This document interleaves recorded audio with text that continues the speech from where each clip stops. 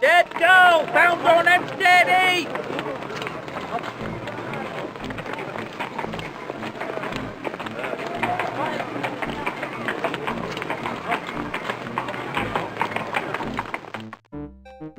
Extra! Extra! Read all about it! We could set the clocks by you, Mr. Holmes. Regular in small things only, Forbes. Now, when my brother arrives, please send him in. Very good, sir.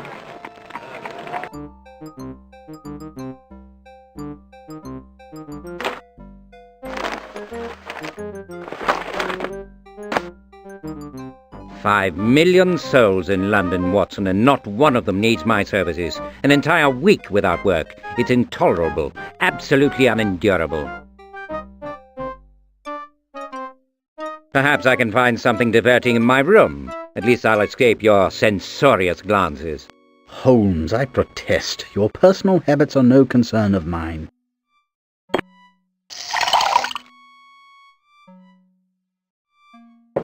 Stuff and nonsense, Doctor. Your eyes tell a different story, as if I'd stolen from the alms box. Enter. This just came for you, Mr. Holmes, by bonded messenger, no less. Thank you, Mrs. Hudson. You are a treasure. Hello, it's from my brother. This is most welcome. Please join me at the Diogenes. I require your energy, judgment, and discretion. M. A rather brief note to elicit such a smile. Whatever can he want? Who knows? He's as furtive as a Freemason and as ingenious as Babbage. But a chat with Mycroft at his club is sure to be diverting. He may have work, or he may need help identifying a rare tobacco. Grab your hat, Doctor. We're off to one of the queerest spots in London.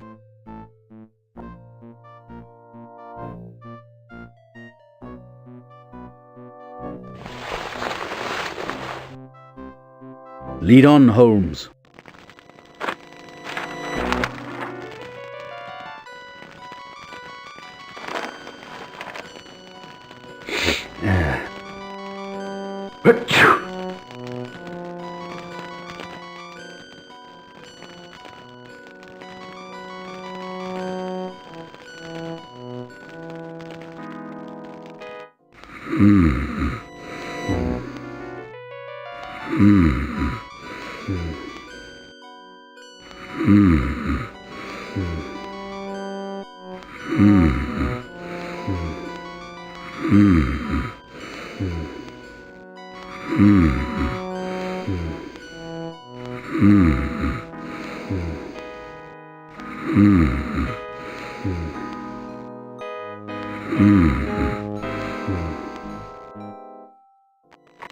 Good evening, gentlemen.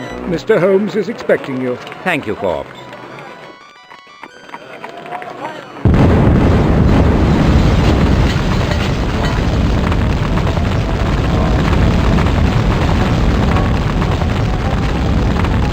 Holmes, no! Don't!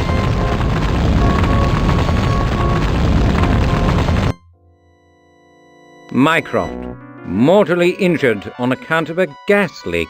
Such accidents don't happen to people one knows. When I read careless match levels, 5 flats in Camden Town, or omnibus splatter 6 in the Brixton Road, those unfortunate persons are known only to God. I defy you to name a single soul who has been victimized in this ridiculous fashion. Lestrade says such explosions are the price of progress. I suppose he has a point. Mycroft, on his deathbed at Bath, sacrificed at the altar of progress? The inspector is insensitive and a congenital idiot. Calm yourself, Holmes. Perhaps your brother will disprove the diagnosis. Why do you suppose he asked you to the Diogenes? Perhaps he enjoys my company. Some people do. It was as likely a trivial matter as something momentous. He was like that. Should we try to discover the cause of his summons? What possible significance can it have to me or to him? He is lost to me. Forgive me, Watson, I prefer solitude just now. I have no heart for work. I'm no good for use or ornament.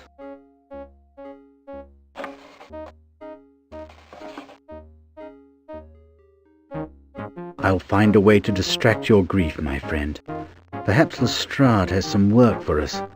This much is certain. London always suffers from your idleness, and you are a danger to yourself.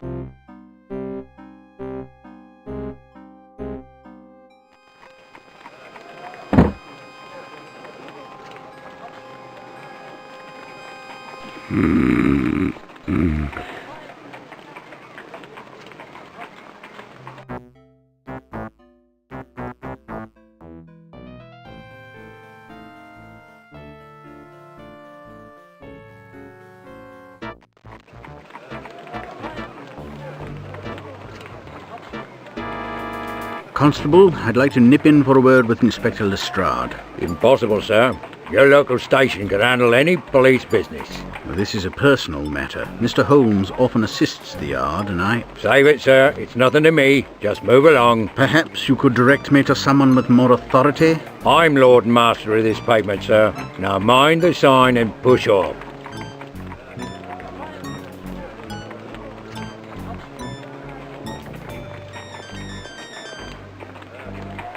What's the good word, Augie? Out alone, are we, Doctor? Like to turn your end to a game? Oh, I don't really feel up to it. Ah, the calamity at the Diogenes Club. Say no more. Mr. Holmes beyond consolation, I assume. He is dispirited, as am I. Very sorrowful to hear it, I'm sure. What about some free card monty to improve your disposition? It's a game of skill. Not the way you play it, I suspect.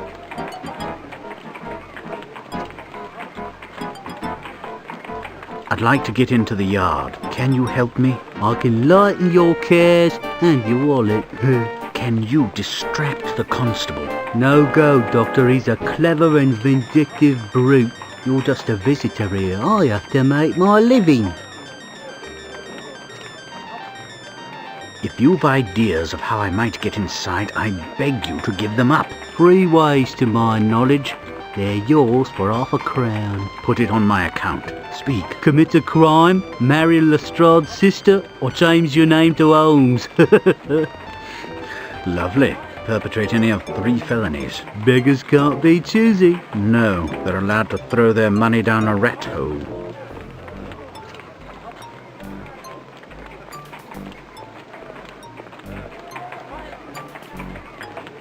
The half-crown ought to buy what you know of the Diogenes Club explosion. The police say it's an accident. That's no surprise. You have reason to disbelieve them? Reason don't enter into it. It's an easy call. Who's to say them no?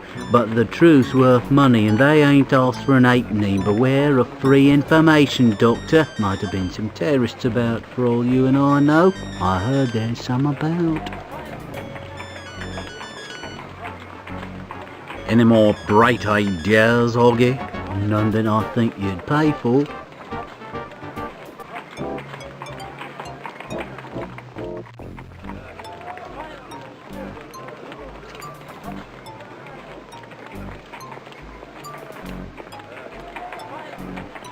Inspector Lestrade may have matters that require my friend's attention. Move on, sir. We don't want any rough stuff, do we? I believe I heard a young woman call for help. Shouldn't you investigate? Your ears is better than a blind man's, but I'm afraid she's on her own. I got me orders.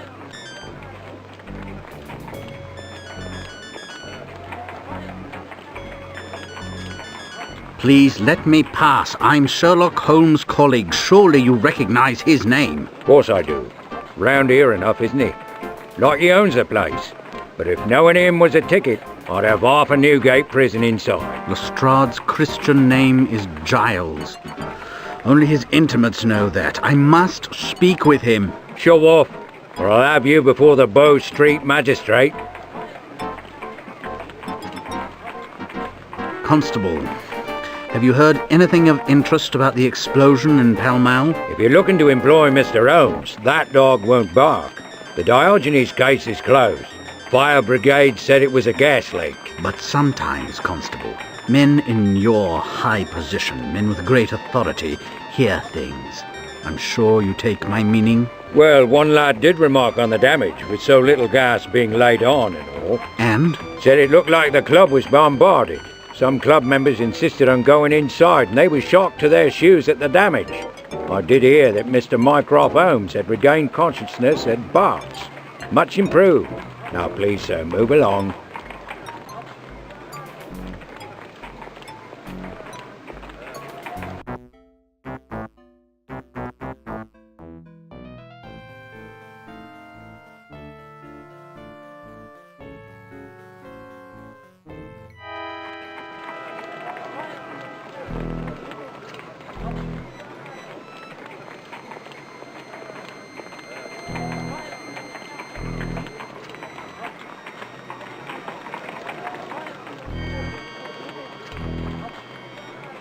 Constable, might I have a look inside? The interior is available to those holding proper credentials. Credentials? Surely you recognize me, Daly. I'm Sherlock Holmes' colleague. Yes, Doctor. My orders is that what's left of the club is off limits to all but official personnel and Diogenes members.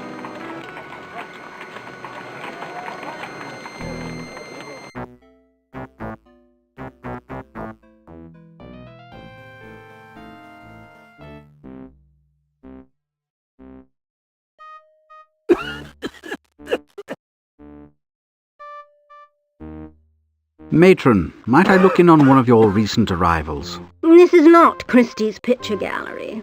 We have procedures here, visiting schedules, discipline, and so on. My name is John Watson. I once worked here. I recall. Skillful, but unattentive to hospital regulations. You've put on weight, Doctor. It doesn't suit you. Ah, yes. Thank you, Matron. You're looking very well. You've become a Wimpole Street hack, no doubt. Or do you keep a surgery for pampered women on Harley Street? I have a general practice in Paddington and... Paddington? I might have guessed. Well, if you'll excuse me, Doctor, some of us have work to do. After Bart's, I served in the Army Medical Department. I was wounded in India. An army medico, I'm not surprised. I always say, those who can, do. Those who can't, do take government service.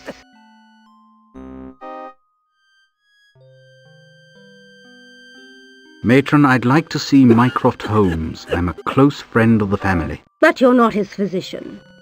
I can't allow the new intensive care ward to be breached by just anyone off the street. I'm hardly that. Must I apply to the director? Visitors are my province. If you have time to waste, apply by all means.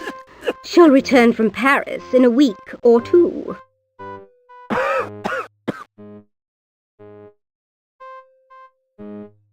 Matron, I entreat you, let me see Mr. Holmes just for a moment. Doctor, he is comfortably ensconced in the new ward, and Sister Grace must not be distracted from his care. I'm pleased that you are maintaining hospital order with customary efficiency.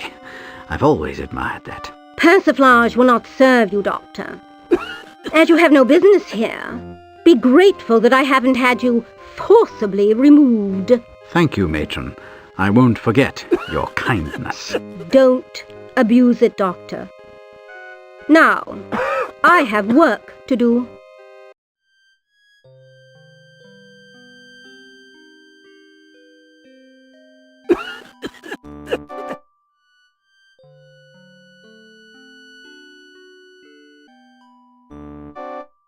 Sir, how long have you been unattended in this wretched hall? For bleeding ever, if you'll excuse the expression. No one tells me what's going on. I'm like furniture. Is the new patient ward far from here? Miles away, I've heard. I've never been, thank God. Why do you say that? Well, Matron keeps a few special cases there, but mostly it's terminal ones.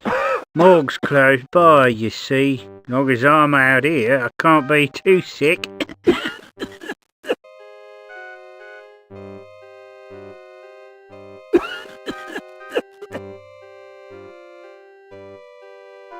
Is Dr. McCabe still the staff coroner? He is, As I'm here, I'll just pop in and pay my respects. Will you sign me in? Seeing you're professional, I'll record it.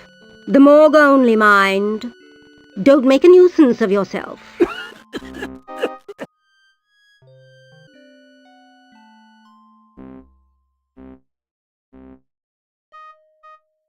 Don't dally in the halls, Doctor.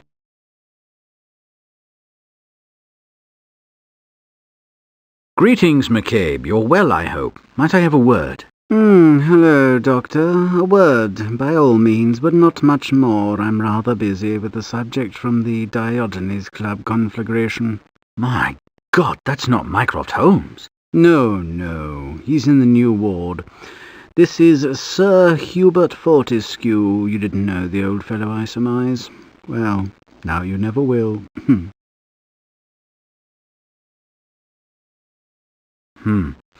Was there anything among the old man's effects which marked him as a member of the Diogenes? A lapel pin, for example? His wallet contained only money, no personal items, no jewellery, no watch. Older people frequently disdain such items. As I recall, there was a circuitous passage from here to the old patient ward. Can the new ward be likewise approached from here? Nothing simpler. But, Doctor, a cynical man might suppose the purpose of your visit was not entirely social. I admit it, McCabe. I'm sorry. Matron flatly denied my request to see Mycroft Holmes. The passage is open. Through that door and straight along. But she will not be pleased to learn that you have circumvented her authority. I'll take the chance. Better you than me, Dr. Watson.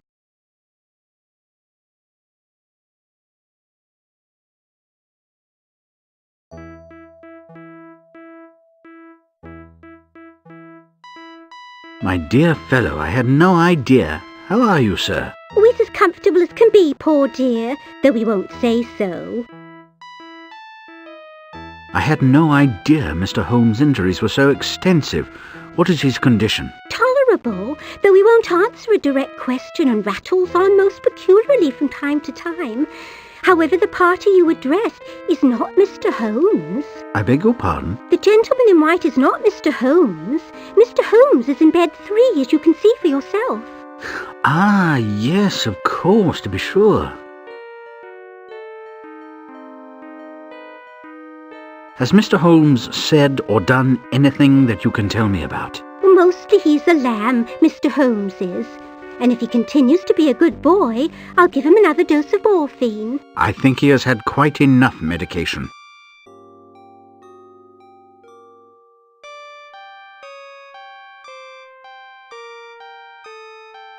Hello, Mycroft. It's John Watson. Sister treating you well? What's that? Who's there? Oh, Doctor, fine. Flit on, cheering angel. She is not, I mean. Tin shoes, eh? Sherlock's in a funk, sir. I'm trying to revive him. Can you help? Ask me to be he who kills a misery. Not free to be, don't flee. Where's the key? A former tree. Who's the key? What? How? Treachery. Mendacity. If he's free, he should see if I have the key, or I ought to be. He just might see conspiracy. Privacy. Oh, it's a terrible thing to hear a grown man speak drivel. If you don't mind, sister, I'd appreciate a bit of privacy. Well, excuse me, I'm sure.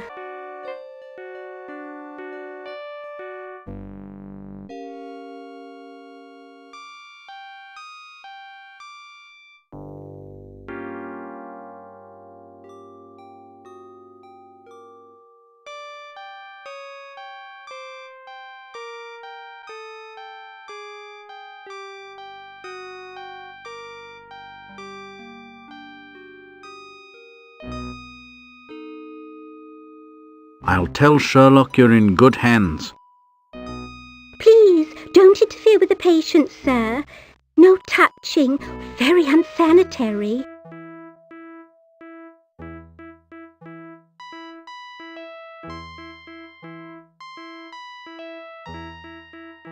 Mycroft, may I borrow your ring?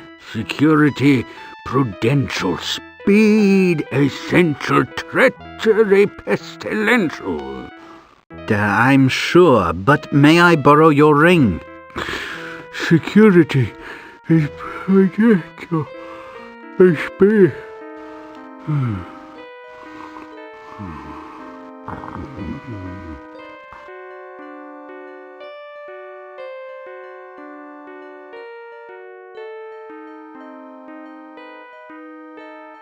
Will you please bring Mr. Holmes some fresh water? I mustn't leave the ward.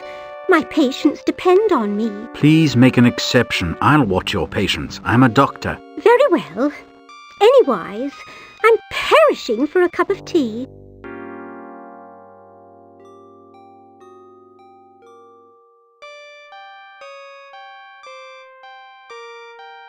I'll try to put this to good use, Mycroft.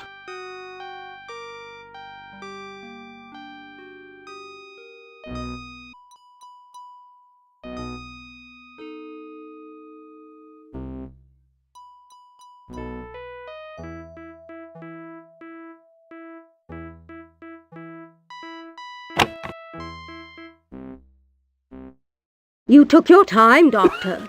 I was about to send out a search party. Thank you, matron. As always, you are the soul of civility.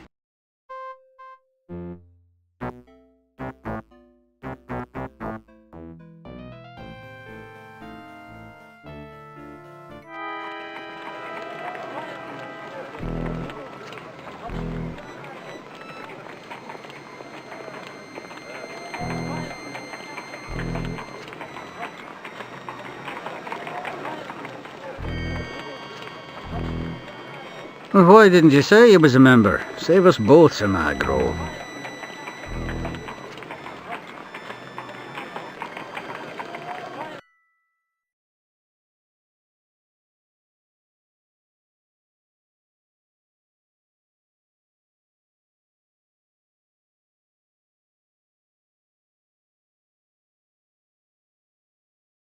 The magnitude of human tragedy is not measured by the numbers who endure it.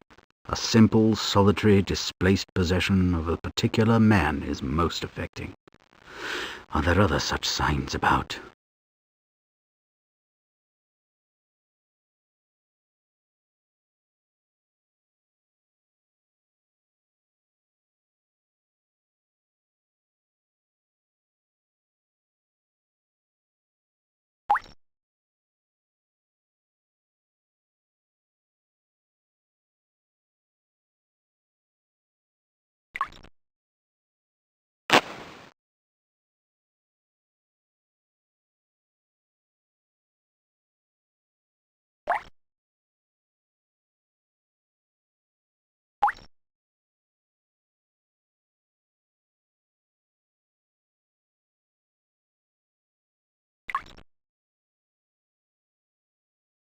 Dr. Watson, what are you doing in here, sir? It's unsafe.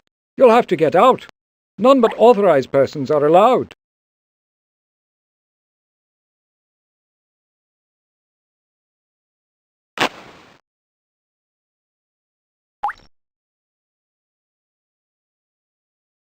Intriguing. This residue reminds me of some bad business I saw in the army.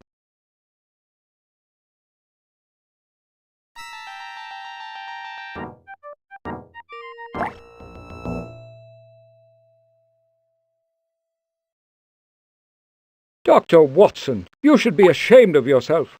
You'll have to get out. None but authorized persons are allowed.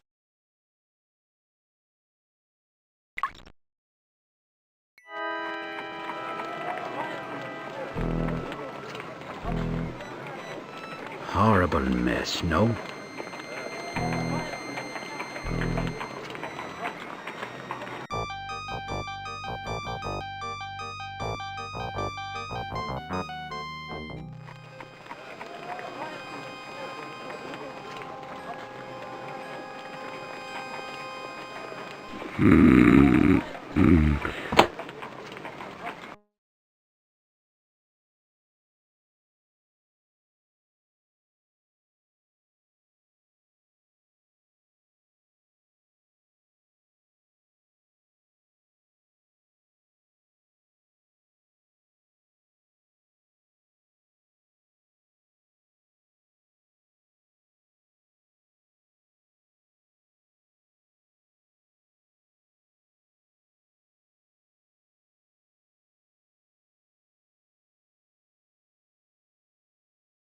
I think if I warm a sample in a sulfide bath, a black precipitate would provide confirmation.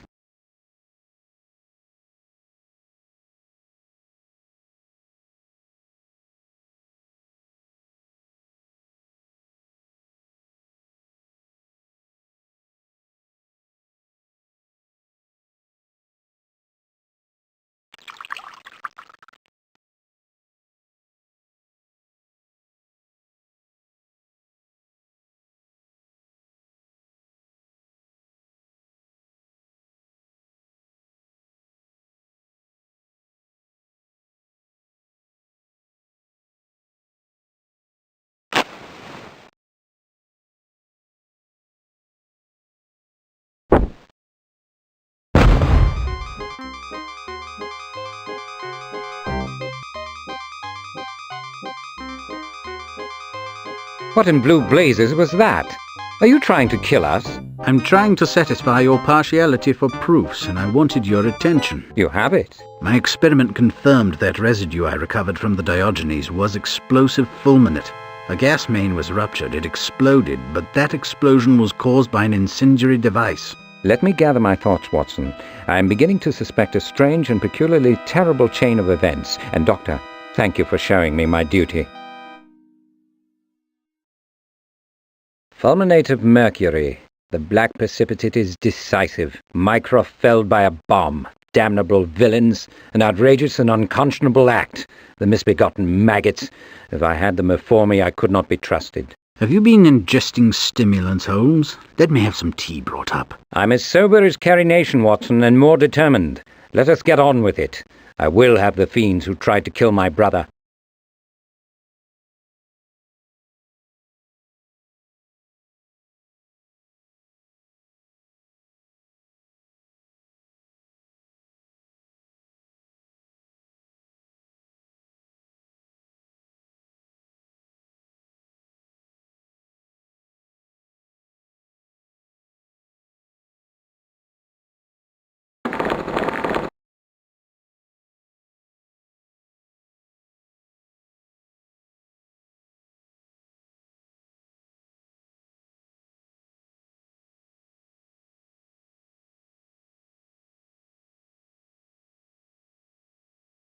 Take your pistol, will you, Watson? There's no telling what this case will bring. For once I am ahead of you, Holmes. It is in my pocket.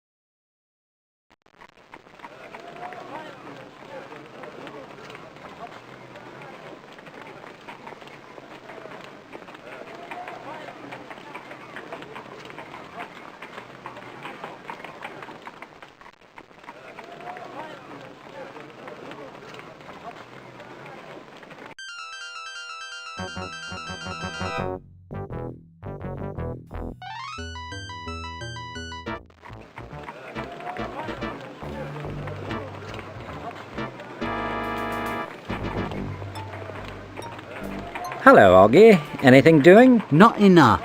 Give people what they want, and where's the thanks? But I'll forget my manners.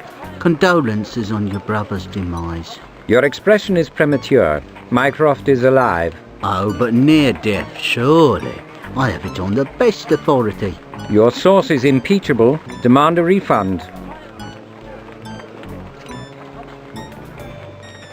What more have you heard about the Diogenes Club explosion? A working stiff don't have time for idle chatter, Mr. Holmes. Even Sir Meisel has a price. On principle, I never purchase information. Perhaps you can suggest how we might overcome this scruple. Indeed I can.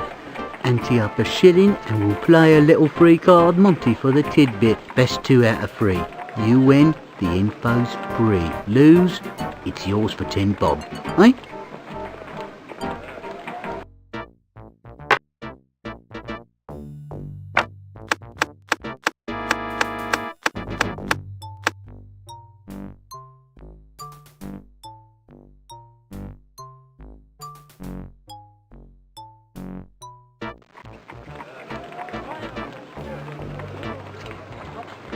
Contrary to the adage, Oggy, the hand is not always quicker than the eye. Yours is prosecutably slow. Have a heart. Keep it to yourself. Here's a nugget. 2 hard Irish lads was in the city, both of 'em familiar with the niceties of gelignite and mean enough to use it. Trashing a fancy English club might just suit their fancy. Names? Whereabouts? No names. Suppose I tell the police that this game has never been on the square and that you've nicked them all. No need to get violent. I heard those boyos was looking for a party name of Boyd something. A coal miner, I heard. That's all I got, I swear. That may be what the police call a lead. I have to be somewhat more discriminating.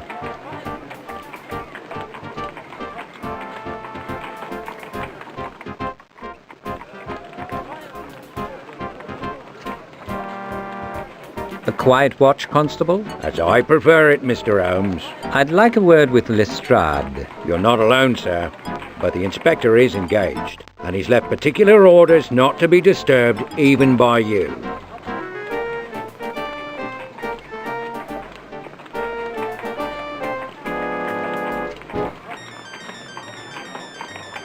Is Oggy still schooling you at 3-Card Monte? The man's an unnatural wizard. I never win. I'd swear he could retire to Blackpool on the brass he's taken off me. It's a mug's game, Constable, but nobody wins all the time. You want to know the secret to Oggy's success? Only slightly less than the Ripper's real name. Might I see Lestrade on the strength of it? The door is yours. Once inside, you're on your own hook. Fine. After Oggy manipulates the cards, tell him to move away from the table. Say that if your card is not one of those face down, he's in for a stay at Pentonville. I guarantee you'll start to recoup some of your losses. He's been bombing a card, then. Some secrets are just too tawdry to tell, Constable.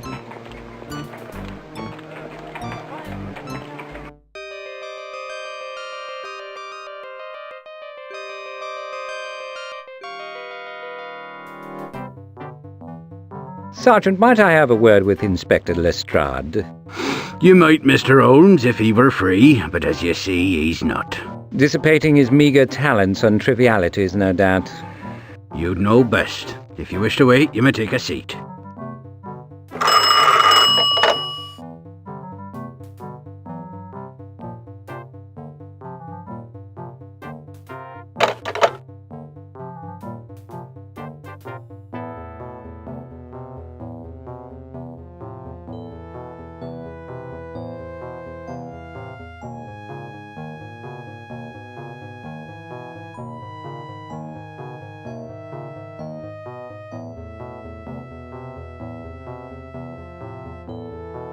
When might Lestrade be available, Sergeant?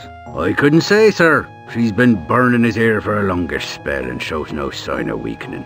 I got tongue-lashed for interrupting. What's her problem? Claims her brother's being wrongfully detained. Flapdoodle, of course. But the inspector's going the extra mile. There being allegations of high-handedness. He may see Gregson looking over his shoulder, if you take my meaning. Sergeant, has the elderly female party become a permanent fixture? You might say, Mr. Holmes, she used to char here. Now she thinks we're guests in her parlour. Haven't the heart to disabuse her. How's the family, Sergeant? Down with the grip, Mr. Holmes. Terrible cramps. I'm far from tip-top myself. Sorry to hear it. Might I speak with Inspector Gregson? Of course. And might I say, sir, how sorry I am about your brother. It's out of human hands, isn't it? Terrible business, these gas explosions. Yes, thank you, Sergeant. I'll just pop over to Gregson. Mr. Holmes, Doctor, what can I do for you? Has there been any news concerning the fire at the Diogenes? The brigade confirmed our suspicions, sir. A spark of unknown origin ignited a gas main. The explosion was a regrettable accident. What is regrettable, Inspector, is that the brigade doesn't possess the brain power to perform simple logic. As long as the cause of the spark remains unknown, the ultimate cause of the fire cannot be otherwise.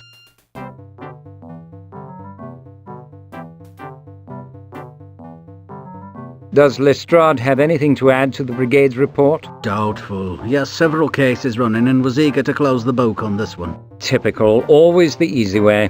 Well, he's not as acute as he was, and compassion is not a strong point, but our workload is quite overwhelming. If the man is overworked, let him say so. Platitudes merely mask incompetence and lack of imagination. The callous numbskull. Holmes, please, moderate your tone. Well spoken, Mr. Holmes, if you'll permit me to say so. Can you give me authority to investigate this Diogenes business? That I can't, Mr. Holmes, and it pains me to deprive you, but Lestrade is in charge. I can't interfere, I'm sorry. Do you credit the rumour that Irish hooligans are abroad in the city? If you're suggesting that terrorists are behind the Diogenes explosion, Mr. Holmes, I can't encourage you. What if there were evidence of a bomb having been ignited? If you have such evidence, I want to see it. I'd want to know where it was found and why it was not turned over to the office. But I believe there is no such evidence. The Diogenes is not their sort of target. Tell that to my brother. I think that's enough, Holmes.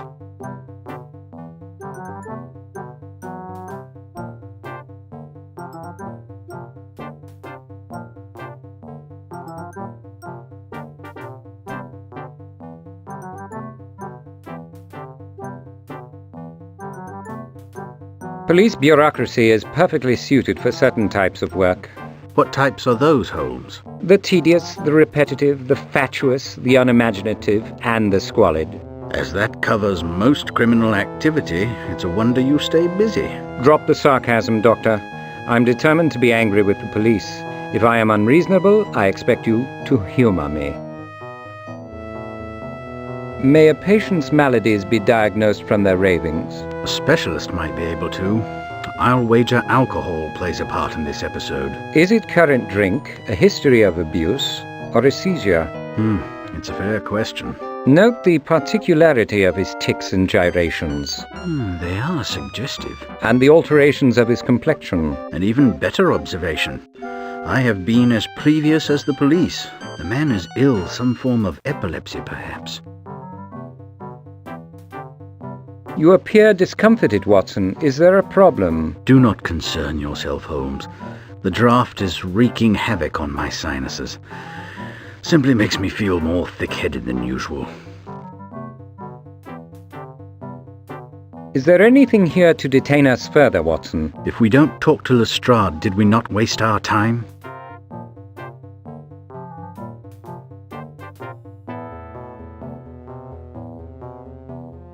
Sergeant, why is that man being held in the lockup?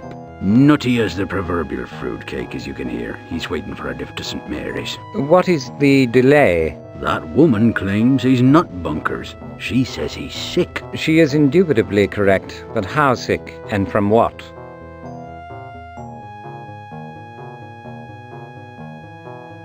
Sergeant, I believe your prisoner is ill. There's no doubt about it, Mr. Holmes. Mentally defunct, I'd say.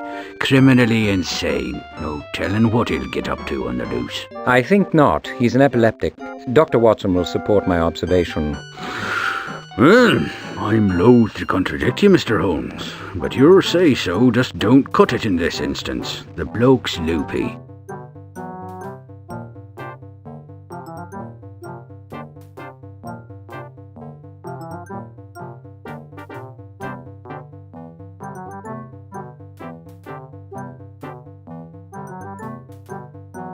Sergeant, are you familiar with the Encyclopedia Britannica? The greatest collection of book learning on earth, my dear pa always said. That's as may be. I believe its articles on medicine are considered authoritative.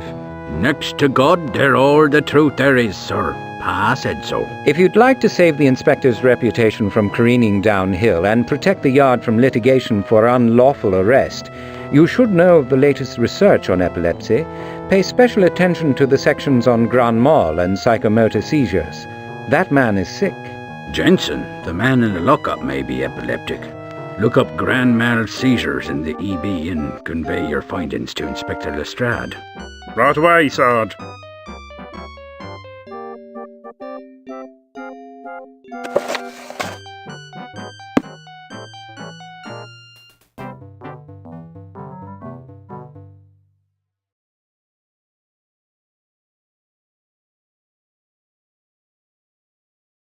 Guard, have the incarcerated gentleman cleaned up immediately and release him to his sister's custody. Thank you. Thank you, Mr. Holmes. Another scandal here would be damaging.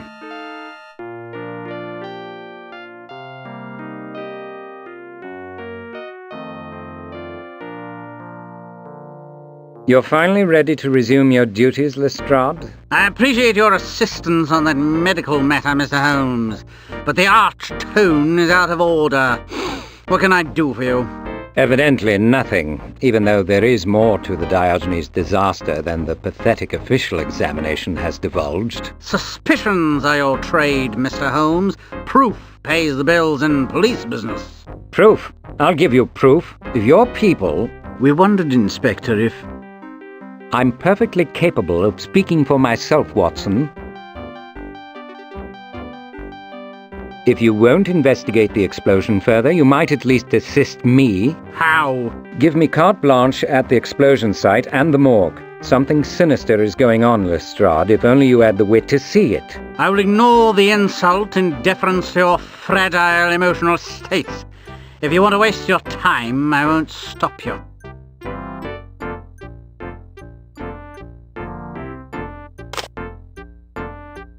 But you'll excuse me if I don't squander my department's resources to gratify your overdeveloped and theoretic suspicions.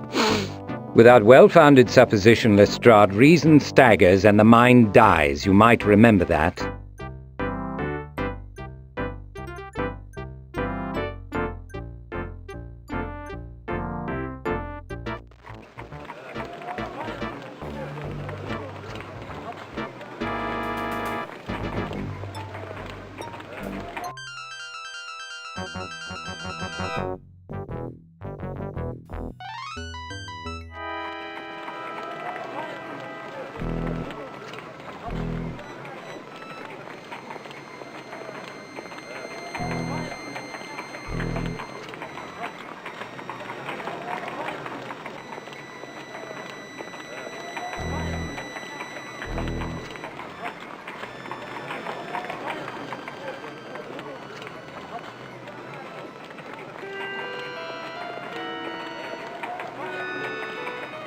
I'll honour the inspector's request, the yard, CID and all.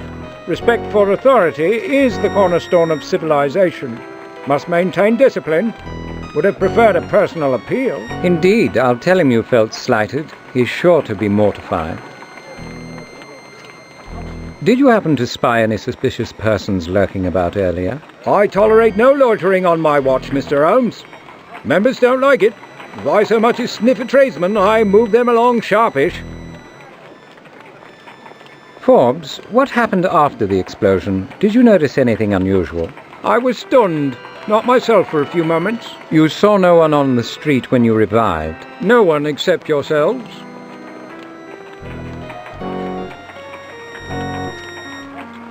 Let's not tarry, Forbes. We'll go in now. I warn you that it's dark and nasty inside. That suits my mood down to the ground. And I remind you, touch nothing.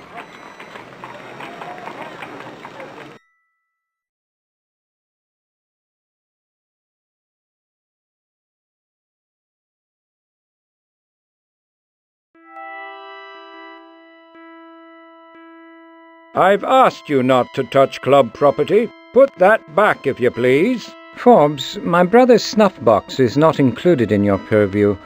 Do not make yourself an unbearable nuisance.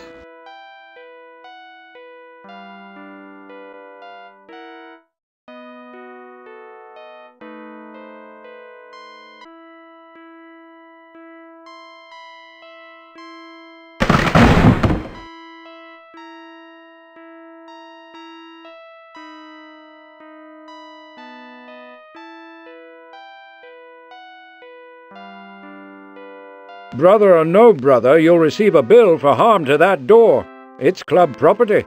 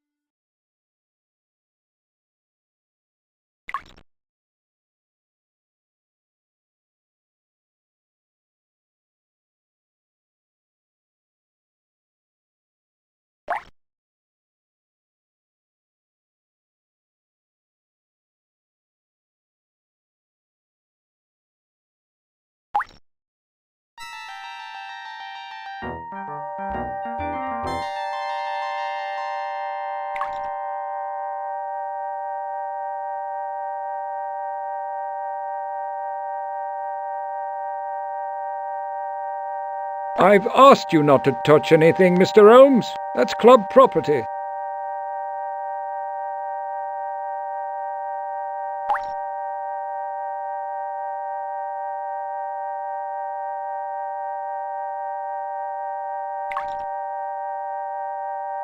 Forbes, the lounge appears wrapped in morning bombazine. It hardly matters. There's nothing to see. You'll excuse me if I should come to a different conclusion. Suit yourself.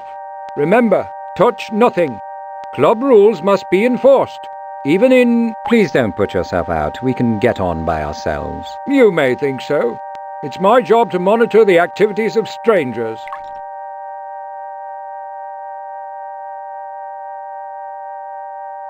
Watson, what do your feline orbs espy? Outlines, Holmes. No real details. The smoke plays tricks with the light.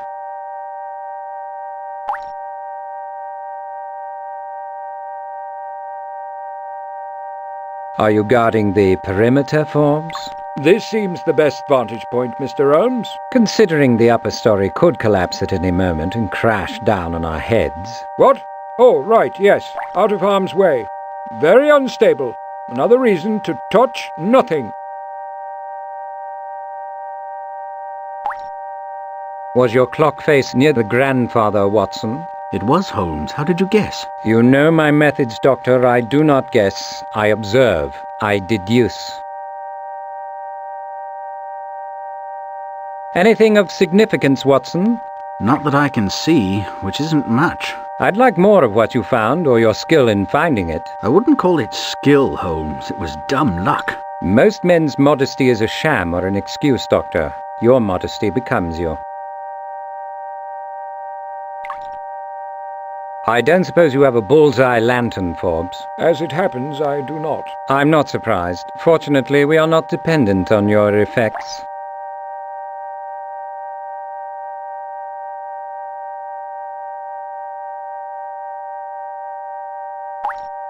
Forbes, were any of your own possessions lost in the blast? Not that I know of. Have you found something of mine? I'm not certain.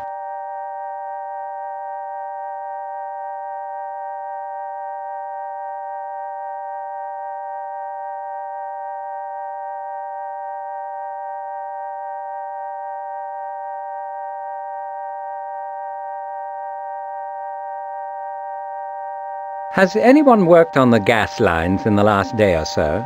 Checked and bled by Midlands last week. All in perfect order. Like Inspector Lestrade says, gas accidents are the price of progress. Depend on Lestrade for a cliché in lieu of exercising his brain. The Lectio Facilior is fine for paleography, but it won't do for logic. The man's reasoning powers are abysmal. Forbes, who relieves you when you're away from your post? Always on duty, Mr. Holmes. The members have given me a room of my own. Don't be obtuse. Surely you have bodily functions to attend to, tea breaks and so on? I leave for a minute or two during the day. I have my 11s and tea at 4:30, with members' permission. Did any strangers enter the club in the afternoon? No one escapes my eye, Mr. Holmes. After the late post, a few guests arrived and left. All perfectly respectable gentlemen. I'm sure they were, Forbes. Were any of them carrying a valise or a large package, anything of that sort? Certainly not. The Diogenes don't cater to commercial travellers. I send them packing. Do you remark anything odd about the entry, Forbes? Well, it's burned and soaked with water, isn't it? I mean, anything unexpected? No, the place is a mess. I'll have to clean it up.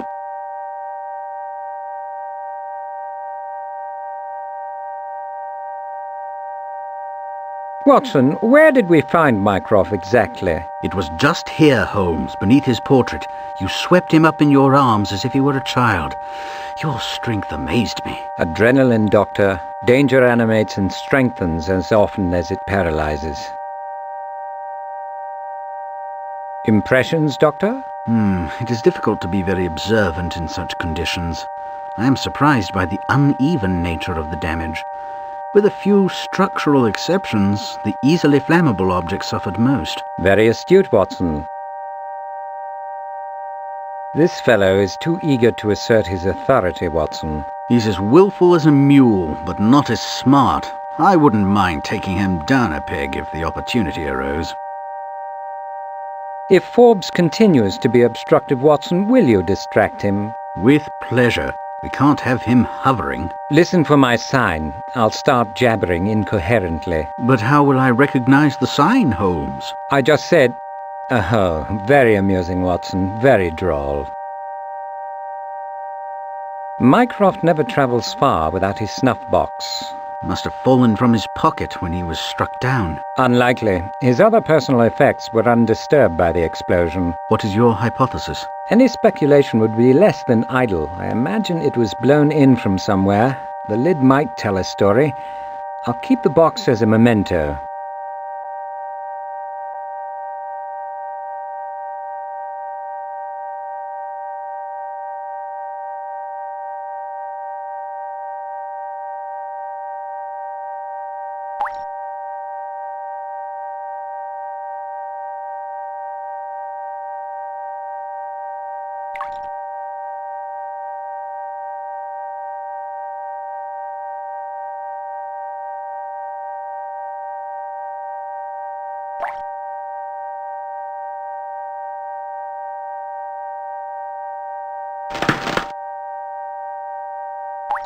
I could move it with my shoulder, but it's not worth being crushed by the falling rubble.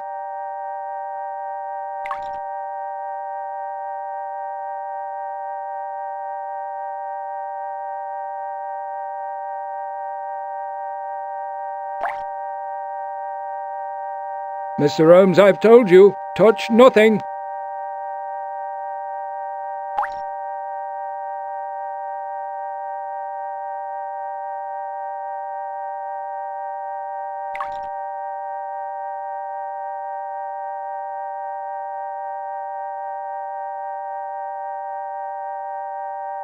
Forbes truly is an intractable dunce, Watson. Be prepared for a signal. With pleasure, Holmes.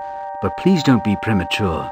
Make certain you have cause. I can't occupy him forever. Watson, do you have a bullseye? It's as dark as a rent collector's heart over here. I don't have mine, Holmes. Battery's gone. What do you need? I'd like to shed some light on the situation rather than curse the darkness. So much of the floor is enshrouded, Watson. Ideas? How did the books and papers come to cover the room? Not the direction I was headed, but good deduction. I should like to sift through the debris.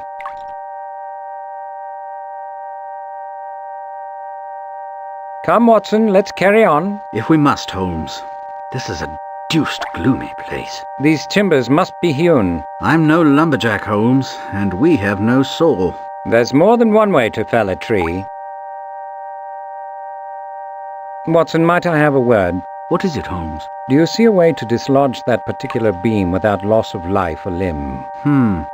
Remove it from a distance, but Forbes will be unhappy if you interfere with that pile. Then he must be distracted. Watson, I was just thinking of that embalmed armadillo. Do tell, Holmes. The military implications are momentous. Impenetrable armor plating, low to the ground. Indefatigable diggers. Perhaps they could be bred larger and taught to fire a cannon. I'll get on to the War Department, shall I? You might analyze the shelves. Was the destruction of the book selective or random, based on Babbage's principle of non-discriminating violent action? As you say, Holmes. Excellent, Watson, excellent. Just a moment, Doctor. I'll superintend your activity. Mr. Holmes appears to have gone daft.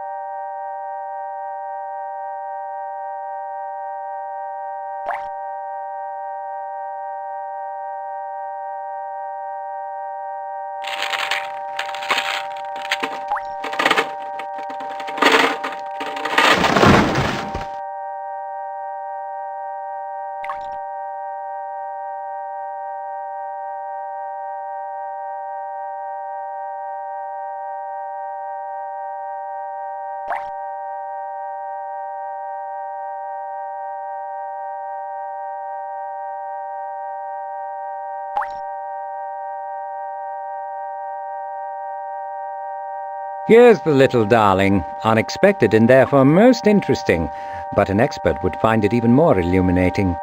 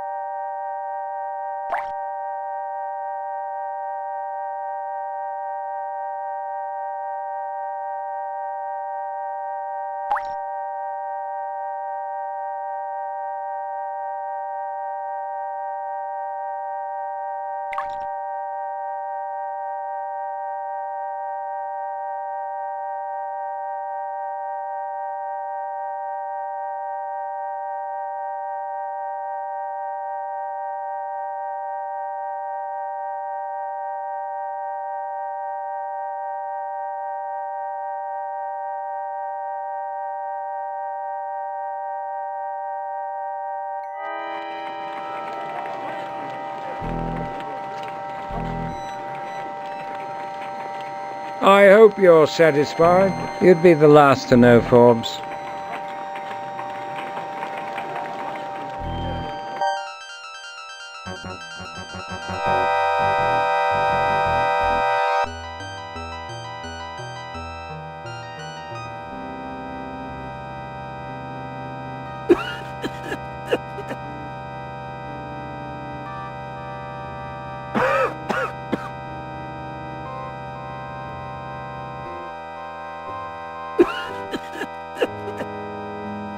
You'll note I'm authorized to investigate matters relating to the Diogenes explosion. It's nothing to me. The inspector has no standing among my charges, the quick or the dead. In any case, this is a solicitation for cooperation, not an order. Matron, I would like to see my brother, Mycroft Holmes. Your desire and hospital policy do not happen to coincide. Hospital policy be damned, he's in a precarious condition. Language, Mr. Holmes. Don't make me call the police. Why this animus? Is it that incident with the bedpans? Do you still hold a grudge for that student prank? Assume what you will. Your tenure here was mercifully brief. The medical profession lost nothing when you left us. No need to be insulting, Matron. As neither of you have any official standing here, please move along. A person in your position should not be guided by prejudice, Matron. You've never thought much of my judgment or my authority, Mr. Holmes. Now, if there's nothing more, please leave. I ask again, in a civil manner, for permission to see my brother. I am his only relation. I cannot allow sympathy to shift my judgment. Mr. Holmes will not expire anytime soon. There's no need to disturb him and transgress hospital regulations. That tears it, Watson. It's war.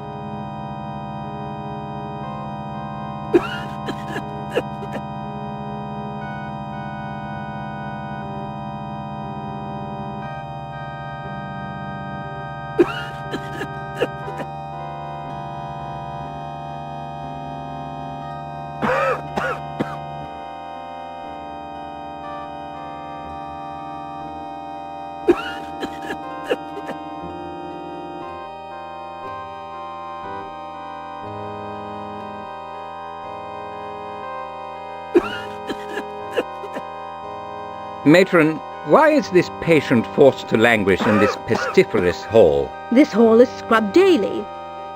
The patient and his insignificant ailments wait on the convenience of one of our most distinguished physicians. By the time that worthy arrives, he may be able to add pneumonia or influenza to the man's symptoms. Tend to your own knitting, Mr. Holmes. We will attend to ours.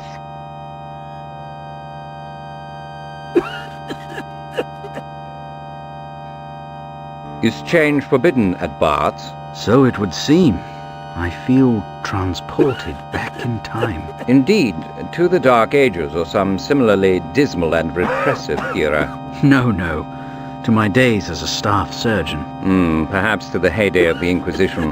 A single glimpse of Matron the Merciless recalled a legion of disagreeable memories. I'd like to throttle the desiccated old bat. Render a valuable public service, but I doubt you would make the Queen's Honours List for your trouble. How did you bypass this impediment? Via the morgue. It's the only convenient way to enter and avoid a night in the Bow Street lockup. Watson, will this influenza become an epidemic? I don't know, Holmes, but any viral disease poses a serious risk even to the healthy. In that case, a hospital is no place to be. Let us stay no longer than absolutely necessary.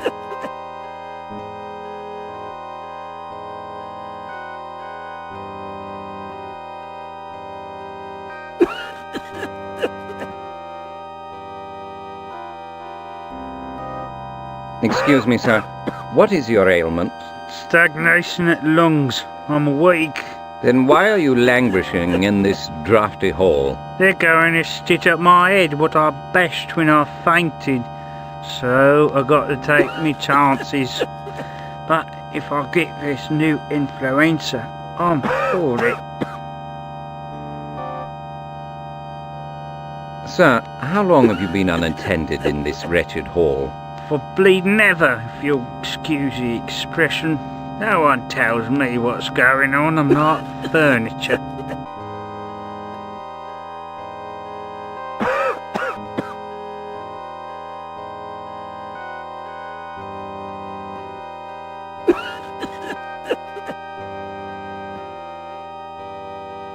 I trust you have no objection if we visit the coroner. You trust in vain.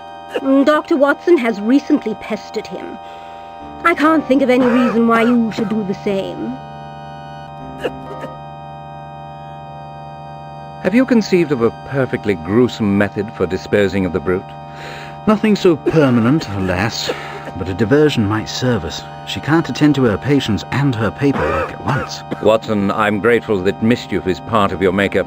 The invalid might assist us.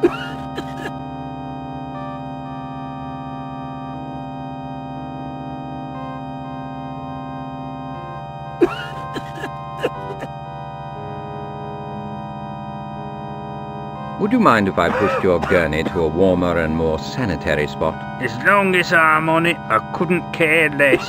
Any change of scenery would be appreciated.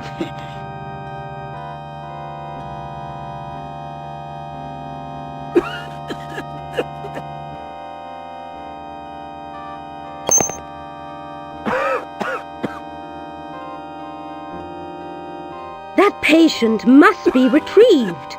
I won't forget this. You've earned trouble for yourselves.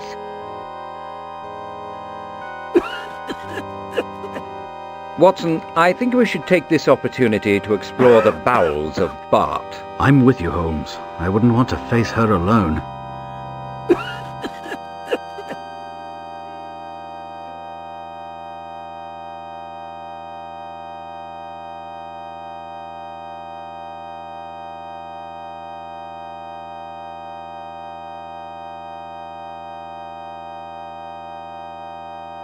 Thank you. It never gives me pleasure to deny or ignore your inquiries, Mr. Holmes, but things must be done properly.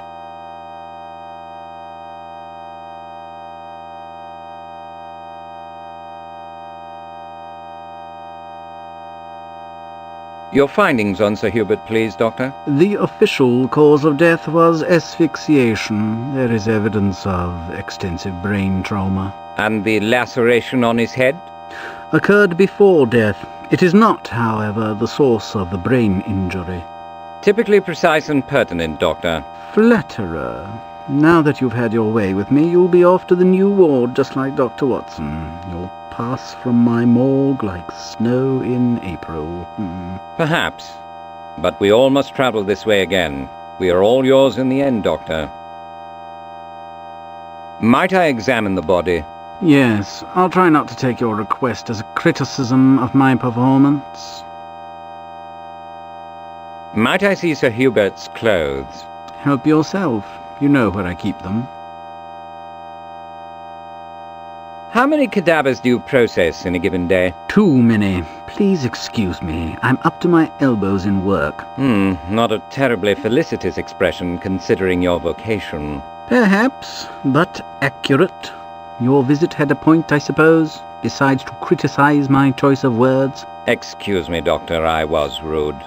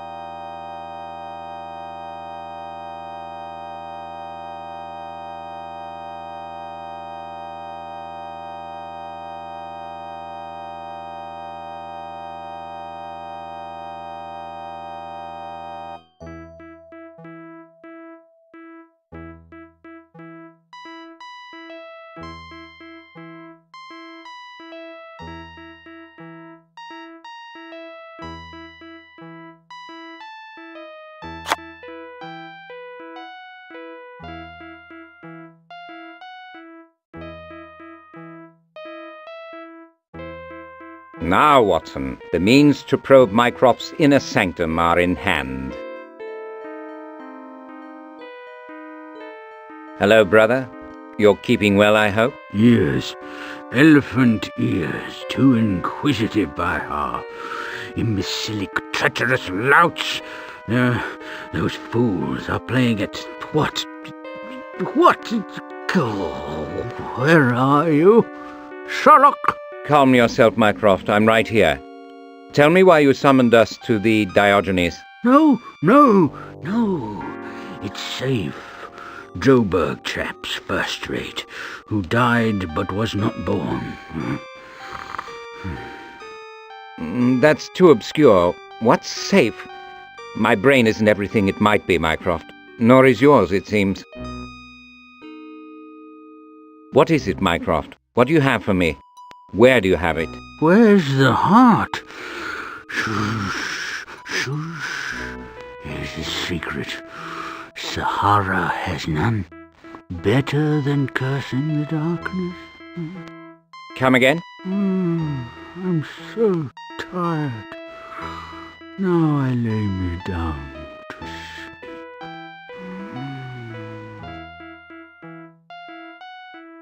Mycroft, do you recall Clifford, Ashley, Buckingham, Arlington and Lauderdale? A clique of intriguers. Are they back? Where? His incapacity is not permanent. He knows a cabal when he hears it.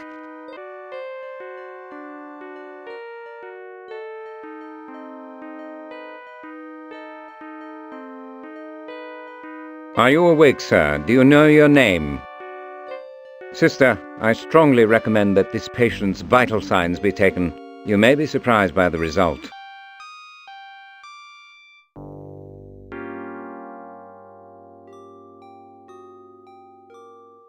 His club's in ruins. He wouldn't risk his office. Home is where the heart is. He must mean he has something at his digs.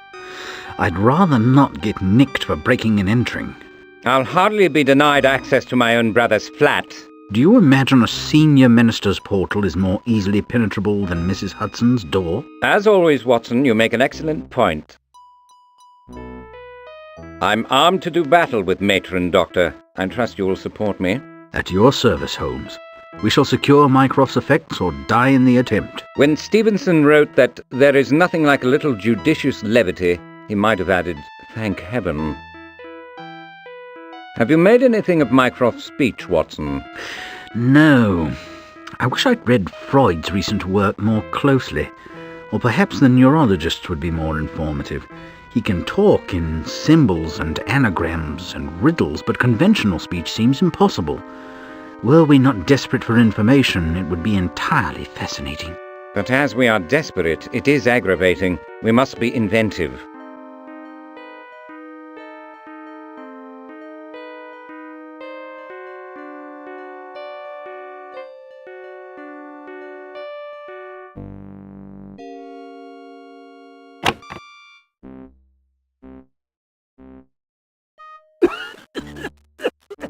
As a courtesy, Matron, I inform you that we are going inside. Given your reprehensible behaviour, Mr. Holmes, I don't think so. Were I to inform the director that you left a patient untended for hours and exposed him to a contagious virus, she is sure to take a very dim view of your performance. You have been negligent, Matron, and you have violated your own precious hospital policy. The patient required no special treatment. He was admitted with a minor head injury. That's as may be, but his fall resulted from his sickness. He is critically ill with a respiratory ailment. Exposure to flu could kill him. Shall we keep your oversight among ourselves? Yes. Please be more careful in future.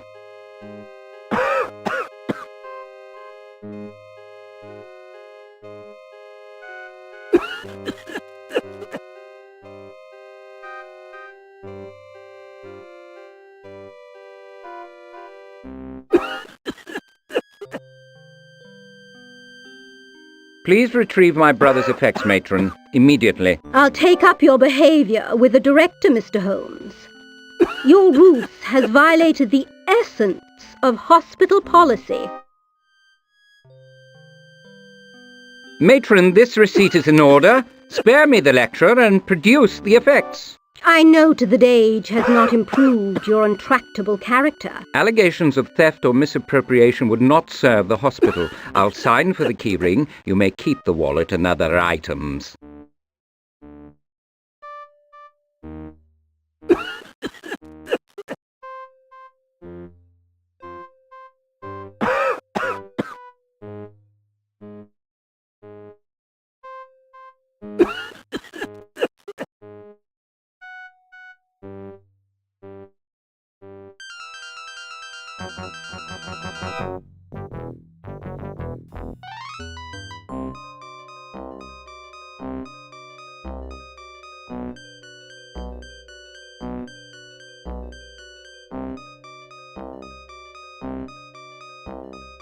What is your name, if I might ask? Colleran, sir. Bob Colleran. How may I be of service? Mr. Mycroft Holmes is my brother, Colleran.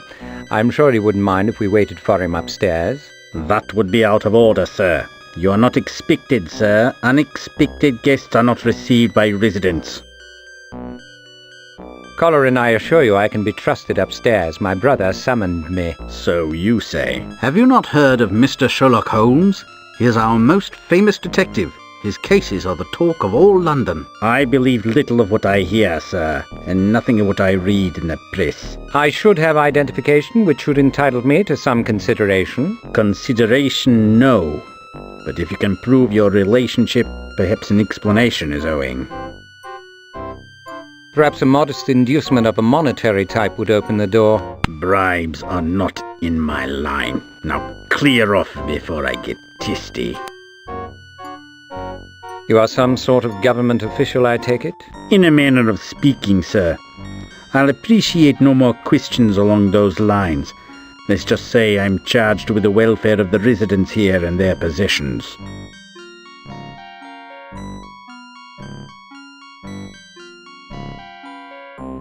I don't recognize the character at the door. Be circumspect. I'll follow your lead, Holmes. There is something particular about that driver, Watson. You carry suspicion to excess, Holmes. He looks ordinary enough, though his tailor is a good bit more skillful than mine. Unless I'm mistaken, he has a pistol in his pants. There are brigands everywhere these days. But not on Pall Mall, Doctor. Look him over, please. His posture is familiar.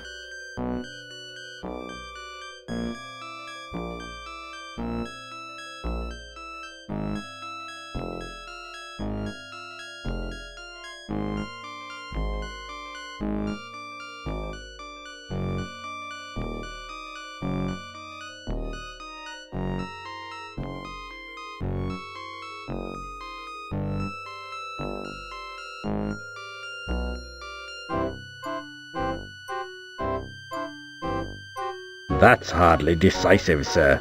M could be anybody. But it does show who I am. Perhaps. Look, even if I let you into the vestibule, which I won't, you couldn't get into his flat. I couldn't let you in even if I wanted to, and I don't. Mr. Holmes has the only key.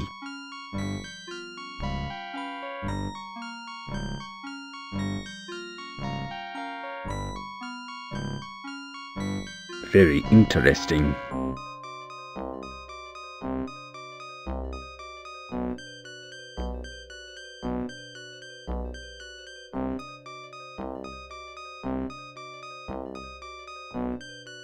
Could we go in now, Colleran?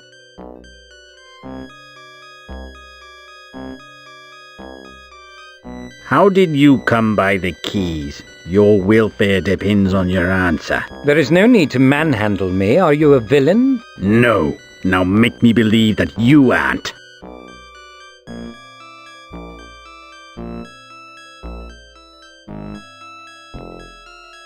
Have you learned anything of significance, Watson? Perhaps. The driver resembles one of Lestrade's lackeys from years ago, party named Tallboy. That's right. I remember him now.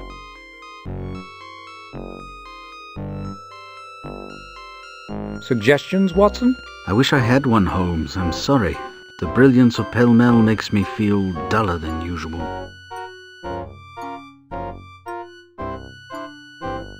Do you know my brother was injured in the Diogenes explosion?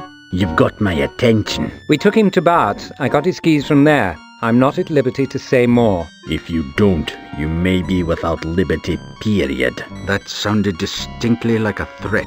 As you like. My brother summoned me, Colleran, but the explosion struck him down before we met. I'm trying to discover the reason for his rare summons. He is currently unable to speak cogently. A more straightforward approach might have served you better. I'm still not certain who you are.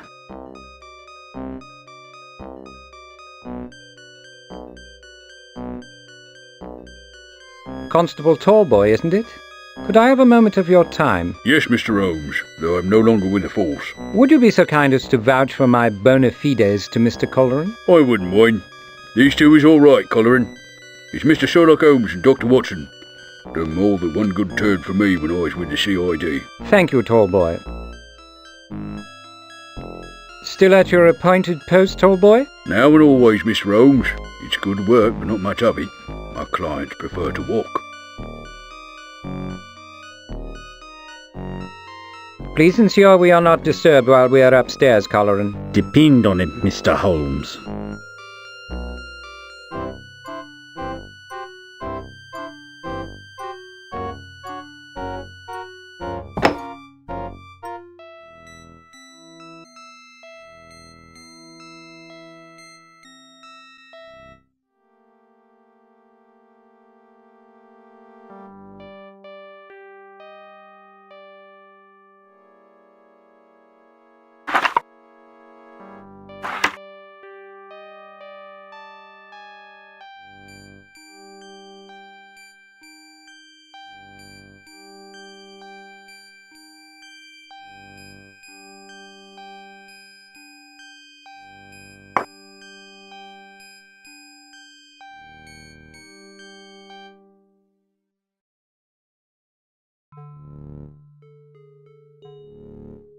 This is promising. Mycroft has devised a message for me. Indeed, but what does it say? What it says is obvious, Doctor. The question is, what does it mean?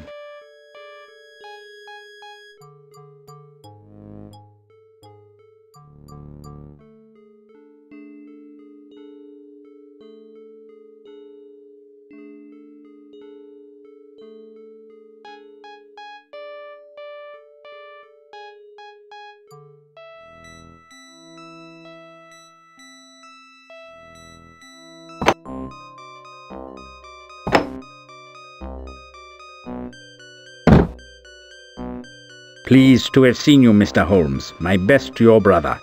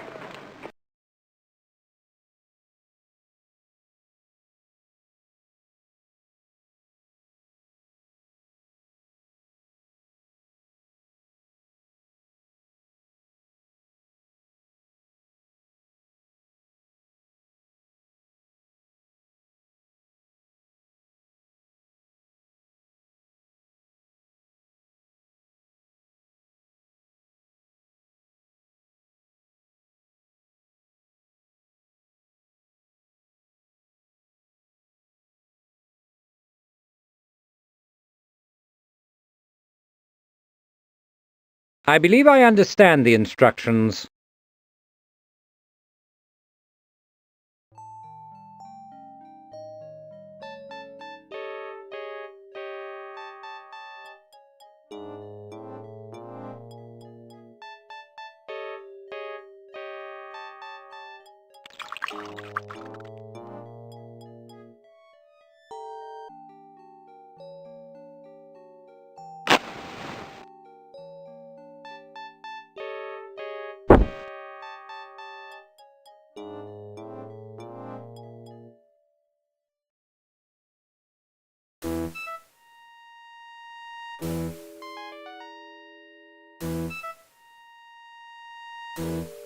Note the red tint, Watson. Mycroft used sympathetic ink of cobalt and saltpeter. Water sets up a chemical reaction, and heat causes the writing to reappear. It's pure Poe. The message reads, "See books in Greek."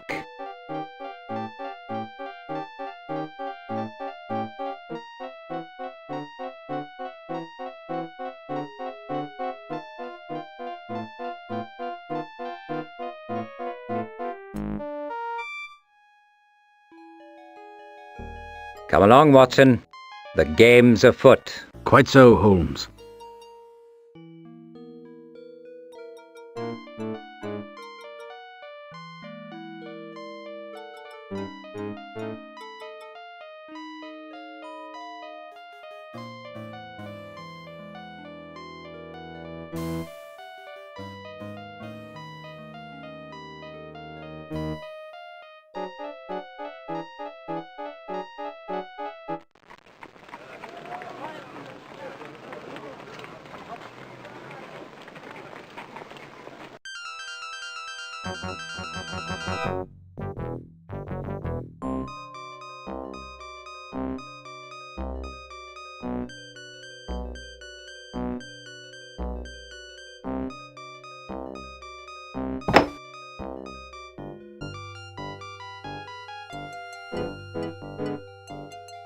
Can you deduce a man's character from his furnishings, Watson?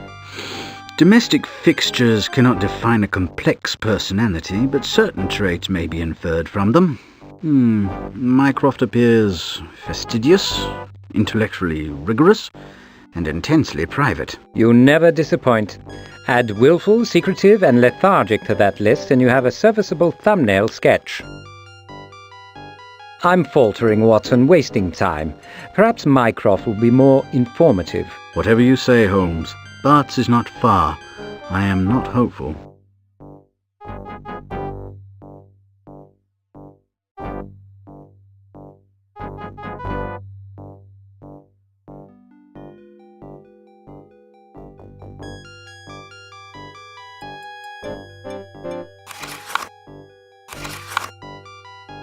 Of course, the beginning. Genesis.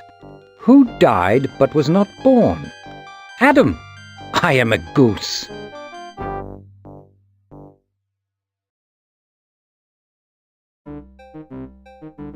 Aha! He's done it again. If one puzzle is good, two must be better.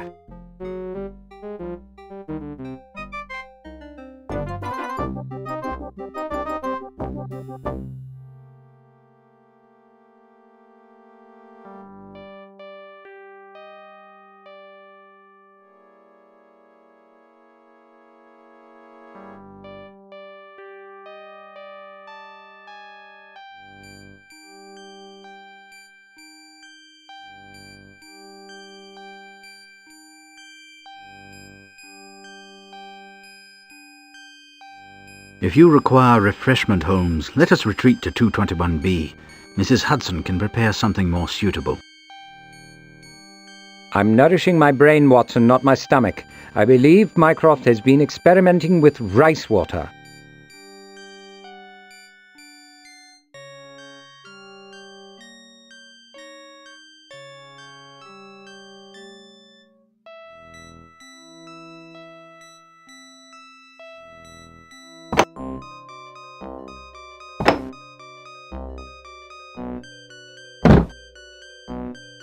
Pleased to have seen you, Mr. Holmes. My best to your brother.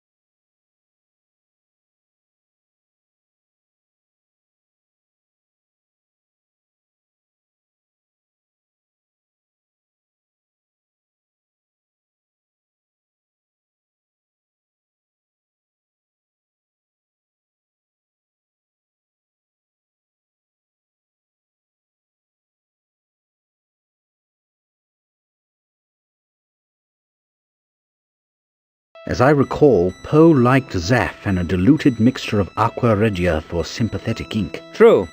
A green tint would prove it, but I don't believe Mycroft used an acid.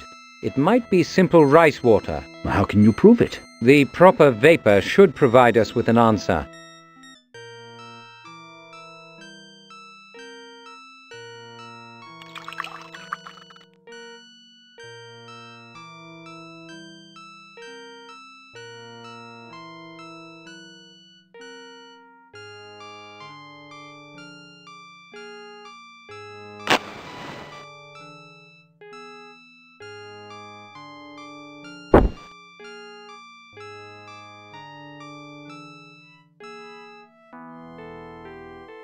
Yes, rice water by all means. Here it is, Watson, gradually appearing. I'll read it.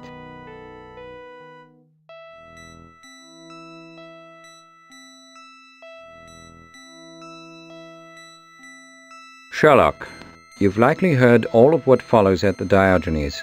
I prepared a digest as much to assuage my anxiety as for your convenience. May you have better reason to consult it than indulgence of my suspicious nature, or that its source is unavailable for comment. Allow me to re-emphasize the central points. 1. The moment the formula was discovered missing, my committee mounted a confidential inquiry. 2. Without substantive progress, the members inexplicably moved to adjourn. They would have terminated the inquiry altogether had I not intervened. Given their recalcitrance, my hopes are not high that we shall meet again. 3. Items 1 and 2 give rise to 2 questions. Who stole the formula, and why did the committee quash the investigation? I haven't a clue to the answers. Regrettably, my committee members must be considered as prime suspects in both matters. They are Lord Dennis Lawton, Mr. Horace Silverbridge, Sir Avery Fanshawe, and Mr. Philip Bledsoe. After initially promoting an investigation, they suddenly claimed that no theft had been proven, and that no vital information had been compromised. This is false. In unfriendly hands, this formula could have catastrophic consequences. Presuming the members are not traitors, idiots, or dupes, are they being coerced to make this patently ridiculous and dangerous claim? If so, by whom, and to what purpose? With respect to the theft, do not neglect ministry clerks, Thomas Pratt and Eldridge Whitney, and a feisty but engaging char named Agnes Ratchet. All 7 have sufficient means and opportunity to remove the document from its restricted room. You must discreetly discover the motive for the theft. I remind you that you have no official standing, and I must insist on complete confidentiality. For the moment, even the ministry must be off limits. Personnel should remain ignorant of your purpose, you may use no police resources, and you have no obvious leverage with the committee. Your inquiry must be organized by my suspicions and your own observations and deductions. I trust they will be sufficient. You've often found my suspicious nature amusing and my penchant for clandestine measures absurd. So they may be, but as my current misgivings have devastating implications, I've taken these precautions in the event they may be well-founded. Mycroft. P.S. Did I mention that Dewar is securely hidden in Bermondsey, typically oblivious?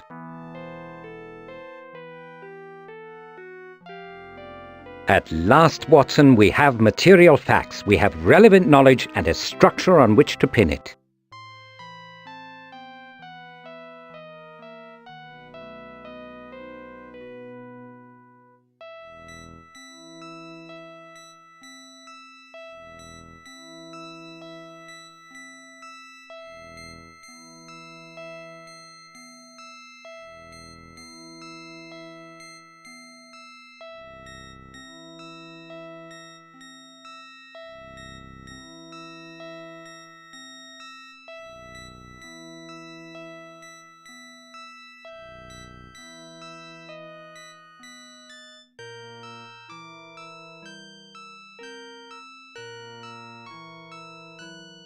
It's time we made a move, Watson. Carry on, Holmes. I'll follow your lead.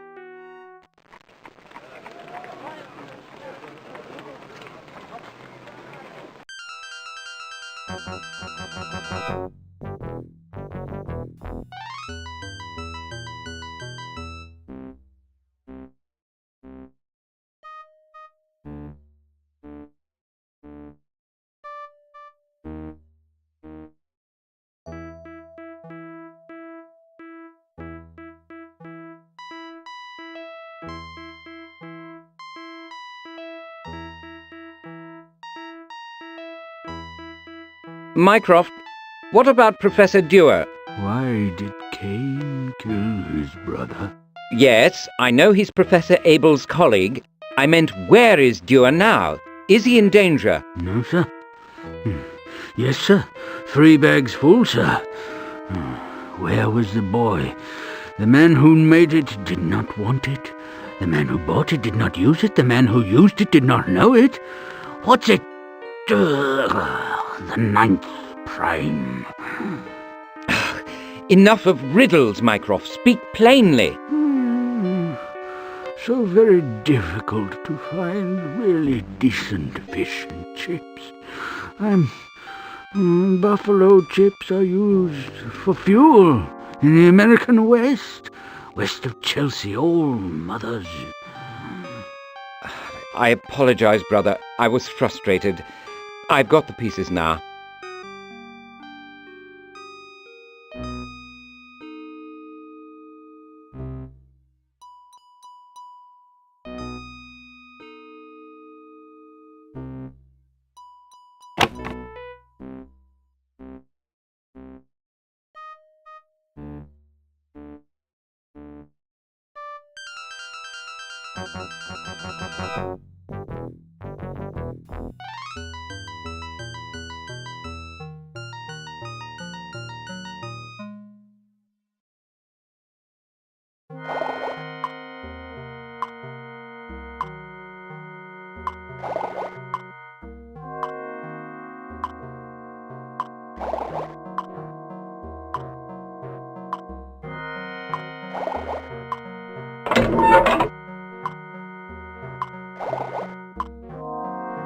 Do you recognize this document, Professor? It was in the stove. No. Deuced strange storage place, but it's safer than most. I never light a fire. Mycroft must have put it there. Put it back, won't you?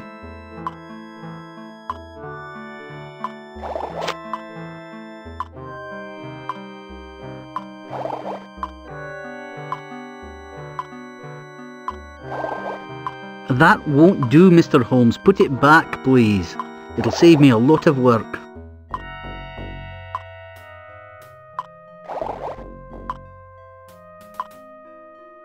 Professor Dewar, I am Sherlock Holmes. Mycroft is my brother. I perceive a resemblance. What do you want? Dr. Watson and I hope that you might help us with an inquiry. I've heard of you, sir. We can talk while I work. I'm in the middle of something rather delicate, so you might choose your spot carefully. Have you recently received any unwanted visitors? None but yourselves. I'm accustomed to working without interruption.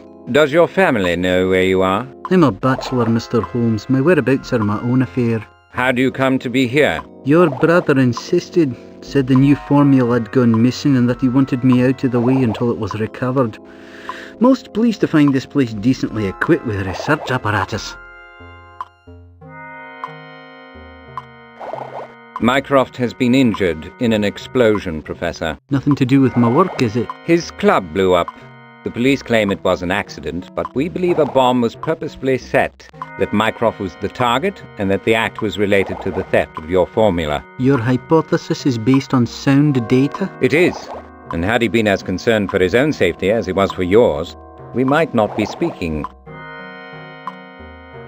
Professor, what is the subject of your formula? While Eales and I were working with the ballistite, that's Nobel's latest, we refined an extraordinarily powerful explosive.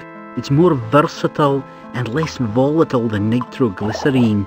The strategic implications were obvious, eh? So you registered the components in compliance with the Foreign Office's Byzantine requirements? I've made some further modifications that will affect bomb design and detonation velocity, but by and large the formula stands as written. Could you replicate the formula from memory? Though with great difficulty, perhaps. The formula describes a complex and unique mixture of chemical compounds. Presumably, the acquisition and manufacture of such materials would exceed the means and expertise of all but a handful of state agencies. I take your point. No one could build a bomb in the basement with it. Mycroft wasn't felled by my work. Do you have a copy of the formula? Oh, Mycroft said something about keeping a copy, but I'm afraid I couldn't lay my hands on it at the moment.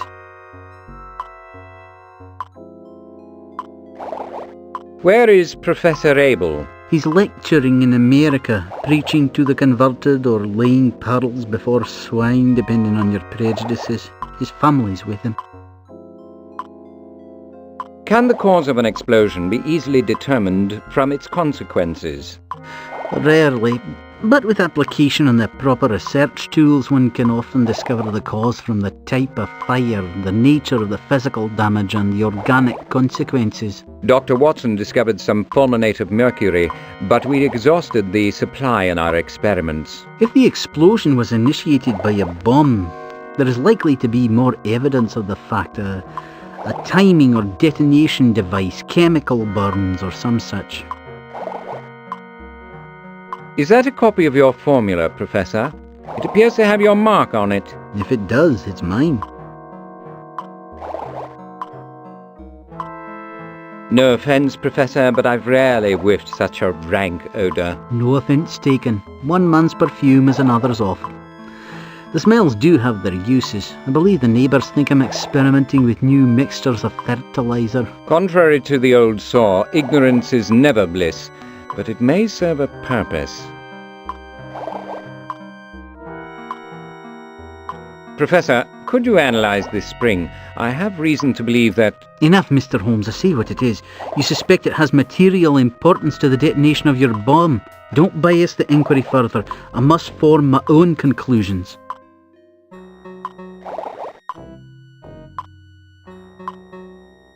Excellent. Very sound practice. How can I reach you?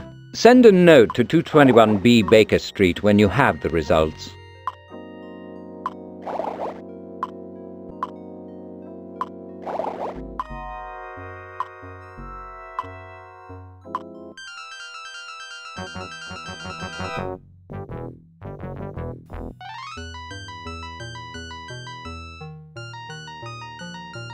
How may I help you, gentlemen?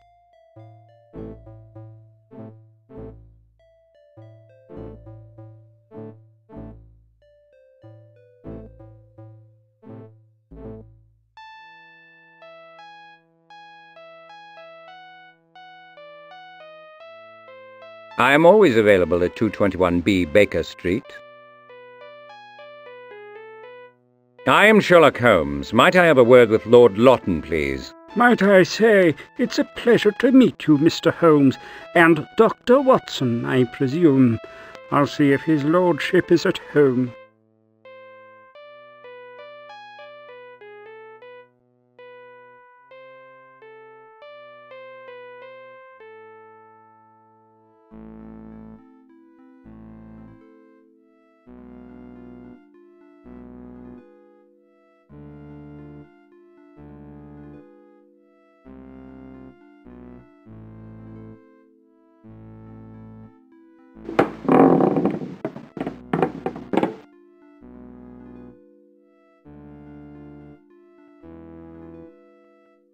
Do you require constant supervision, Mr. Holmes? Sorry, just curious. Lord Lawton regrets that he is not at home. You may leave your card if you wish.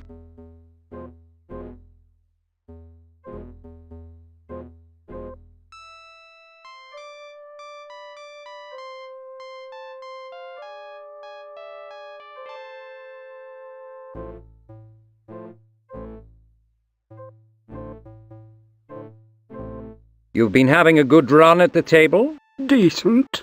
I'm playing defensively. Left his lordship without much to shoot at.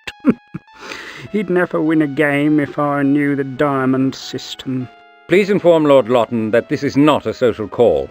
We have critical business to discuss with him. Very well, Mr. Holmes. That may make a difference to him.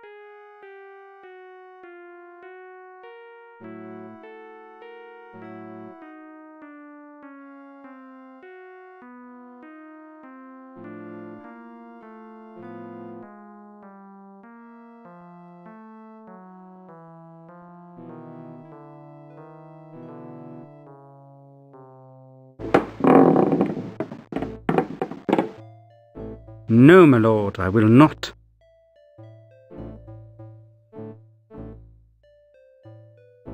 Do you require constant supervision, Mr. Holmes? Sorry, just curious. Mr. Holmes and Dr. Watson, my lad.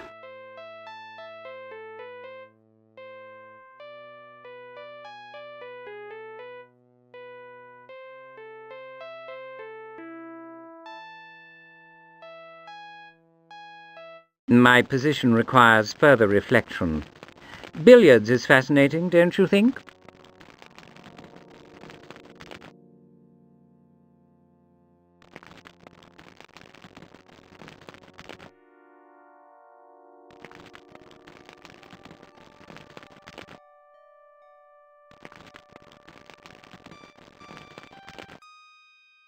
At my brother's request, I'm looking into the disappearance of the formula from the ministry. And as a courtesy to your brother, I interrupt my leisure to receive you, but you abuse civility.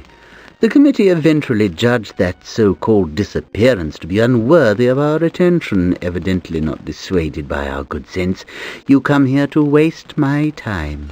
I could understand it. After investigation and due deliberation, you had concluded that nothing untoward had occurred. But such was not the case. Why was the inquiry so precipitously and inconclusively terminated? I won't be cross-questioned by you, Mr. Holmes, on this or any other subject.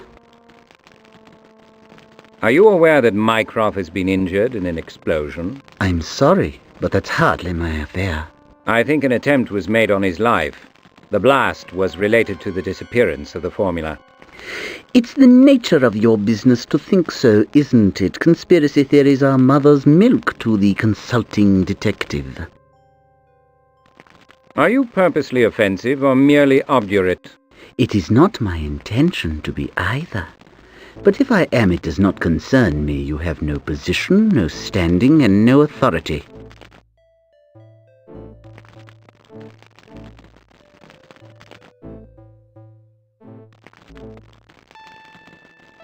Do you recall that gouty old fellow from Hampshire, Watson? Kept gerbils? I do, Holmes. His affliction was so advanced, we swore he could chalk his billiard cue with his knuckles. Very economical, I suppose. We know Lawton doesn't want to talk.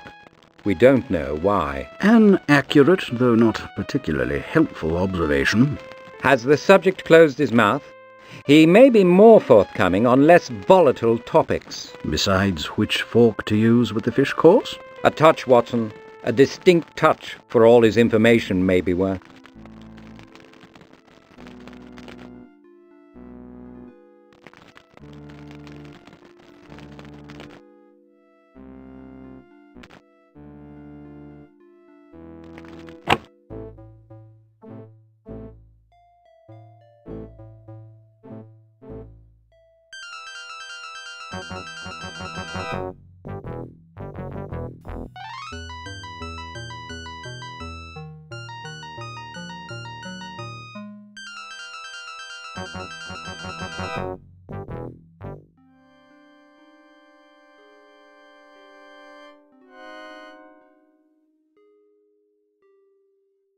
Pleased to make your acquaintance, Mrs. Mason. Is Mr. Pratt available? No, he's not, and more's the pity.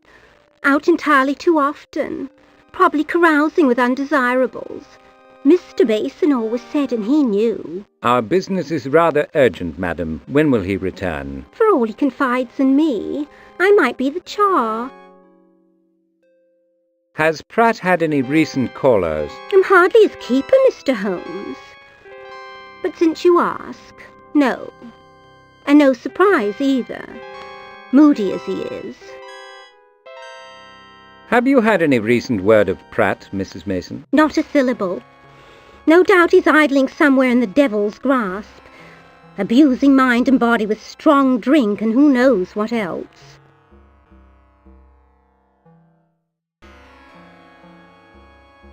Anything worthy of our immediate attention, Doctor? This woman is passing strange. What is she doing here? She's nosy, I suspect, and lonely. But I'm sure she believes she's protecting her investment, completely within her rights as a landlady. She has peculiar ideas of a cleaning costume. Proof that beauty is vain. Proverbial wisdom has it that one can be cured of every folly but vanity. We may have cause to test the truth of that pearl.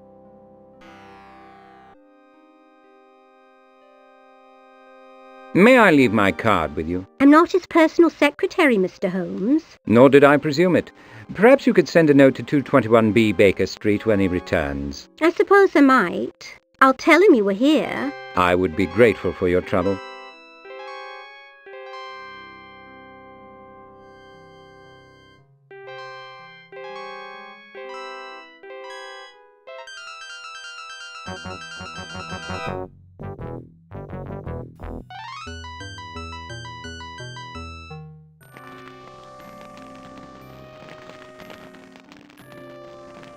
May I have a word with Mr. Silverbridge? Without prejudice to your religious affiliation, Mr. Holmes, might you have your Christian name?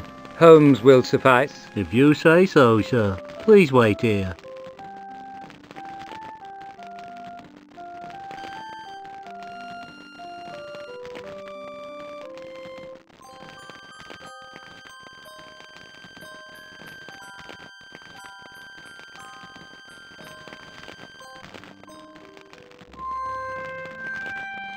You're still here?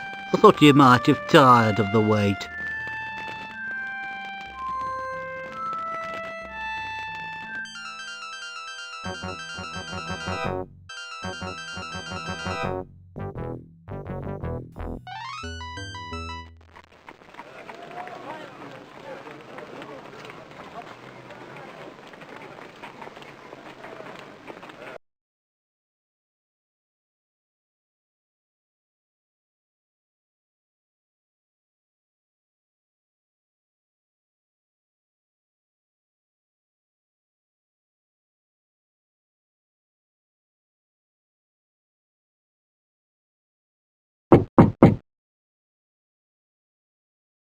Come in, Mrs. Hudson.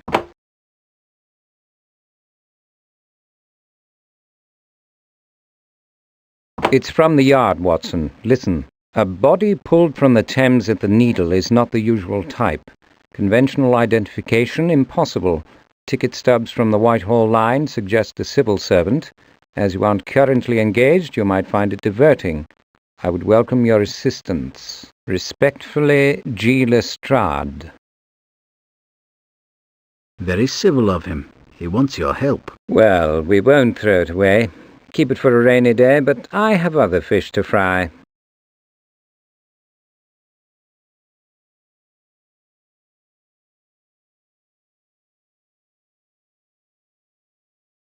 Let us resume our investigation, Watson. I'm prepared to follow you anywhere, Holmes.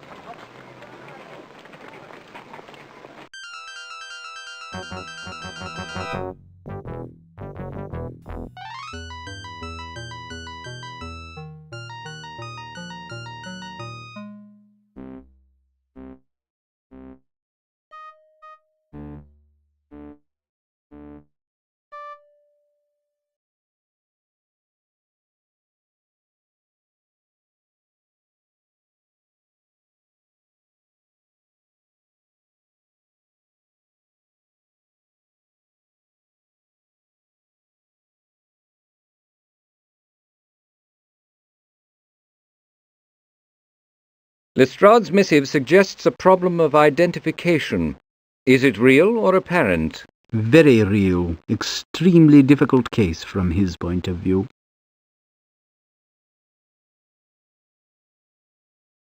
What can you tell me about the burns on his back, Doctor? Mostly first degree. His tweed coat is as heavy as a horse blanket.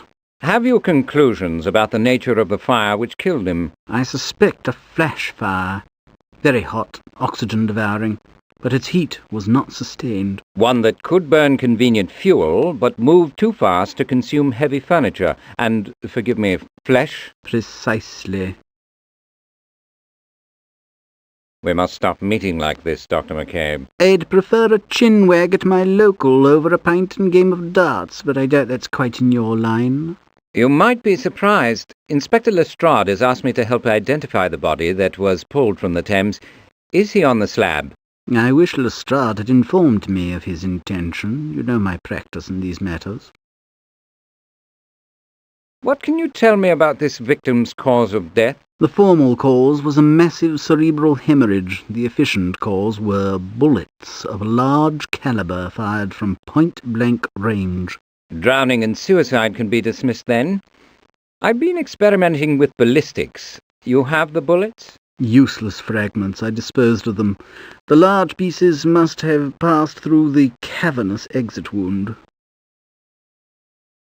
Might I examine the body? I know your methods, Mr. Holmes. Observation is your watchword. Its corollary is that without knowledge, observation and deductions are worth nothing. Currently, I have very little knowledge. I hope to amend the deficiency.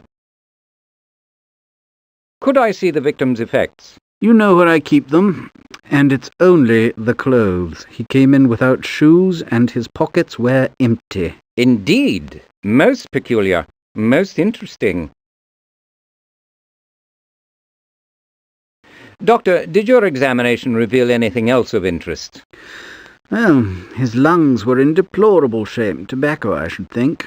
Alcohol had begun to ravage his liver and kidneys. I would characterize his general condition as dilapidated. One bullet would certainly have done the job, Doctor. Thoughts? The killer was a vicious psychopath. Likely, but incomplete, I think. If you say so. My interests are with the victim. Yours reside in the murderer. I prefer my work. I'd like to examine Sir Hubert's body again. He's in number 2, Mr. Holmes, keeping cool. Dr. McCabe, please inform me if your examinations divulge anything of further interest. I will indeed, Mr. Holmes, and vice versa, please. You may depend upon it.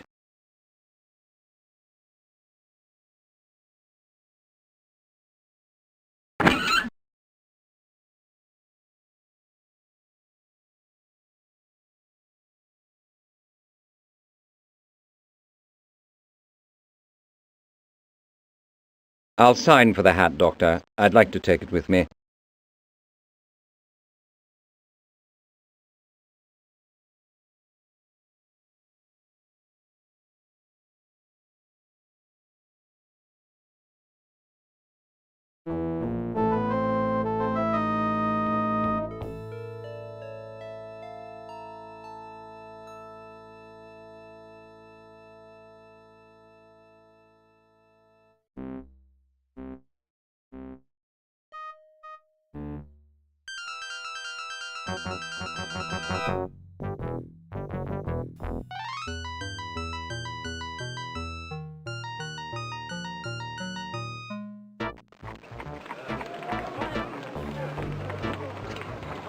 The yard seems quite deserted.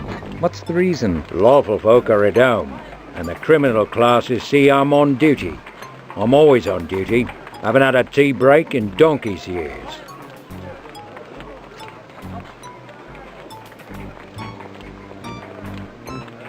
Which is more bother, Lestrade being in or being out? It's a fair question. Seems I'm the only one round here working all hours. Go in if you like.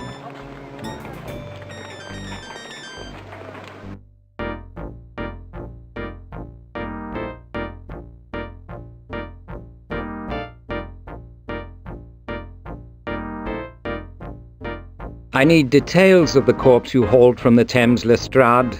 Middle-aged, on the thin side of average, shot in the head, cavernous hole, dead before he hit the water. The crime was witnessed? No. A riverman may have heard the shots. He found the body by the needle. He'll collect £half for the corpse. Claims to know nothing about how it got there. You believe him? These river chaps are a dodgy lot. He'll volunteer anything that turns a profit and nothing that won't. But I don't think he did the murder.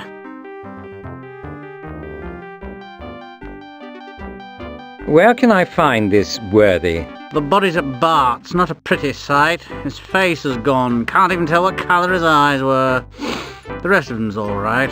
Hadn't been in the water long. I was referring to the riverman. Ah! Needham's his name. Constable on the scene took all the particulars. He's at the Needle. You remember P.C. Roach? I've been trying to forget him for years.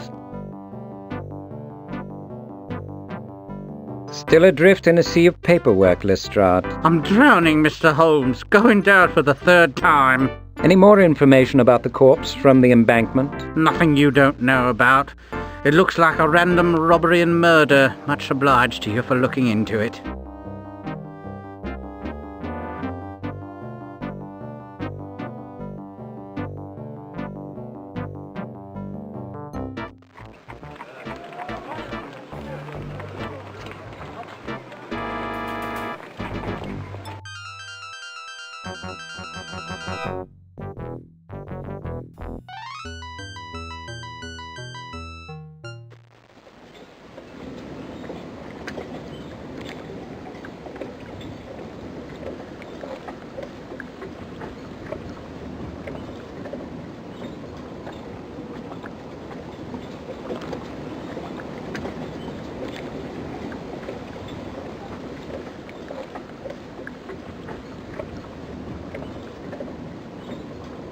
You can read, can't you, Roach? Lestrade has requested my assistance. No need to be snide, Mr. Holmes.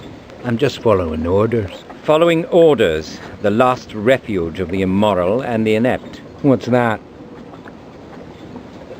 Constable, it's Sherlock Holmes. I'd like to survey the scene. There's a murder inquiry hereabouts. You know Inspector Lestrade don't tolerate intruders at our investigations. Your predilections notwithstanding, I will examine the scene, Constable. I don't like interference, Mr. Holmes. I'll be keeping an eye on you. Might try to make me look bad. That wouldn't be difficult, but I have better things to do. I'm sure Lestrade would be stupefied if you discovered anything of interest. I applied my eagle eye to the area.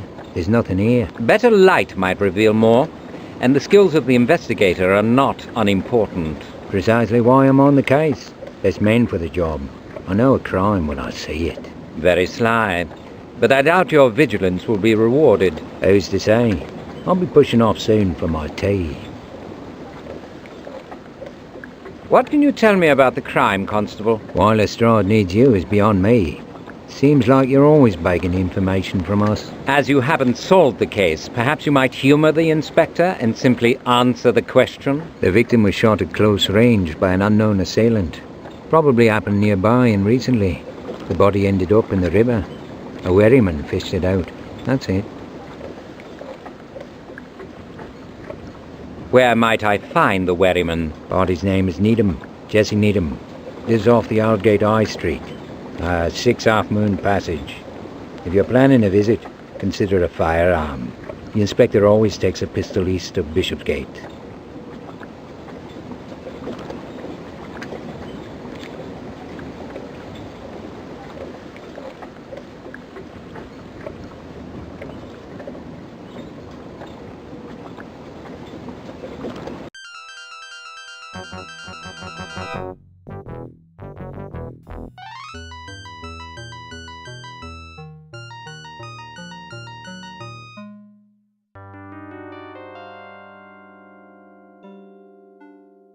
Tell me about the corpse you pulled from the river, won't you? I told the old Bill what I knowed. I was sculling near the Whitehall steps when I heard pistol shots. A little later I comes across a fresh stiff floating face down. I put 1 and 1 together, hauled him up from the Needle and waited for a copper.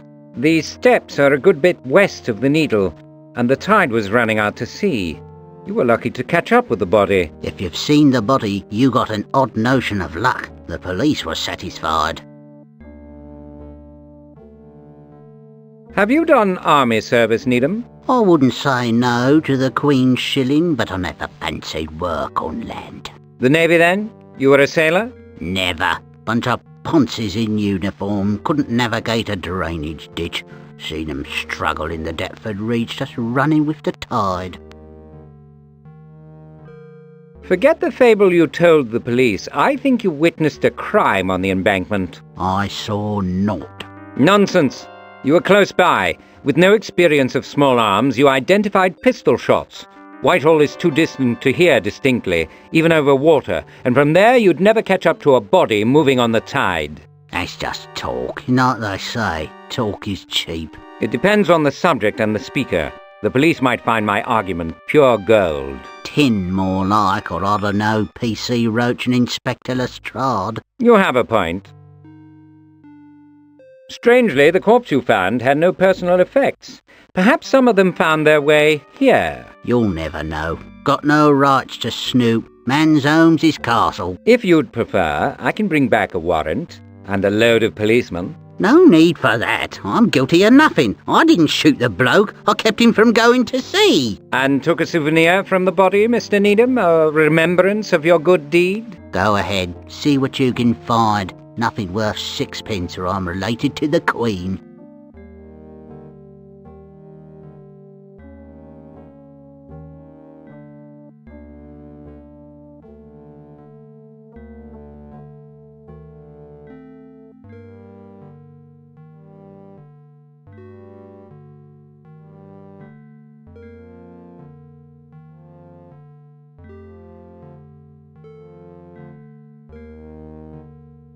Would you mess about with the quality's possessions? Poor man's got no rights. I'm agog at the items you rescued from the river. True objet trouvé.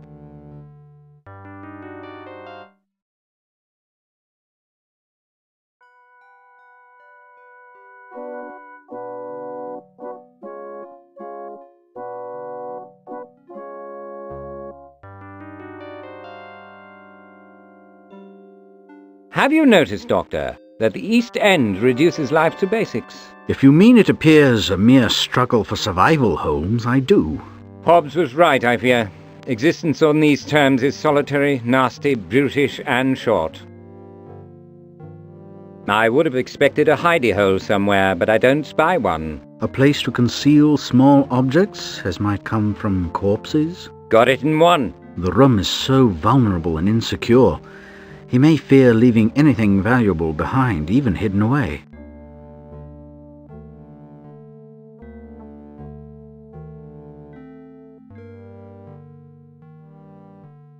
That tie belongs to the victim. What else of his personal property did you steal? A wallet, perhaps? What's he care about a useless garment or anything from this world? He's left it. You can't steal from a dead man. No use for money, can't spend it, wouldn't miss it. Were you a barrister in a previous life, or a philosopher? Maybe you learned that litany from Gaffer Hexam. Don't split hairs with me. Produce what you lifted, or face incarceration. Search the place, toss it, do your worst, you'll find naught else. You are a thief, Needham. British justice takes a dim view of robbing the dead. Get stuffed! I found them items. If you compel me, I'll have you stripped and searched.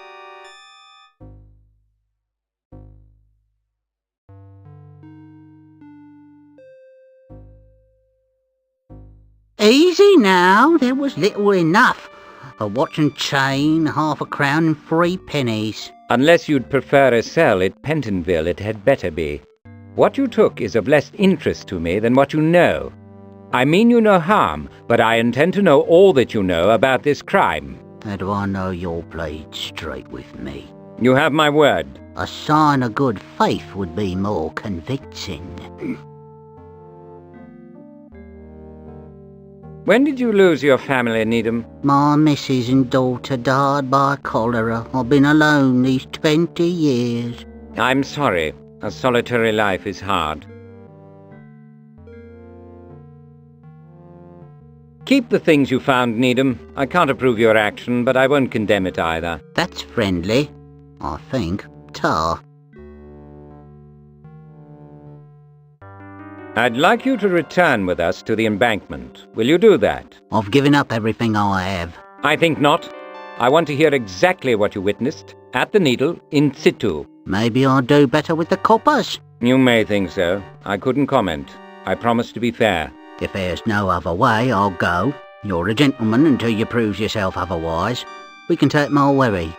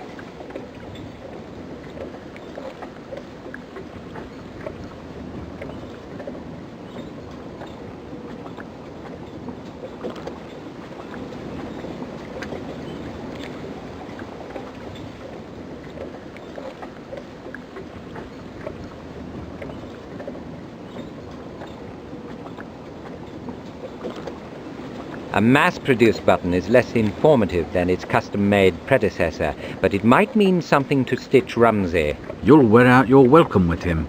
You don't even know the provenance of that piece.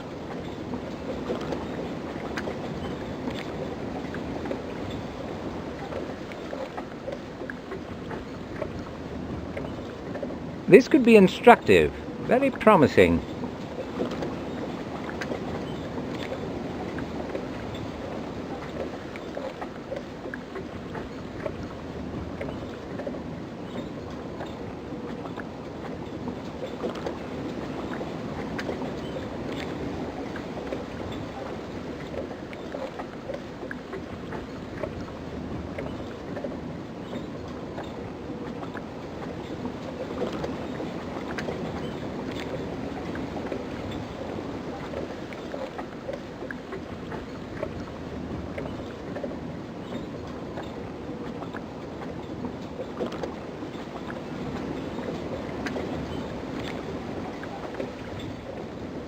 You witnessed a murder here, Mr. Needham. Tell me everything. No prevarications, please. It's an habit, and I got reasons I don't mind saying. I'm frightened, Mr. Holmes. These was cold customers. I'll keep your part in this a secret, Needham. Just tell me the truth. I'll take you at your word. I just tied up at the Needle to rest, been sculling for hours with nothing to show for it. I'm about to climb the stairs when a voice says, I'll take whatever you've got. Oh, I thinks, there's something dodgy, a robbery maybe, but right away a different voice says, I might have £1 in my wallet, I'll look. Well, I thinks, that's all right then, and I'm about to show myself when the second voice says,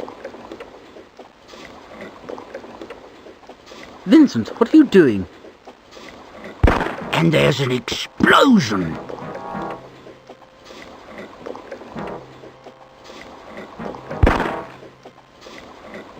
And then another. My head's ringing. A body tumbles into the river. I'm shaking.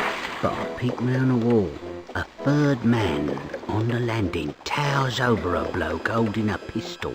I hide again. Du bist wahnsinnig.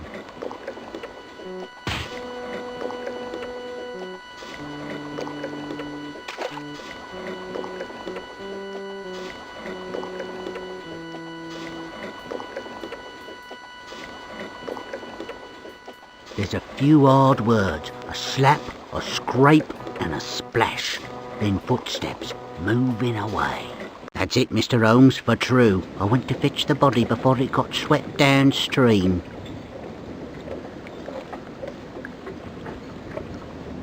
Tell me about the argument after the shots. What exactly did you hear? A strange voice says something odd like dubious fancy, and then a sound like clapping hands, a clank and a scraping sound, quick like, and a splash in the water opposite the bow of my wherry, then footsteps moving away.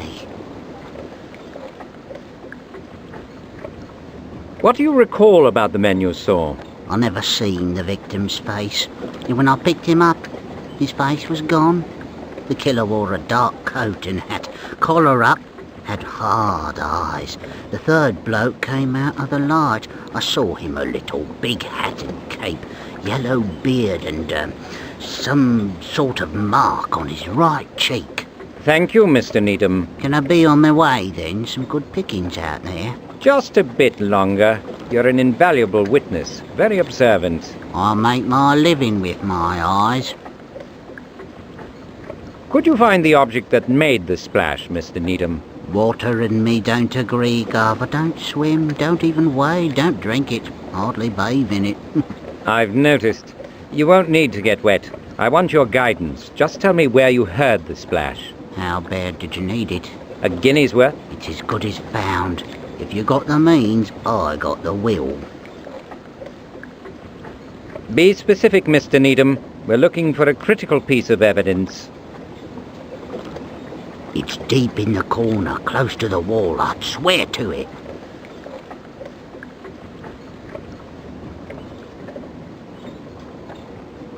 Do you often tie up on the embankment, Mr. Needham? Haven't got the habit yet, and there's nothing of value on land for me. But I like the Needle, interesting to look at, to think about.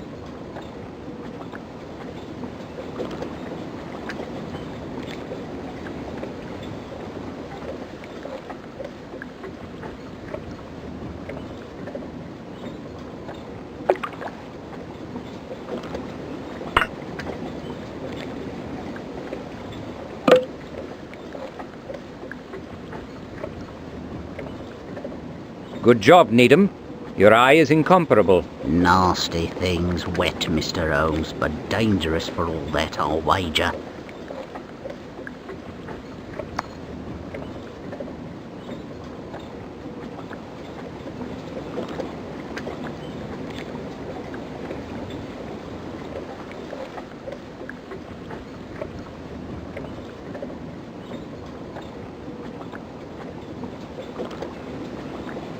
Thank you for your help, Mr. Needham.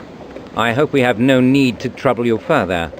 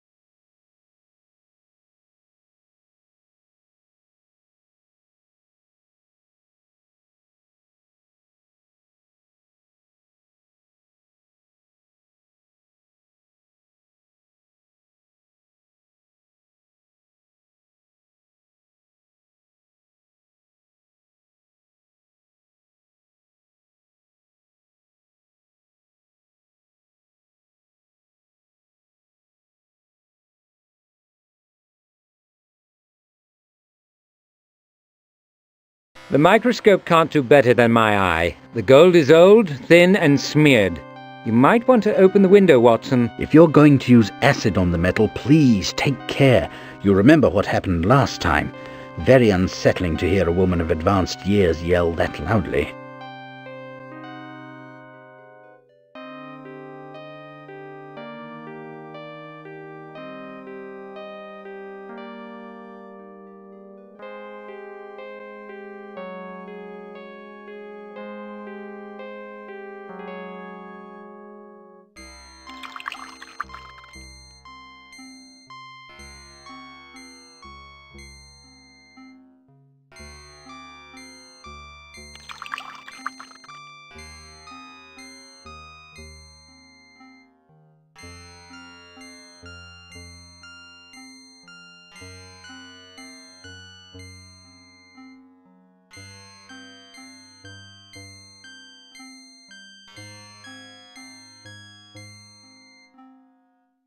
The Aqua Regia removed the gold fill very nicely.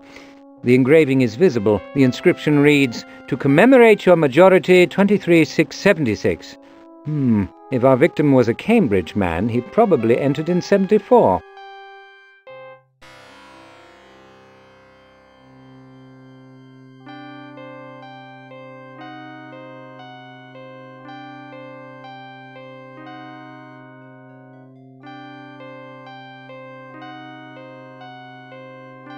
Return to the hunt, eh, Watson?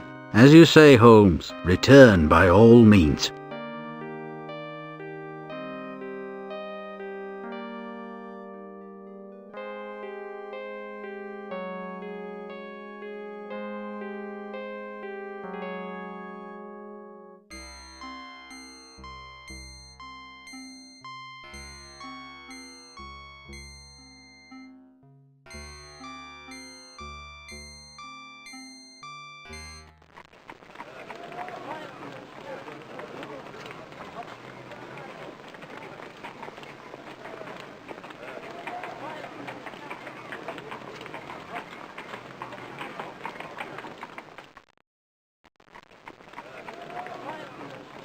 My compliments, Mr. Rigby. The early bird gets the worm, what? News don't wait on a slugger-bed, Mr. Holmes. I'm sorry about your brother's misfortune. Government can't afford the loss. What are his prospects, sir, if I might ask? His condition is guarded. Your concern is appreciated. Well, the best of British luck to him. And pardon the banner, I'm obliged to display it. You must make your living, Jonas, as must we all.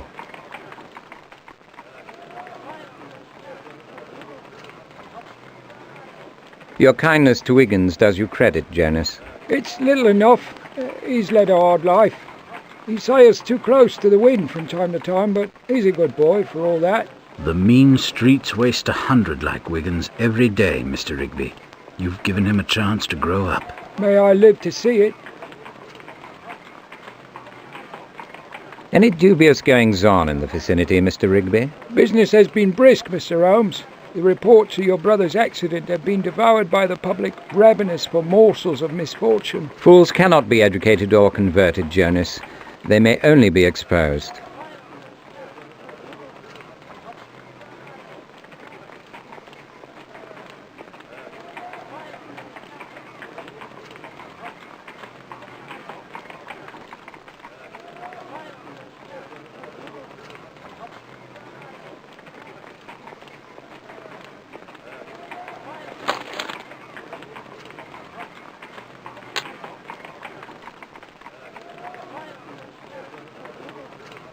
The Telegraph is finally running Friedman's articles on terrorism. He's learned to moderate his tone, then? I don't defend cronyism, Holmes, but I don't wonder the government distrusted him.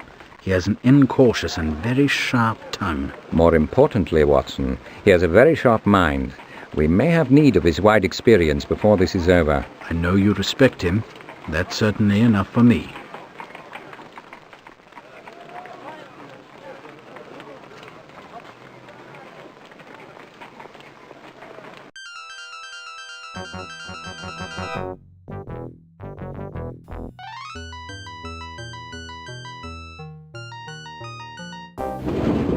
Fleming's been porter at Magdalen since King Charles lost his head. Marvellous character. Remembers everything. and he's eager to tell it all for a pint or two. Was Maudle in your college then? No, my chemistry tutor was a fellow there. I visited his rooms one term. I've never been clear on your university days. Where did you study when you came up? I need to rest, Watson. Wake me when we arrive, will you? Sleeping? That's fine. Wonderful. What about our other inquiries? Any ideas? You think Mycroft is still in danger? Are we?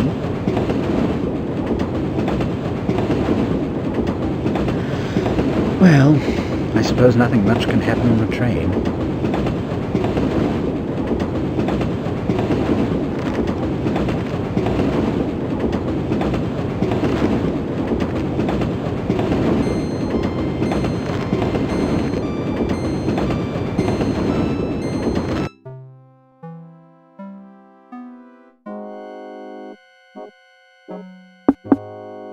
Fleming?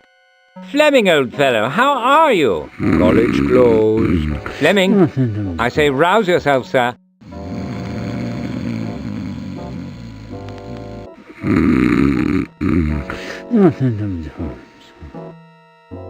This won't do, Watson. He requires some hair from the dog that bit him. Must have been a huge dog.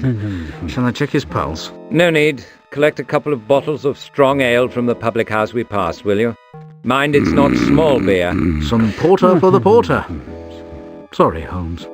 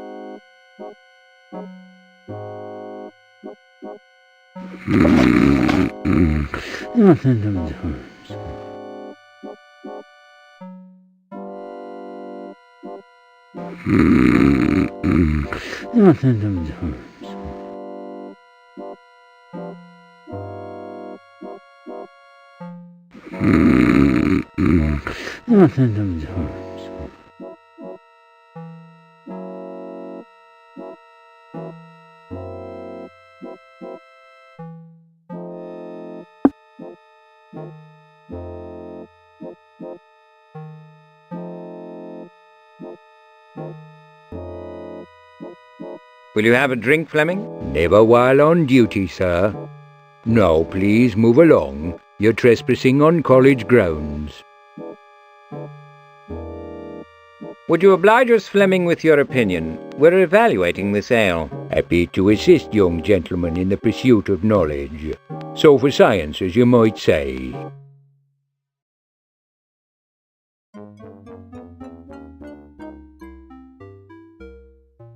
Excellent. I recognise you, don't I? I'm pleased to think you might. I'm Sherlock Holmes. Of course you are. Never forget a face, Mr. Holmes. Just takes me a bit longer to focus. You're keeping well? Haven't gained a stone since you went down. I read your exploits in Beaton's. And this is Dr. Watson, is it? Pleased, I'm sure. Even after all these years, my recollections of this place are so vivid. Is that unusual, Fleming? Not at all, sir. We are what we remember. As the bard says, even purpose is but a slave to memory.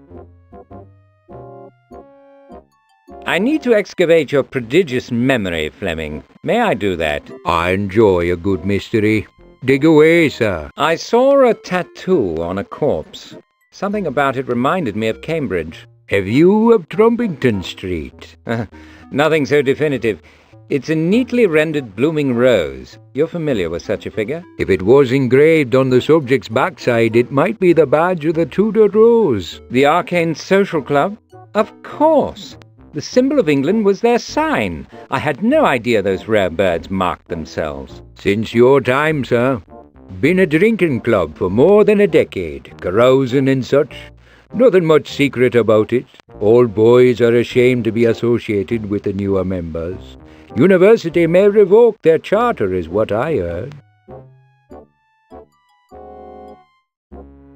Is the artist the local man? Jack Canvas in Cheapside designed the tattoo version from an old print drawing. I'm told he recently passed over. Yes, I should have recognized his hand, but my brain was fixed on the subject matter.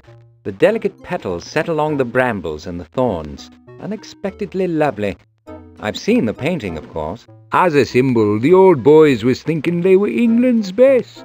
Some of them proved it, but their successors took to advertising, trying to convince themselves, perhaps. True quality never commends itself, Mr. Holmes. The Tudor Rose drew its members from the whole university, didn't it? Indeed. Over the years, there's been hundreds of initiates. Do you remember all the Magdalen men? Their names run together now, but I do recognize most of them. Regrettably, I don't have a name or a face. I have reason to believe my corpse was a Magdalen man and a member of the Tudor Rose. If he came here after 1860, I may have him in my albums. Could we look through your portraits of the previous classes? But that's thousands of young gentlemen, Mr. Holmes. 100 or more would have joined the Tudor Rose. Would the date of a student's matriculation narrow the field sufficiently? It might. My memory's good, but not flawless. And some of these characters were more memorable than others.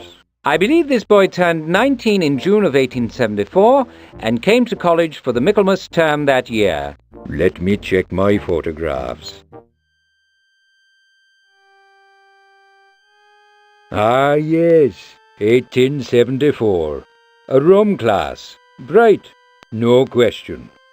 But rum. Anybody there who later joined the Tudor Rose? Let's see. There's Dundalk, the Earl's youngest boy. Died in the Transvaal, I heard. And Lawton, he's a lord since his pater passed on. An MP, I believe. Oh, yes, his special friend was Pratt. An orphan came to us from India. Strange boy. Don't know what became of him. And Cunard, he's making his fortune in Australia. That's all, I think. Thank you, Fleming. Very helpful. A pleasure, sir. Always a pleasure to see one of my young gentlemen.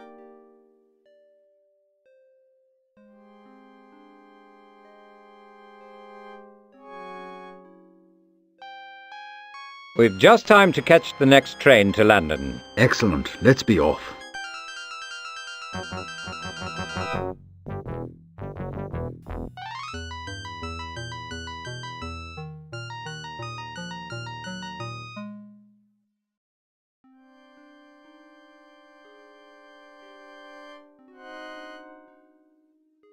I'm afraid I carry some deplorable news. Mr. Pratt has been murdered. How extremely vexing. I wonder if he remembered me in his will. He's 6 months behind in the rent. You'll have to absorb that cost. He's paid a higher price. This is very inconvenient. Mr. Mason always said I was too kind for this world. I'm sure he was a flawless judge of character. Might we look at Mr. Pratt's effects? It can make no difference to the deceased. As you're not the police, I think not. Even the defunct have some right to privacy. There may be personal items about. Of a marketable nature, perhaps? Are you familiar with any of Mr. Pratt's haunts, clubs, saloon bars, salons, and such? No. His leisure activities are a mystery to me. There was his painting, of course. Could you identify Pratt for the police if requested? I should think so. He lived here for more than 3 years. I know his face as my own. But could you recognize him without reference to his face? No. But why would I be asked to do that? Do you know anything about Pratt's years at Cambridge? Nothing. But he was a university man, that's for certain. I only let rooms to that sort of person. Did Mr. Pratt have any special friends? Only Mr. Spacemaker. But I haven't seen him in more than a month. Spacemaker? Yes, unusual name, isn't it? Peculiar young man. As pretty as any girl. Do you have a likeness of Mr. Pratt in your flat that we might borrow? We did not have that kind of relationship, Mr. Holmes. What kind is that? You know very well what kind. The kind that exchanges personal photographs. We were not intimate friends. No one could prove that charge.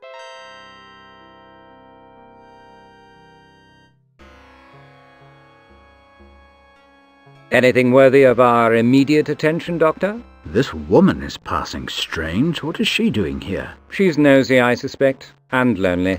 But I'm sure she believes she's protecting her investment, completely within her rights as a landlady. She has peculiar ideas of a cleaning costume. Proof that beauty is vain. Proverbial wisdom has it that one can be cured of every folly but vanity. We may have cause to test the truth of that pearl. I perceive you have a question, Watson. Shouldn't we find out more about this fellow Spacemaker, where he lives and so on? He might be able to help. Doubtful, Doctor. The name is certainly an alias. The bearer possesses a basic German vocabulary and a rudimentary sense of humor. Anything of material interest here, Doctor? Using my methods, please. There's a dearth of personal items of any kind. Address book, writing materials, letters, photos, that sort of thing. Well observed. You've noted what's missing, though one would expect to find more of that sort of thing in the bedroom. Still, this chamber deserves our closest attention. Watson, we need to peruse the flat. Can you occupy Mrs. Mason? Would you suggest a sharp rap on the head? Use your imagination and your knowledge of the distaff nature. This woman confounds my paltry knowledge, Holmes, but appeals to her vanity might not fall on deaf ears.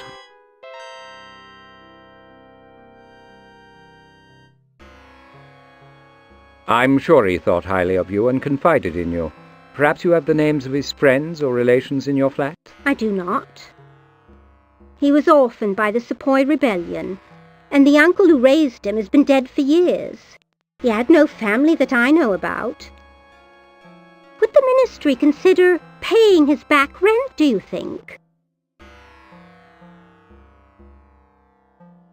Perhaps you would like to freshen up and change your handsome frock. Oh, why would I ever want to do that? I'm sure that a chief inspector from the CID will be by directly for a chat. They always interview the most important parties in a murder investigation. You'll need to accompany him to Scotland Yard. There'll be numerous photographers and journalists about. I thought you might like to prepare yourself for the ordeal. Oh, well, I see. Very thoughtful of you, Mr. Holmes.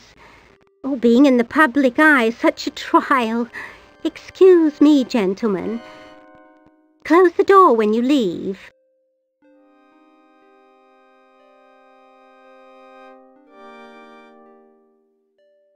I suspect we'll see no more of her. Capital, Holmes, capital. The appeal to her vanity was irresistible. It overwhelmed her suspicion that we would make off with Pratt's valuables. I believe she knows the worth of every item in this flat to the last farthing, and it isn't much. Her exit, like everything she does, is calculated. But let us take advantage of her narcissism. You know my practice, Watson. I'm looking for anything unexpected.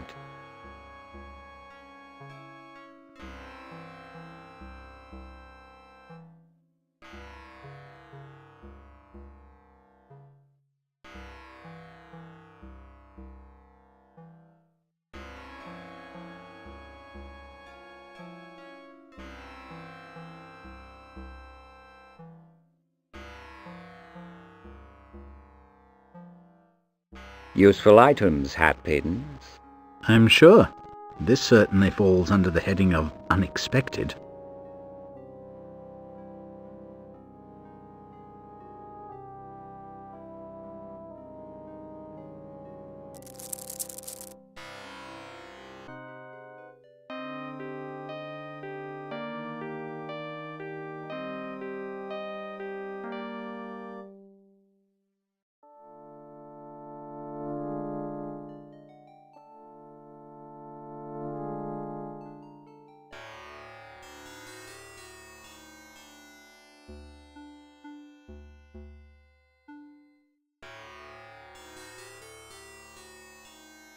I'll just bring this along. Someone may recognize it.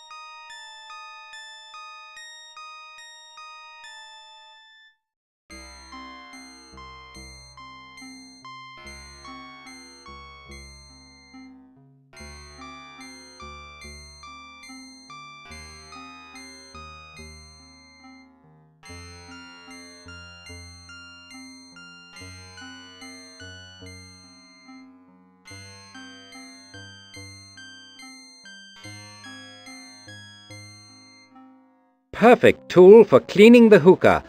I suspected this pin never pierced a bonnet or a lady's coiffure. Useful items, hat pins.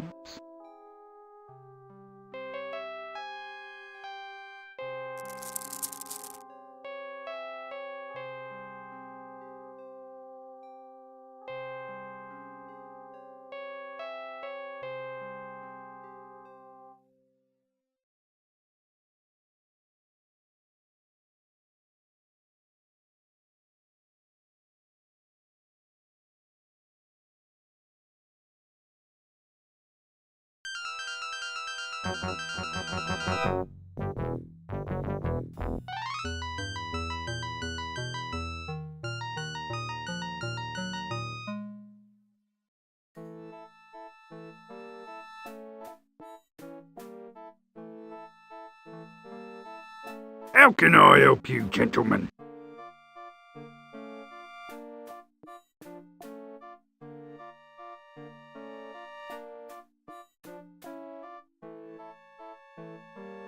There are certainly more rank odours, but it is revolting to discover mildew in towels.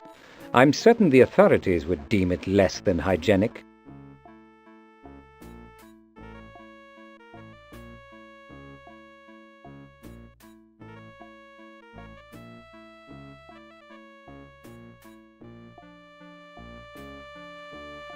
Hot and wet, a perfect breeding ground for mould. Pasteur would doubtless pay for samples of the captive bacteria. His institute deals only in virulent and contagious forms, neither of which this is. Perhaps, but you won't deny it is disgusting.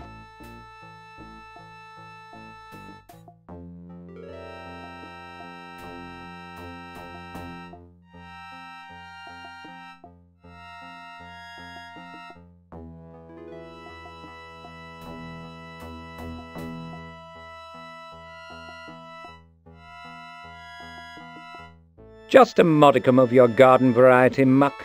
What does this place have against regular applications of soap and water?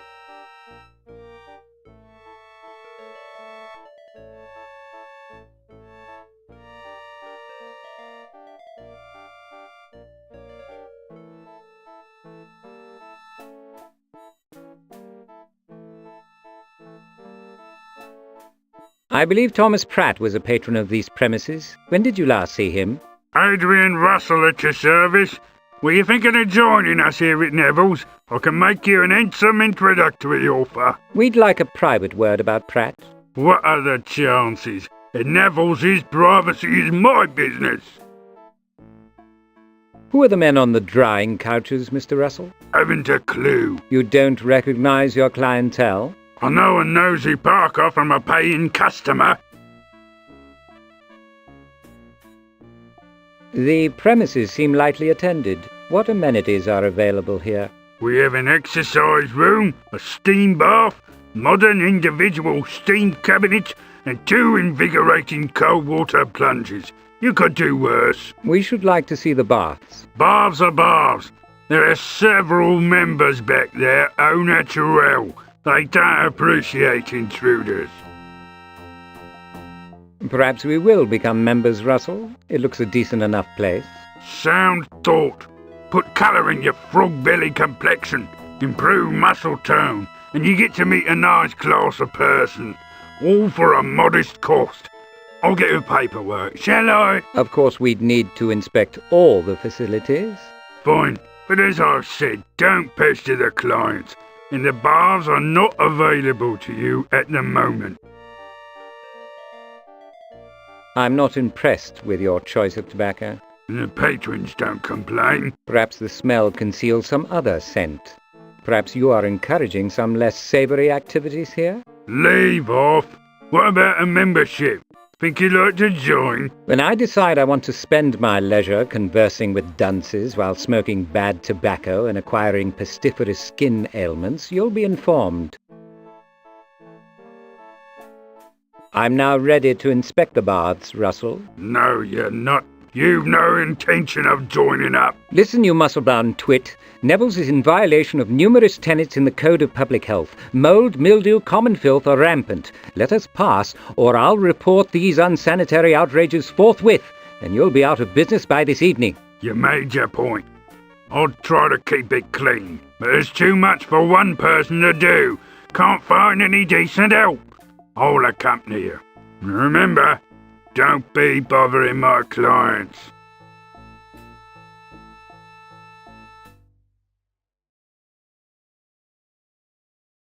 You can't walk about unsupervised, mister. The name is Holmes, Mr. Russell, and I not only can, I have done.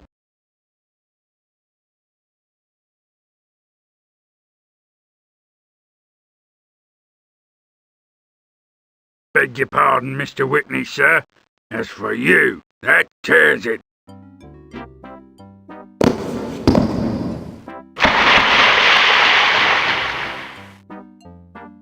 Bloody foreign tricks! Get me out of this muck! Bujitsu is hardly a trick, Mr. Russell. Watson, make certain Mr. Russell remains aquatic. I've had enough of his interference. With pleasure, Holmes.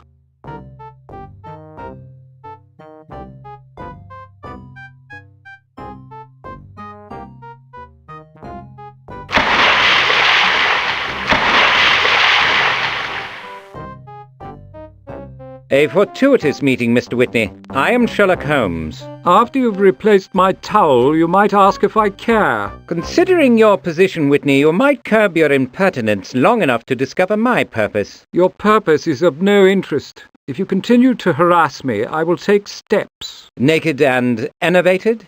Excuse me, but I doubt your capacity for action.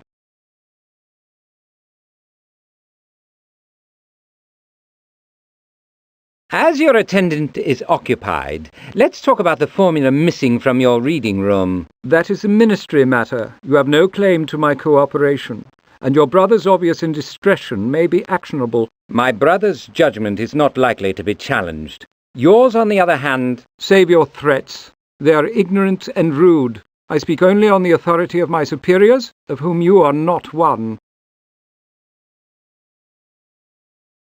At the moment, you are not accused, Whitney. I'm simply trying to gather information. You'll get none from me. I know my rights and my duties. I'll ask you once to reconsider your intransigence. You waste your breath. No, my speech perhaps, my patience certainly. My brother nearly killed, and you stand on some inflated idea of your own importance. You fatuous twit. We'll see whose breath is wasted.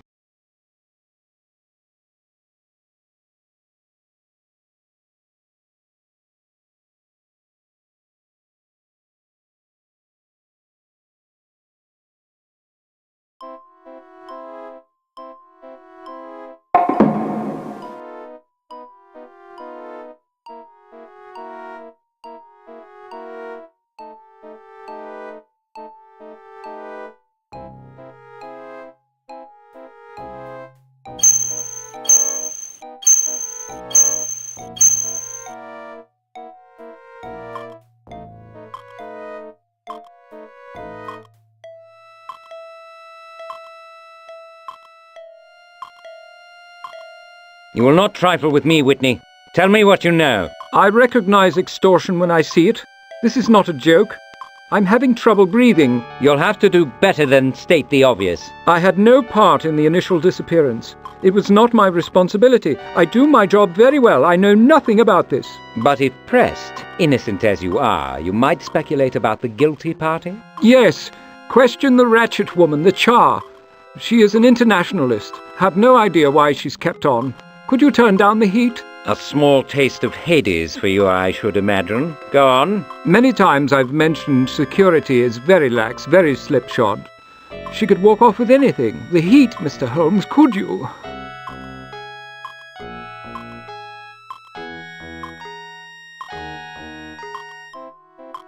Where might I find Mrs. Ratchet? She lives in some East End hovel. The East End is vast. Where exactly? Pratt would know. Well, ask Sir Avery. He's palsy with her.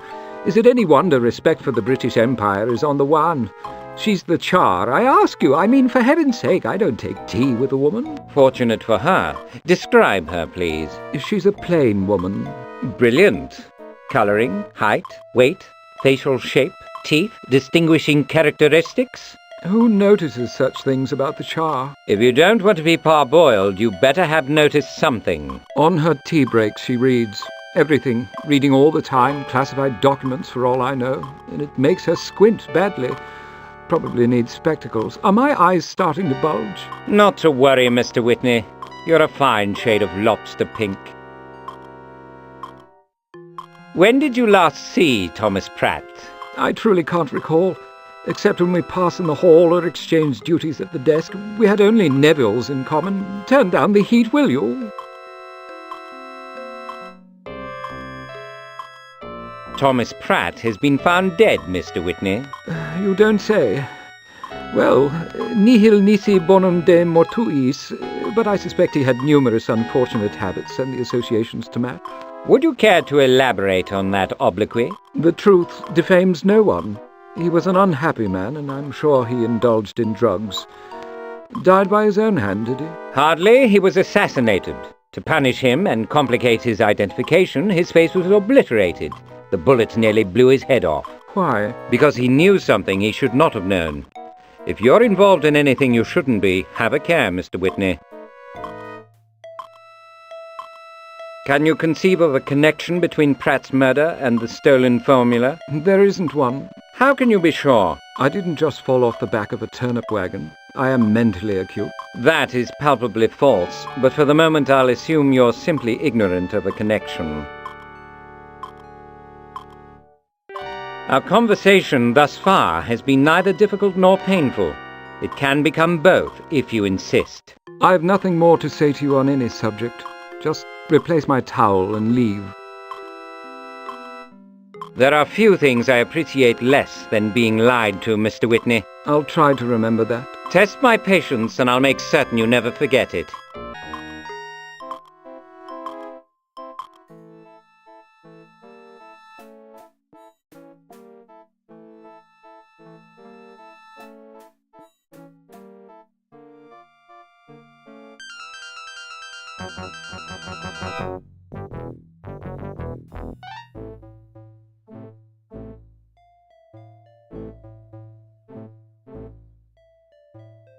Jenkins, I need to speak with Lord Lawton again. If I disturb him without cause, Mr. Holmes, he won't come out, you won't get in, and I'll be sacked.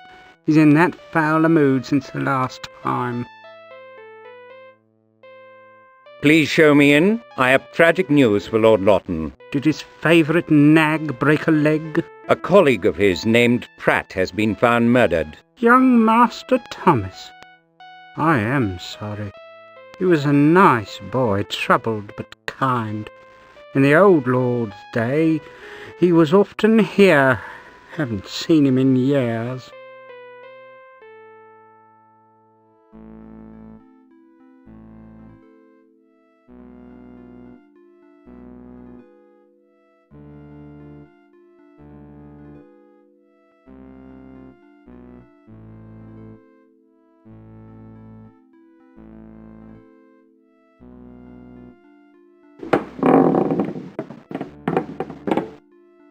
No, my lord, I will not.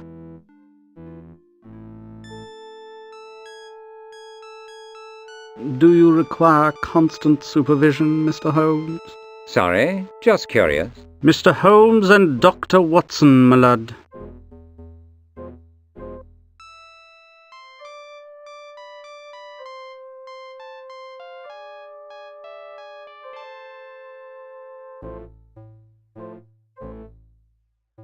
My position requires further reflection. Billiards is fascinating, don't you think?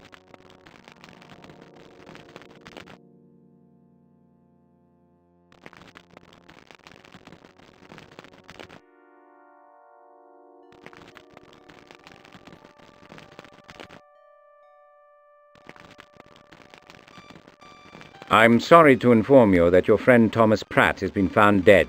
Really? How unlucky. We were at Cambridge together, but I barely knew him. You might as well offer your condolences to the ministry char. How did he die? Heart failure? Yes, it stopped. After he was shot. Twice. In the face. Pity. He had such a beautiful face. And a rose tattoo on his backside. I'm sure I don't know, though I'm not surprised you do. Your type specializes in the nether regions.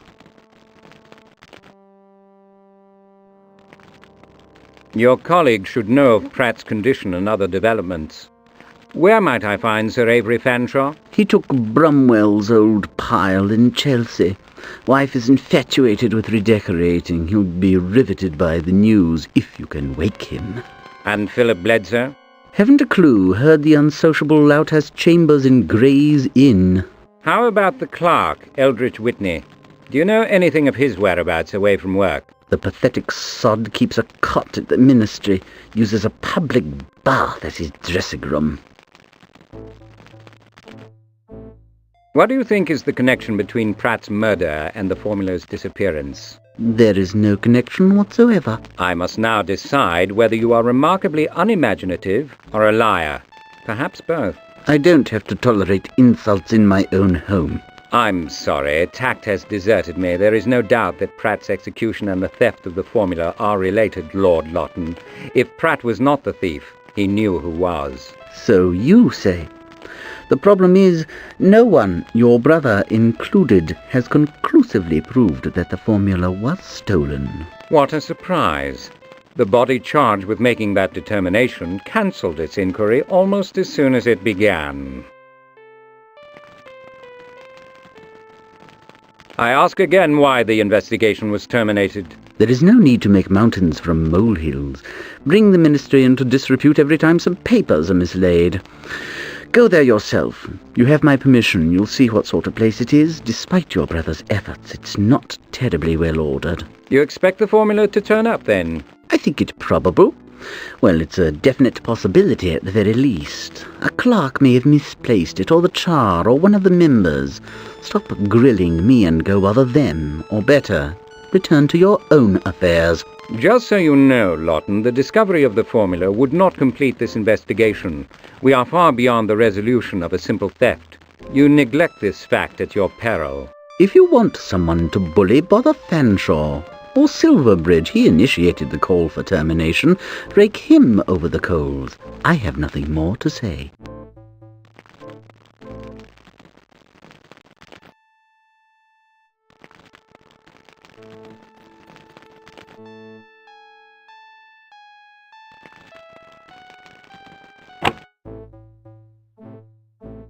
Your employer was less than forthcoming about Mr. Pratt, Jenkins.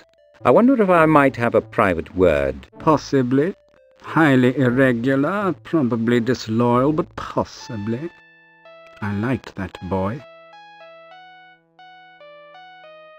I'll tell you of Mr. Pratt's demise. In return, you could answer some questions and let me look about. Lord Lawton will be out with Lady Lockridge later. Fine. I'll return. I'll trade for information about Master Pratt. But there's a higher cost for telling tales out of school and giving you the run of the house. You play a decent game of billiards? I have a passable game. I'm not really... I'm a devotee, but one can always improve. If you can teach me a lesson, we could have a chinwag afterward. If you can't, I'm mum. That's the deal, agreed? You seem quite sure of the outcome? As sure as the Lord Chief Justice wears a wig. Be in the limelight with the lads at the academy when I tell him I had you over a barrel here.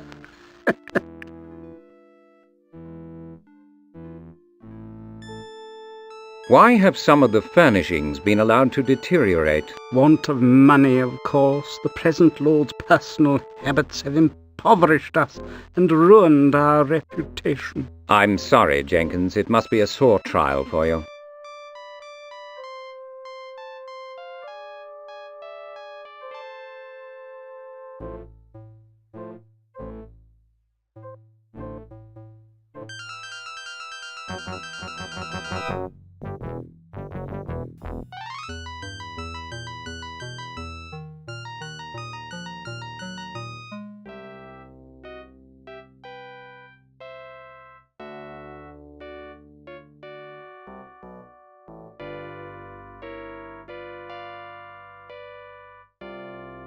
Hello, Jock. Remember me? Not likely to forget a world-famous snoop, am I? I need a favour. Bad luck. I'm fresh out.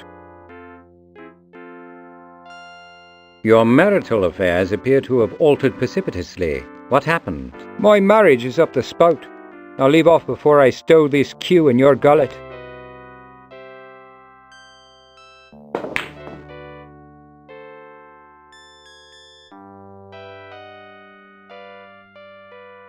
I assume you're still cock of the walk here. Would you like a game? Like you could give me one? No chance. I don't mess with amateurs. I'd pay for the privilege. Me? In your employ? Not bloody likely. I'm not good enough for you to play, and you won't help me get better. Not terribly sporting. Stuff sporting. You had your way with me last time you was here. Never again. That's unfair, Jock. I caused you no real harm, and your information helped apprehend a vicious murderer. End justifies the means, does it? You forced me to grass on a friend.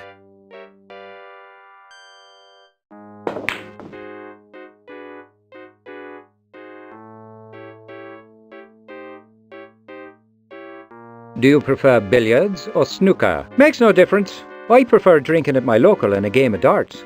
But a bloke's got to earn his daily bread, or beer, as the case may be.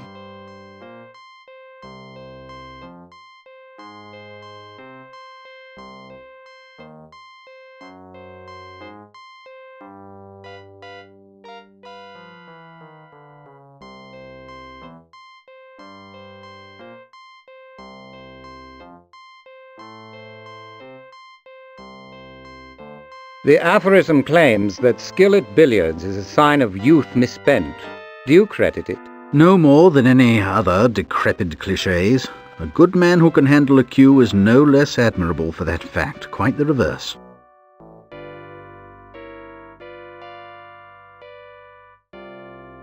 The Academy seems to have travelled a bit upmarket, has it not? Miraculous change. Quite snug in this incarnation. Shame they couldn't eliminate the smell. That would have required a miracle of quite another magnitude. Not a promising beginning, Watson. Jock won't even speak to me. The right to silence is a cornerstone of democracy. In this investigation, we've had a cold shoulder from all segments of society. Very annoying. I could do without the political lesson. I feel like Sisyphus. Just when I think I'm getting somewhere, I roll back to the beginning. It's unlike you to leave unfinished what you've started. Put your nose to the wheel. Very colloquial, Watson. What do you recommend? Keep at it, man. Keep working him. Is that encouragement, exhortation, or a command? Whatever suits.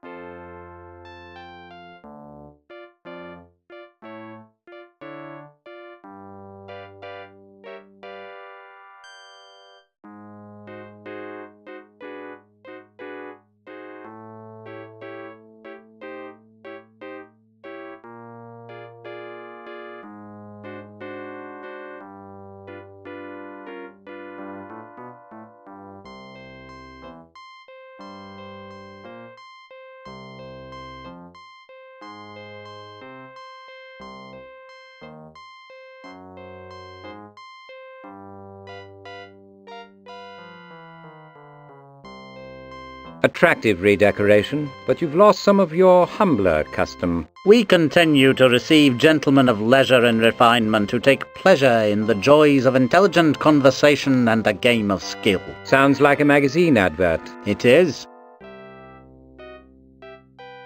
A large brandy, please. With pleasure, sir. That'll be £1.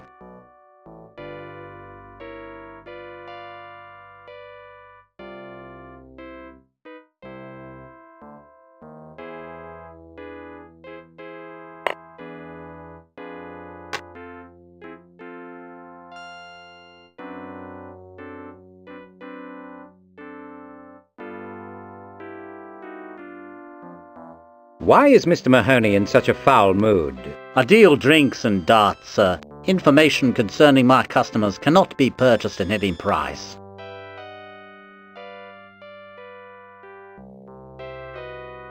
Not much by way of conversation around here, is there? All a man could want. A surface even. best friends I ever had. Salt of the earth. Better than my nanny. Better than my old hound. You know Mr. Mahoney, then? Who? Sounds an Irish name. I wouldn't know him. Not my sort.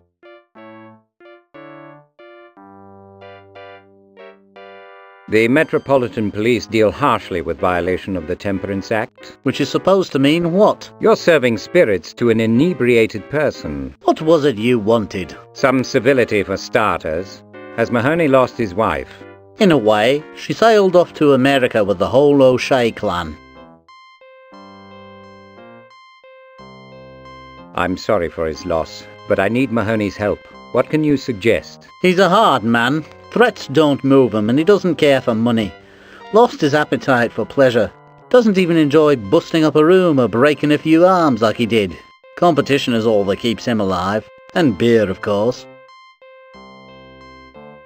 May I have the darts, please? Will you be playing a serious game, sir? You'll be the first to know. No need to get shirty. I just work here.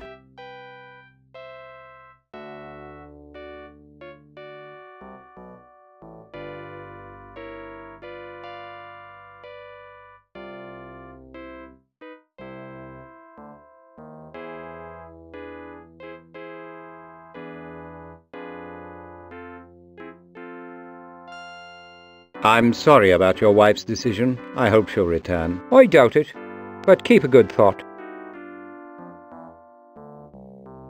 Might I stand you to a glass of stout? I only drink with friends. Like all good things in life, they appear to be in short supply. What's your point? Perhaps we could become numbered among those happy few. You could try. What about a game of darts, Jock? Now why would I want to do that? The thrill of competition, the excitement of a bout. You could choose the game. And what's in it for you? The pleasure of your company, and a morsel or two of information if I win. You'll have to settle for me company. I toss a brilliant dart. Have to take my chances, won't I?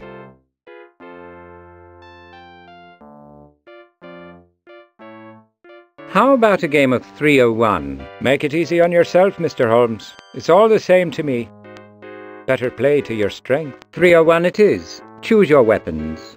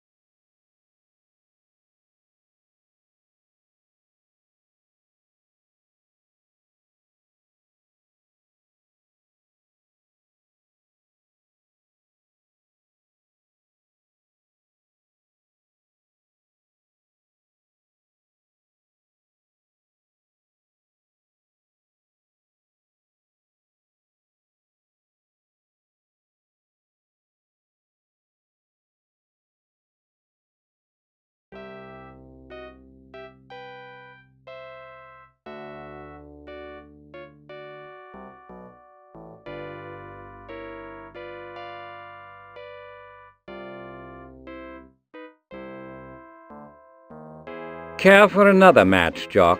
Amuse yourself, Mr. Holmes. Ask whatever you like. I believe you know Alfred Jenkins, Lord Lawton's man.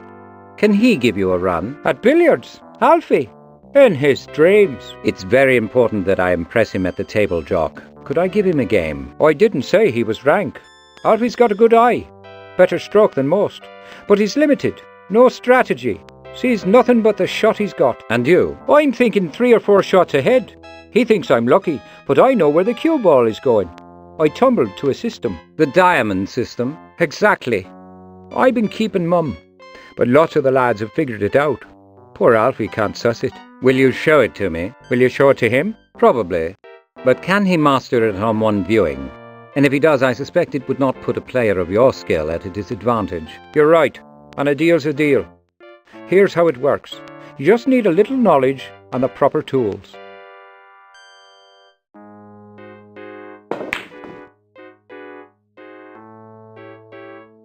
There you have it. That's the principle, anyway. I see it. Most ingenious, Jock. Truly amazing. Any special tips for me, Jock? I hope I'm not doing the dirty on poor Alfie, Mr. Holmes. You having more advantages than most. But he's crazy to learn the diamond system. He'll open like an oyster to the man who shows it to him. Thank you, Jock. Hope I can return the favour one day.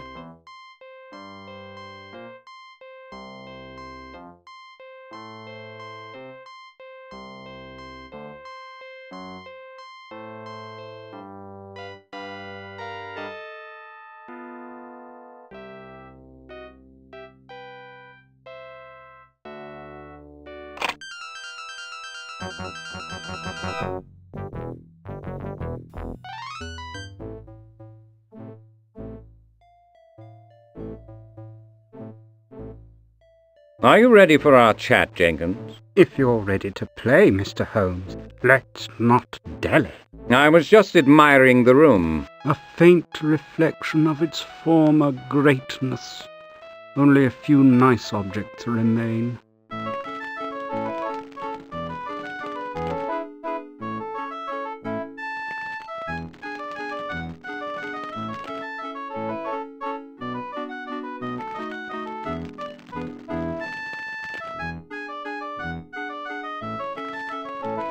Why have some of the house furnishings been allowed to deteriorate? Want of money, of course. The present Lord's personal habits have impoverished us and ruined our reputation. I'm sorry, Jenkins. It must be a sore trial for you.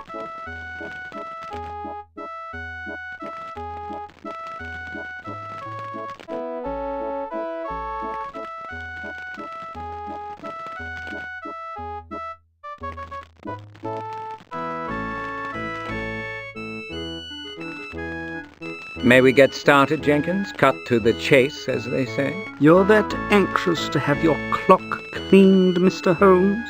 Not really. I told you what I knew of Mr. Pratt's death. That got you in the door? I'm just eager for more of your conversation. Be eager, then, even ardent. But you'd better play well if you want more time here.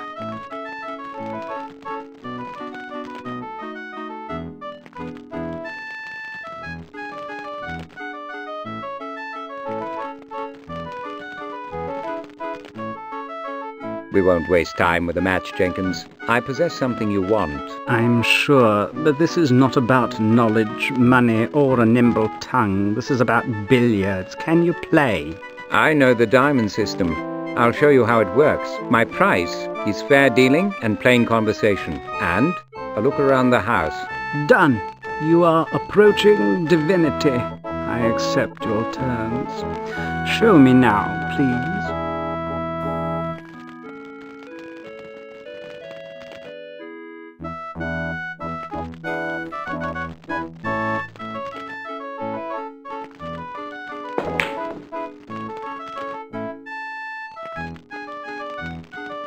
So, Jenkins, I assume I've met your standard of performance?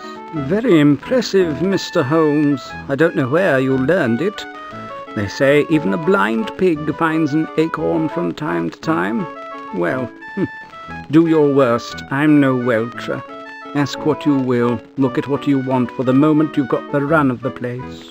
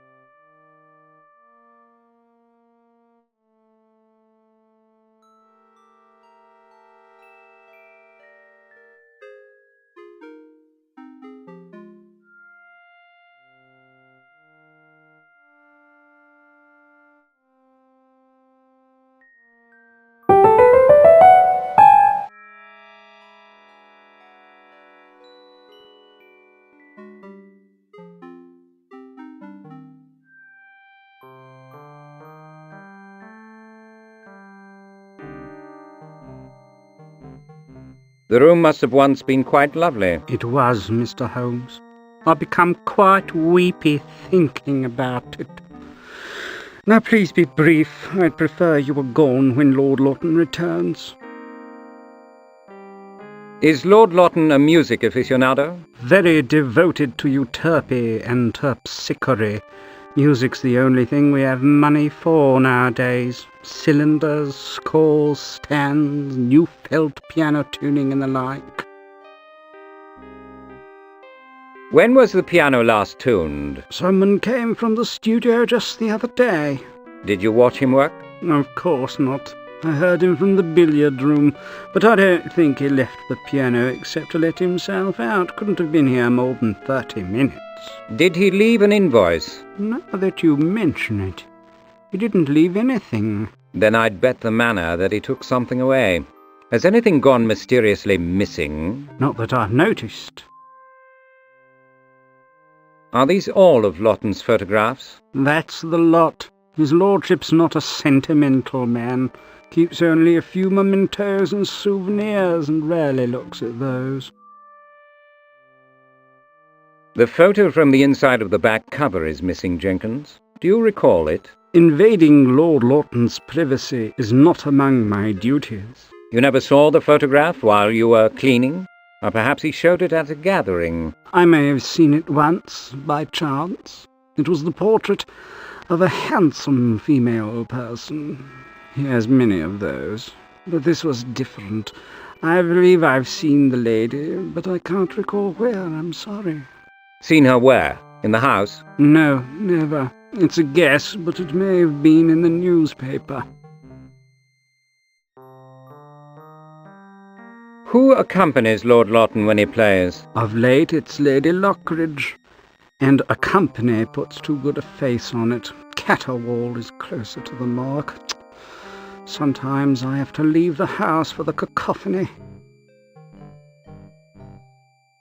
What is Lady Lockridge to Lord Lawton? Lady Cordelia Lockridge is, as she always says, his affianced. The late Lord Cecil's daughter? Lives on Wilton Crescent in Belgravia? The same, and her disagreeable pedigree is unmistakable. A simple sighting or sound from her mouth bellows her genealogy. These selections may be too difficult for Lady Cordelia. I know from experience that Paganini is formidable. Mary had a little lamb exhausts the woman's skill. She has no ear nor rhythm, but don't tell her. She chose the pieces, and now mastery is a matter of pride. She's that stubborn. Do they practice? Constantly. Between arguments, they've had hard words over her interpretations. She's getting desperate, and in the end that's bad for him. Lord Lawton has made false or evasive responses to my inquiries. Why? Does he owe you money? No. His prevarications may have dangerous consequences for you and every British subject. This is how I see it, Mr. Holmes. He disguises the truth from himself as often as from others. Bad investments and gambling have exhausted his patrimony. To avoid bankruptcy, he's made a dreadful marriage agreement with a blue-nosed prig, and can't afford to lose this grotesque prospect. So concealment is the emblem of his life, and he has much to hide. Dubious friends, disgusting habits, dismal relationships, the gamut of youthful indiscretion and aimless turpitude. So he may have a guilty secret. Or having no secret, he may have lied by habit. Or lacking the real article, he may think that the truth can be converted into money at a later date. Exactly. Not much help, but true.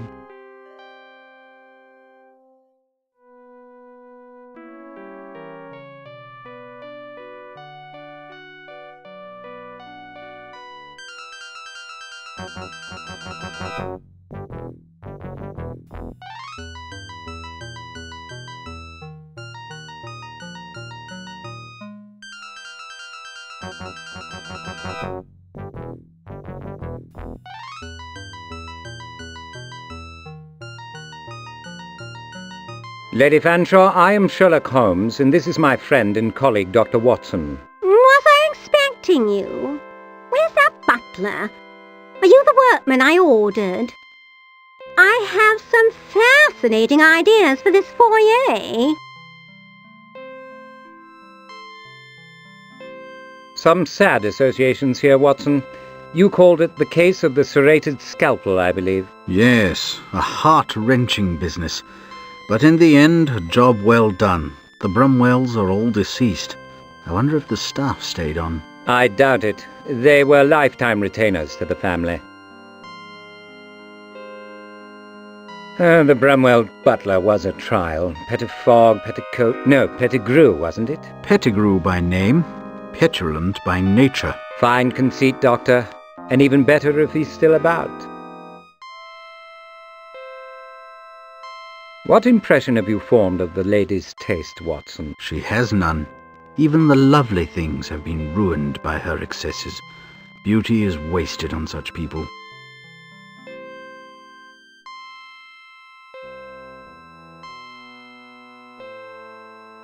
We'd like to speak with Sir Avery, please. Is he available? I'm not his man Friday. I imagine he's roaming somewhere with Hodgkins. Who knows? It's wrong to ask a lady questions she doesn't know the answers to. Ask me something I know. That might be difficult. It's most aggravating. You're certain you haven't come from that charming Sloane Street gallery? I have more brilliant ideas for improving the foyer. If I may ask, why have you painted the architecture and statuary? Marble is so drab, don't you think? No life to it. My advisor says it's traditional. The Romans painted everything. Or was it the Japanese? Oh, it doesn't matter, I suppose. People from a long time ago. May I speak with Pettigrew, please? Pettigrew receives callers on his own time.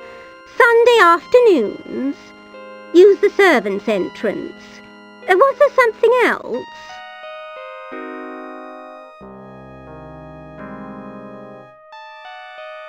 Watson, please give me your sense of Lady Fanshawe. She is what I believe the Americans call dizzy. Well said, whatever it means. It means confused, flighty, and credulous in the extreme. That suggests a line of attack.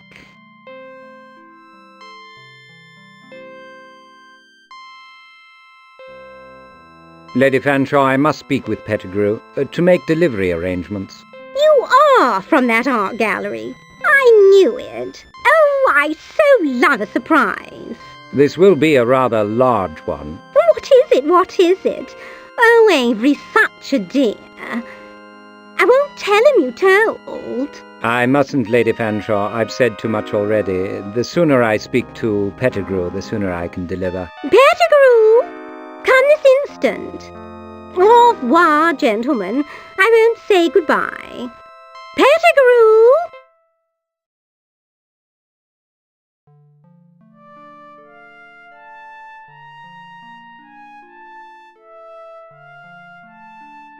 Do you remember us, Pettigrew? Try as I might to forget, Mr. Holmes, I do. Your manners were perhaps lost in the effort. Never mind. Let's avoid a bad start. Is Sir Avery available? No. Lucky man is rarely about when Lady Fanshawe is, and she's always here. Is Lady Fanshawe likely to know Sir Avery's whereabouts? Milady knows very little about anything. In between bouts of redecorating, she entertains the beau monde and makes unreasonable demands on the staff.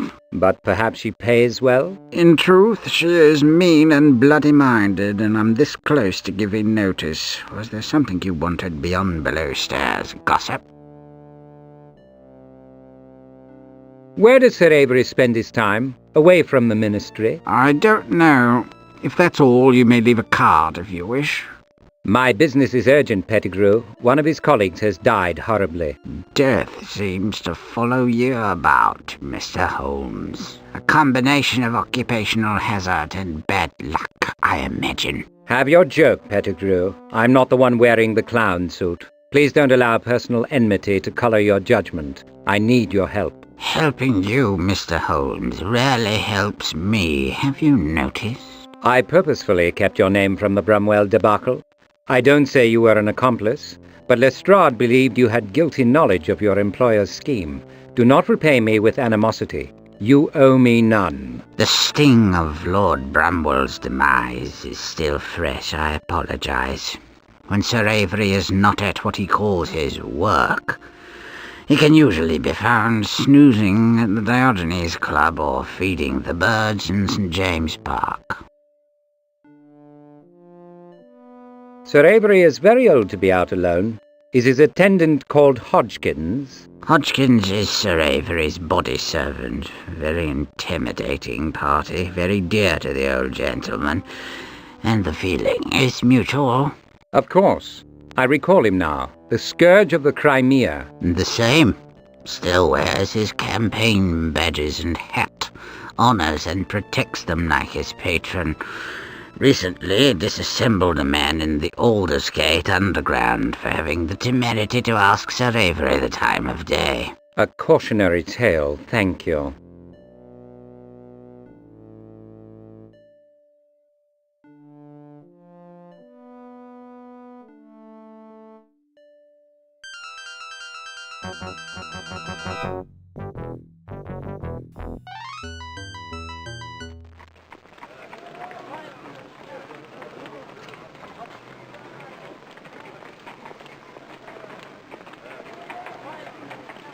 Are the rest of your lads available, Wiggins? They're on holiday at the workhouse. If you got a job, I'm for it. On the usual terms, of course. What are you up to, Wiggins? Perfecting me education. Care to donate to the cause? I've no time for jokes. Then you've no use for me. My life's a joke. A bad one. I'm sorry I was rude, Wiggins. Stay near, won't you? I'm sure I'll need your assistance.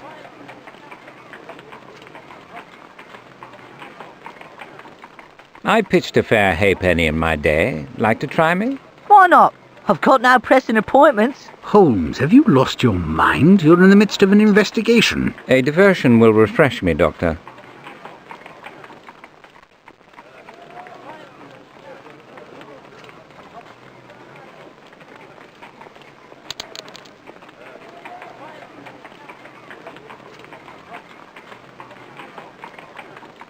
Keep the penny for luck, my boy.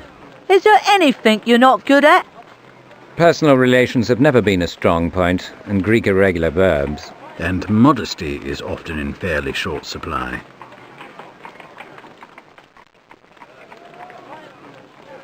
I've a mission for you, boy. Small chance of success, but the game is worth the candle. Nice to be needed, sir. What's the job? Find a man, thick-set, tall, fair, and bearded.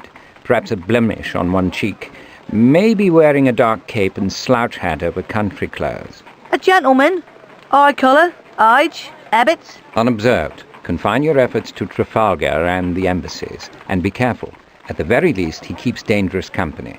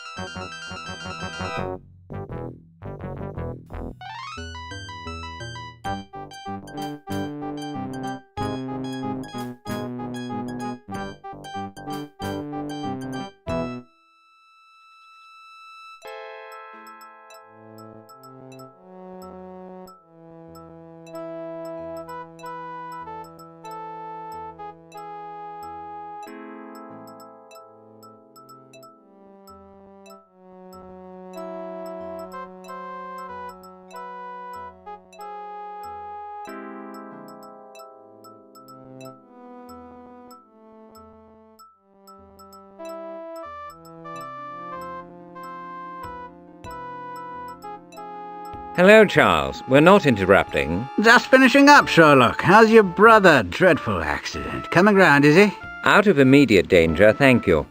You remember my friend and colleague, Dr. Watson? Of course. Hello, Doctor. Make yourselves comfortable in the loosest meaning of the word. I'll be with you in a moment. You've assembled a remarkable group of character portraits.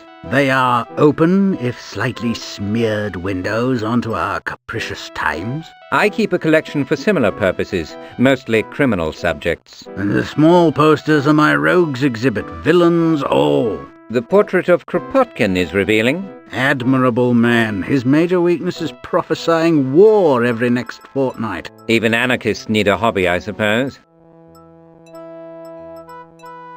This small portrait is distinctive. Who is it? Or more to the point, what is it? Well observed. That was and may well be Louis Baptiste Gautier, the terrorist absconded from the Paris cells without a trace in 1857. Very interesting. An artist has introduced age to the image of the younger man's face, so he might be recognized if he reappeared. Exactly. My artist drew on the old picture and then photographed his work. He's a clever craftsman, your artist. Who is he? Nigel Hemmings, illustrator and portrait artist by training. First rate. No one would buy his painting, so he took up photography.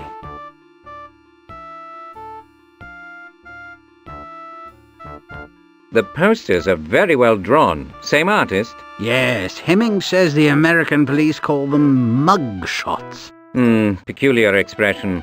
Some of these must be extrapolations from old photos, adding beards and wrinkles and so on. Yes, and others are subjects I've seen and described. With a first-person account, he can age a man, get his expression right, that sort of thing. Scotland Yard could benefit from his skill. You're right, of course, but would they? I heard Lestrade say Bertillon's system of criminal identification was a bunch of foreign nonsense. He takes so badly to new methods. Don't I know it?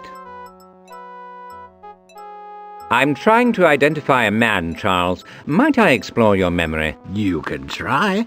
I assume your inquiry is confidential? Acute as ever. The man figures somehow in the murder of a civil servant. Secrets of state are at risk. What does he look like? I've never seen him, but one who did says he's thickly built, fair, with a small discoloration on his bearded face, perhaps a birthmark. He was wearing a dark slouch hat and cape, and he speaks German. Language is not decisive. He could be German, Austrian, Prussian, Hungarian, Polish, even Russian. Anything else? Regrettably, no. The witness' vantage point and the lack of light made expression and gait unremarkable. He couldn't even guess at his age. No one springs to mind, Sherlock. Or rather, 10 men do, but are they in England? Is he a criminal, a secret agent, a diplomat? With so little to differentiate them, I'm useless, I'm afraid. With such meagre details, my hopes were not high. Give me particulars, man, then maybe I can help. Or if not me, someone I know. Do you still have associates whom you trust at the Home Office? Ah, you suspect the involvement of a foreign power, don't you? Yes, I was thinking along those lines myself. Listen, when you discover the man's identity, I can introduce you to someone who might help. Thank you, Charles. A pleasure to see you, Sherlock. You're always onto something intriguing. Might I have young Hemming's address? He's a staff photographer for the Standard. I would prefer a less public audience. Oh, yes, of course.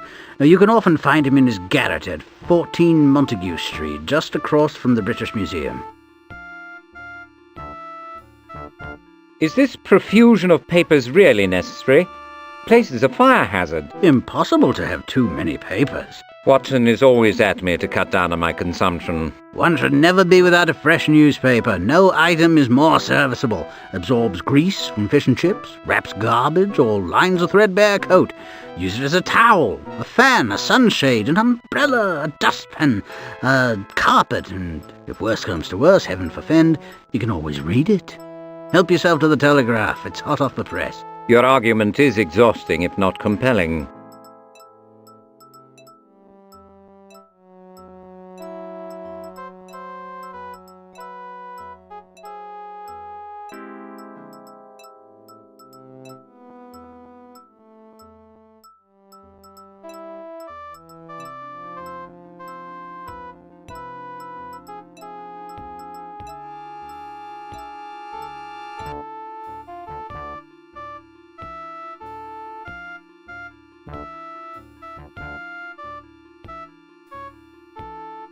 Have you had more thoughts about my subject, Charles? I rather expected a mugshot for reference. By the way, are you certain he wears a beard? According to my source.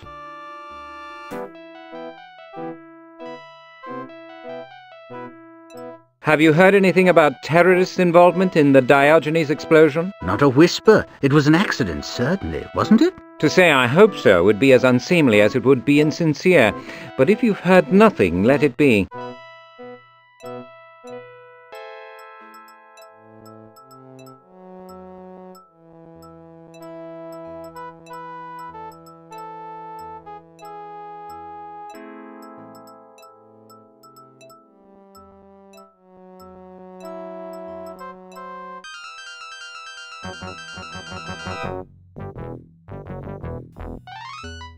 Pleased to meet you, Mr. Holmes. I've heard of you.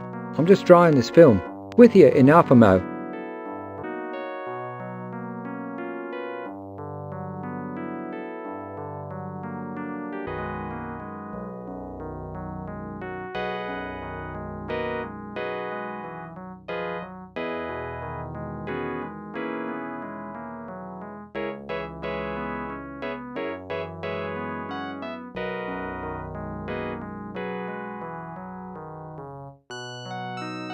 I saw your work at Friedman's. It's exceptional. Would you make a mugshot of someone for me? Simple as pie. Let's start with a facial shape. Round, oblong, heart-shaped. You get the idea. I've actually never seen the subject, just heard him described. Not enough, Mr. Holmes. Without a witness, I can't do better than a caricature. You can't keep me to rights, you see. Tell me the nose is too wide and such like. I'm sorry. You've a rare talent, Mr. Hemmings. Why not earn your living as a painter? My art's called unsuitable on Bond Street, Mr. Holmes. People don't want to look at what I paint, let alone pay for it. So you've settled on photographs? I'm resigned to it. My photos of accidents and domestic disasters pay the rent. They give me the time for my work. Might we get to work, Mr. Hemmings? Do you bring my eyes, Mr. Holmes? Otherwise we're just fooling ourselves.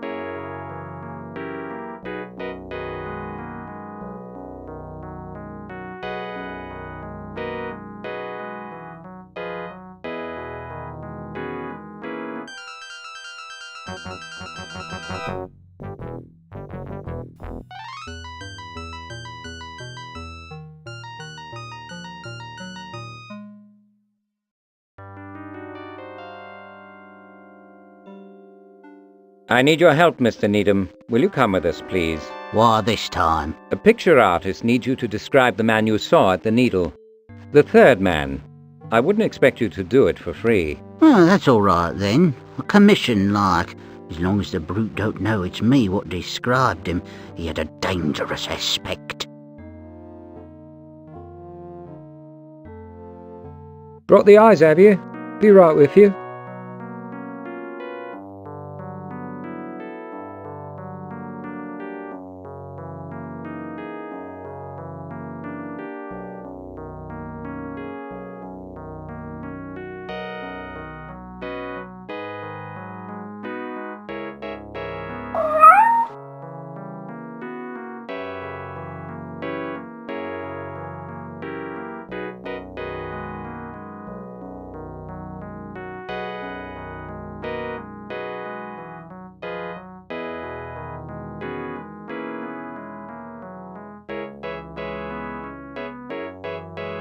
This is Mr. Needham.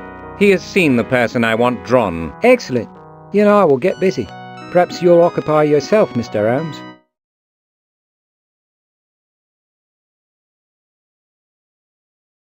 Does the work of a professional photographer appeal to you, Needham? What would I have to do, Mr. Holmes? They'd pay you to look at certain things and take pictures with a camera. Most of what I see I'd rather forget. Would they pay me to forget? Not for what you've seen, sir. Unfortunately, no one would pay for that. Needham, please describe the gentleman you saw in profile at the embankment. The third man. I can't add nothing to what I already told you, Mr. Holmes. A tall man with an unkempt beard and a stain of some sort on his left cheek, correct? That's him. Perhaps you could give us a moment alone, Mr. Holmes? We'll put something together. Oh, sorry. Of course. I'll look about, shall I?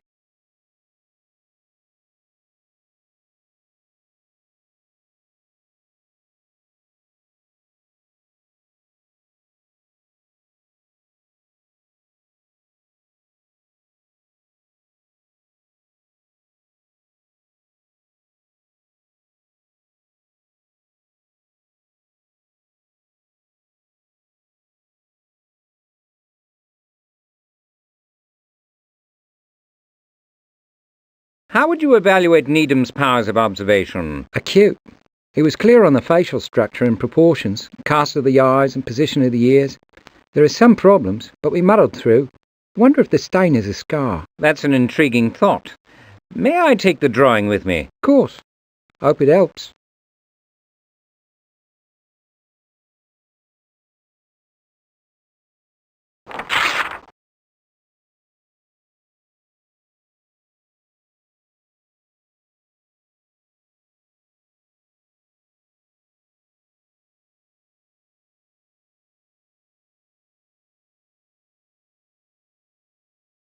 I believe you did quite well, Mr. Needham. Mr. Hemming says so.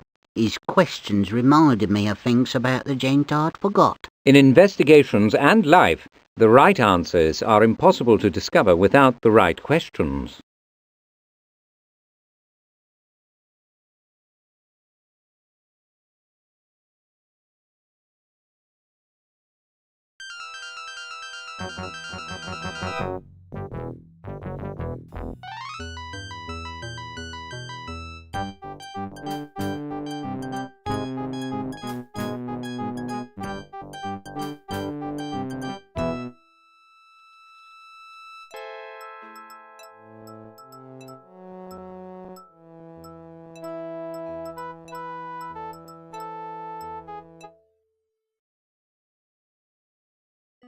Ah, yes, he was among my candidates. The beard is new, probably false. He has dark hair. You're moving in consequential circles, Sherlock. Colonel Erich Merlendorf, alias Wachthund, the guard dog. He's Prussian, of course. The facial stain is a distinctively horrible dueling scar. Only a fraction of it shows here. It's huge, and he wears it like an angry mask. Who is he? Principal agent and factotum of the German Imperial Chancellor, Otto von Bismarck, fiercely loyal to his employer's interests and protective of his reputation, a very cold customer. What's he doing in London, I wonder? No good, I assure you. Is he an official agent of Imperial Germany? Not exactly. But I've invited an old friend to join us who can address that issue. Given your previous remarks and our shared suspicions, I thought he might be helpful. Is that a problem? No, I'm grateful. Your discretion and judgment in such matters is unquestioned. Carter, would you come in, please? Sherlock Holmes, Dr. Watson, Fairfax Carter, Home Office Attaché.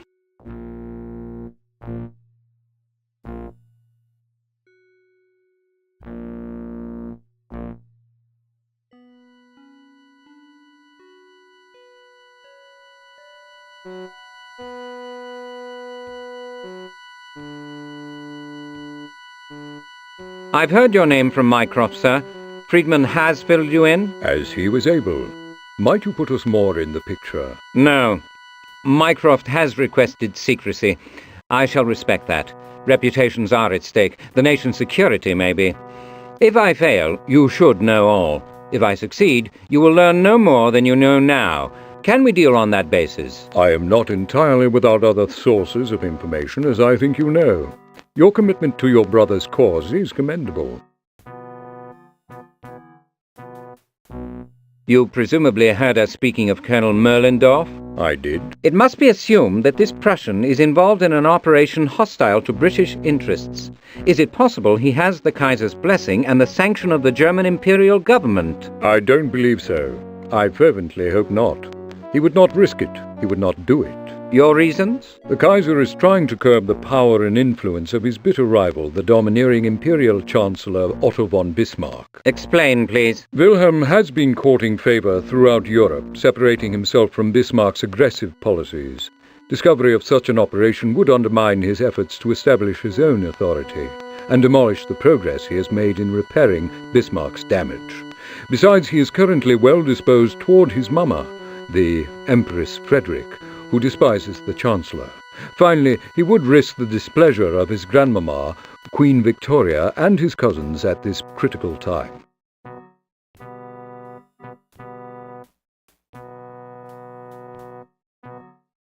If it's not an official operation, what might the Prussians' motives be? I cannot say with assurance, but I would hazard that whatever he is doing here is intended to enhance the Chancellor's position with the German military and re-establish his dominance over the Emperor. I see. Merlendorf is Bismarck's creature, not the Kaiser's. Exactly. Can you help me gain access to the Kaiser? I know he's in London. I could arrange an interview. The Kaiser, as it happens, is familiar with your name and reputation, but this would be strictly a personal affair. The government must not be suspected of having any official involvement in your inquiry. That's understood. You'll inform us of a time and place? I'll send a message to your lodgings. What kind of man is the Kaiser? Not brilliant, but he's keen and energetic. Has the regrettable habit of speaking of himself in the third person. Convinced that he belongs to a distinct order of mankind, designated for monarchy by the grace of God. And Bismarck wants to put his thumb in the eye of that belief? Correct. As a boy, he imitated Bismarck as an act of parental defiance. Now he's alarmed the Chancellor by imitating Frederick the Great. In the end, we believe him fundamentally wiser and more progressive than Bismarck. They'll certainly come to blows, and given your inquiry, may have done already.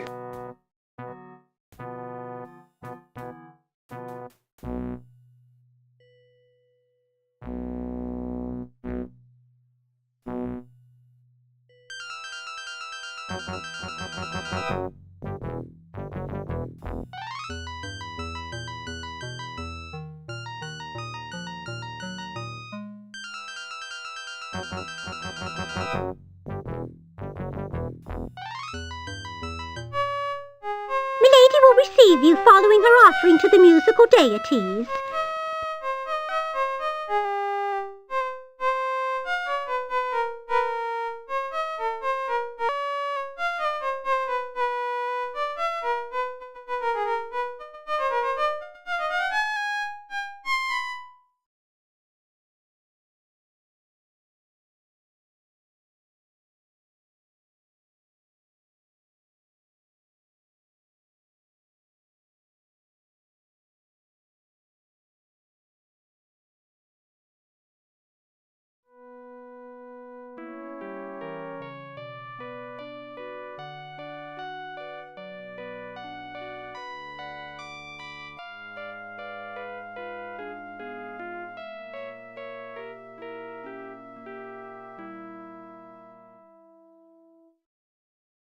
I believe you've exhausted your admiration for that portrait, Mr. Holmes.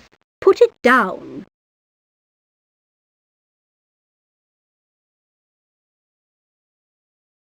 We have interrupted your practice session, Lady Lockridge. My apologies. I will not satisfy your vanity, Mr. Holmes, by asking how you knew what I was doing. What do you want? Civility would be welcome. I had hoped your uninvited visit would be a pleasant interruption for my battle with Mozart. Alter your tone and my girl will show you the door. Felicitations are in order, I believe. You are affianced to Lord Lawton? He has that honour. Your visit concerns him. I'm investigating a sensitive matter which came before his ministry committee. Lawton was unable to assist me. I thought you might be able to help. An official investigation? Has he done something improper or dishonourable? Lord Lawton is not the object of my investigation. I currently have no allegations to bring. His reputation cannot stand a single sniff of scandal. I won't hear the hint of one in my home. If you have no accusations, the subject of Lord Lawton is closed. Who was the lucky photographer, Lady Lockridge? He did a beautiful job. You think so, do you? Well, if I ever see him again, perhaps I'll convey your sentiments. Given his clientele, I'm sure he couldn't care less for the good opinion of a man like you. Might I say your decorator was inspired, Lady Lockridge? Did he take guidance from you? Followed my instructions to the letter. As it happens, I have impeccable taste. I could have been a designer if it weren't below my station.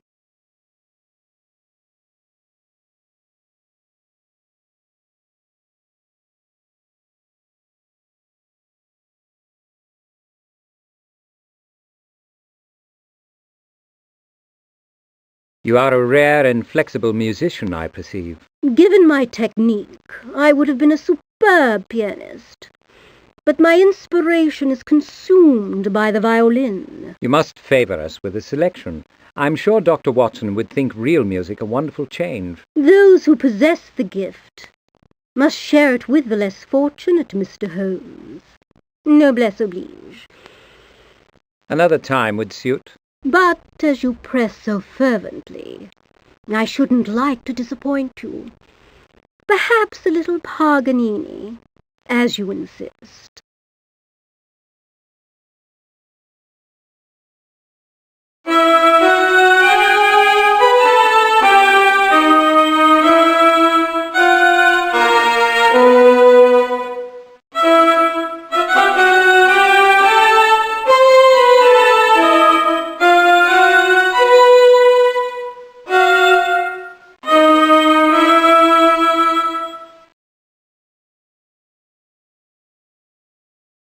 I can't think what's wrong with this instrument. It doesn't seem to care for Paganini. You must excuse me. I have to return to my etude. A lovely photograph of you and Lord Lawton, if I may say so. You may, though it doesn't really show me to advantage. It marks the agreement to ally our houses. Lawton's very pleased with his.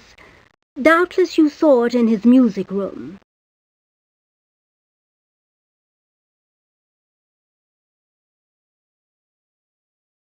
Perhaps it would help if I played Lord Lawton's part. It might. You couldn't play worse than he.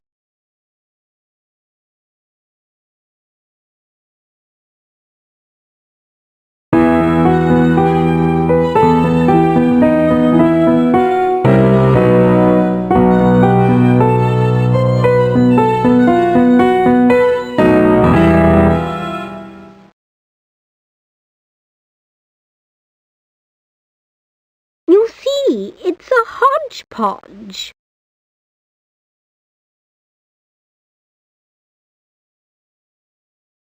My hat, Lady Lockridge. You've set yourself two very difficult pieces. All will be well with time and practice. I doubt it, Mr. Holmes. Far from well. My artistic soul has been vexed and discommoded. I am displeased. The Mozart is merely challenging, but the Etude is a heartache. Either Paganini was a fool, or he has been erroneously transcribed. There are simply too many notes.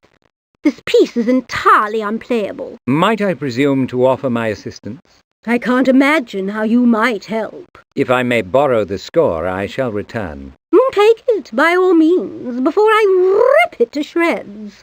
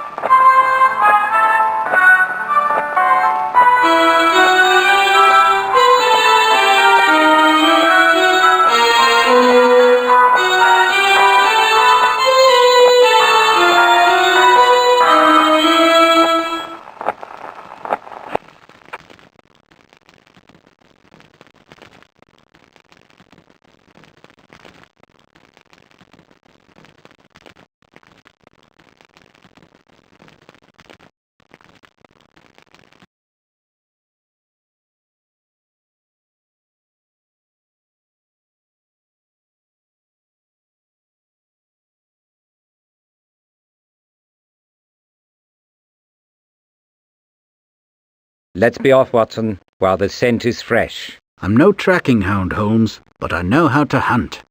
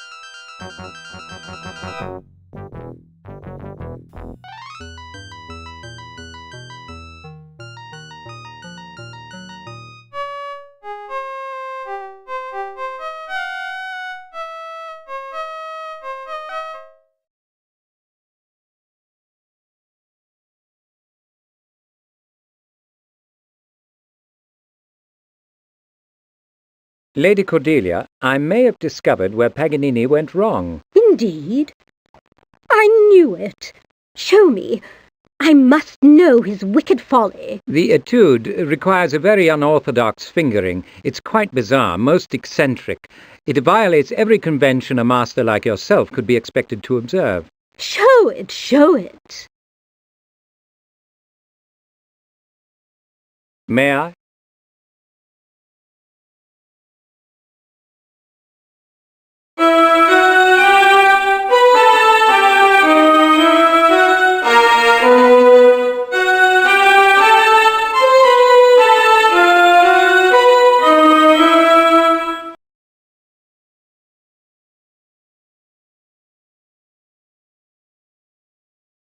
The transcriptor is a torturer and an idiot. I told Lawton at least a dozen times it had to be wrong. I'd like to wring his neck. Thank you, Mr. Holmes, for pointing out the error of his ways. Might you now tell me, my lady, why Lord Lawton has been reluctant to speak with me? Caution, Mr. Holmes. Simple prudence. Lord Lawton is on a very short tether. The peccadilloes, financial encumbrances and legal obligations of his past meet me everywhere in town. He must avoid untoward entanglements of any sort or imperil his marriage prospects. He may regard you as a threat to his expectations. But I bear him no ill will. I intend him no harm. I dare say. But the road to oblivion is paved with good intentions. You are trouble incarnate, Mr. Holmes. Troubles employ you. They nurture you. And I'll wager you almost always leave trouble in your wake. Now, I must practice. You can see yourselves out.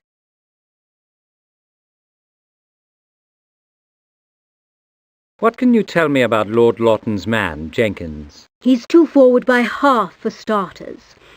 Lord Lawton allows him to play billiards, for heaven's sake. A prescription for encouraging a servant to get above himself. Perhaps they enjoy the competition. Nonsense. It's an unhealthy passion. I've told Jenkins that his behaviour is unseemly. He continues to spite me. When we combine households, he'll be looking for work, sans references.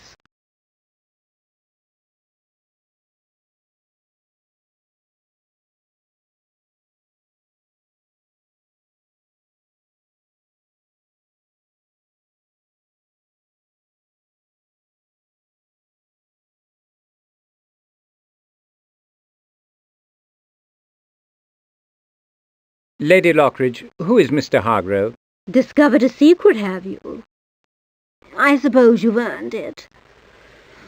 Edward Hargrove, Mount Street, is the demi-monde's current darling. Dubious clientele. Persistent, disagreeable rumours. But Lawton insisted. And he did a good job. Still, a woman of my standing and position can't afford to be associated with such a person. He's not unimpeachably respectable.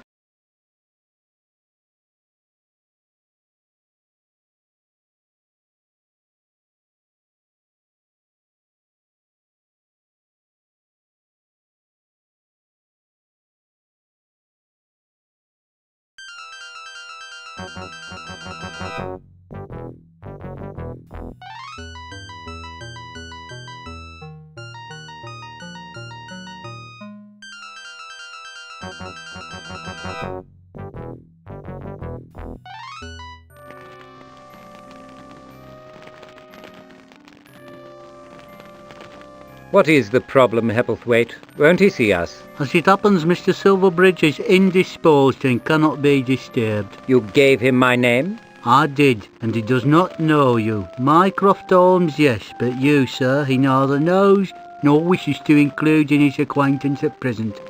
May I show you to the door? I can be reached at 221B Baker Street. Please tell him that I am available at his earliest convenience.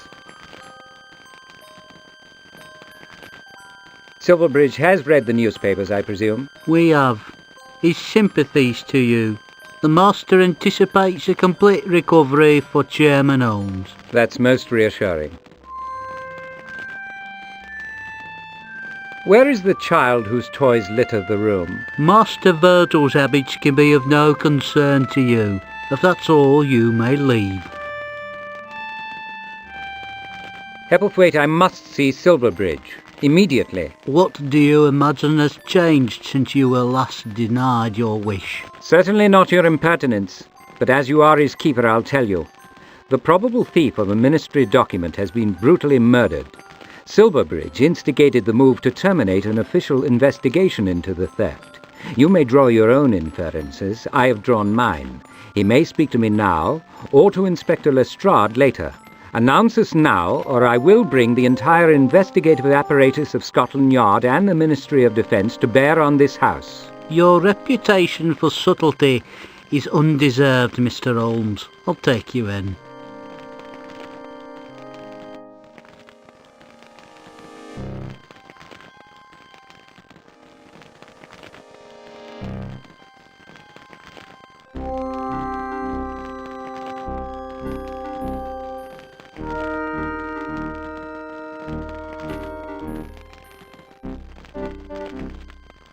Hepplethwaite, what's going on? Is he very ill? He'll come round. Be patient for a moment. The potion usually works unless he's been abusing it. Does this happen frequently? He's been frail since his wife's death. Occasionally physical consequences manifest themselves. Holmes? Did you say Holmes? Yes, sir. Mr. Sherlock Holmes, I believe.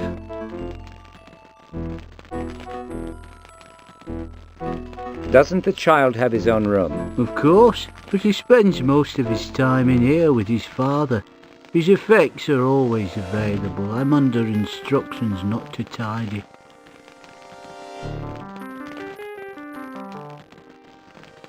You do not look well, Mr. Silverbridge. Forgive my not rising. Unsteady on my pegs of late. My news will not improve your condition.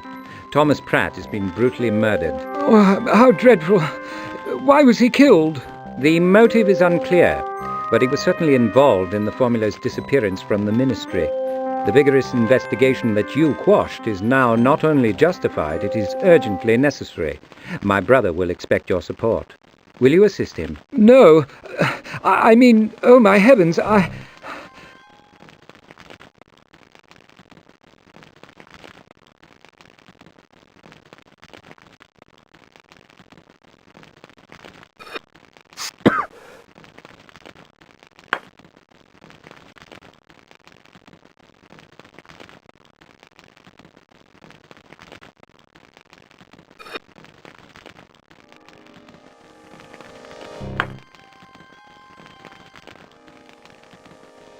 Oh, yes, thank you, I think.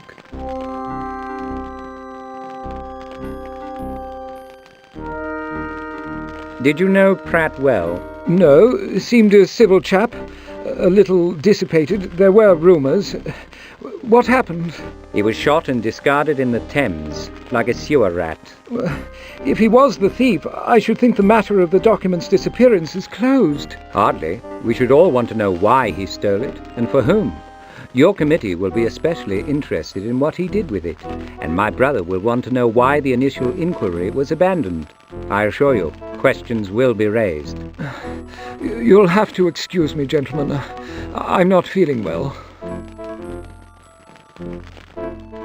Why did you move to terminate the investigation into the theft? In the end, it was unanimous, excepting Mycroft. The document was deemed insignificant, all things considered. Flapdoodle. Others may have calculated the political consequences should the disappearance be exposed, but not you, I think. Was your vote coerced? What an asinine question, of course not. I'm my own man on all issues. What I see around me refutes that contention. My domestic arrangements are no concern of yours. Wrong, Mr. Silverbridge. Whatever motivates you concerns me. I believe you were coerced, and I will ferret out the truth, the consequences be damned. That's your son's portrait, isn't it? Handsome lad. Where is he now? Virgil is at school, at Marylebone in Windsor. He's a day pupil. He looks a clever boy. Must take after his mother. I believe I'll call on him. Mr. Holmes, please don't, I beg you. Stop. You don't know what you're doing. I must not assist. Please.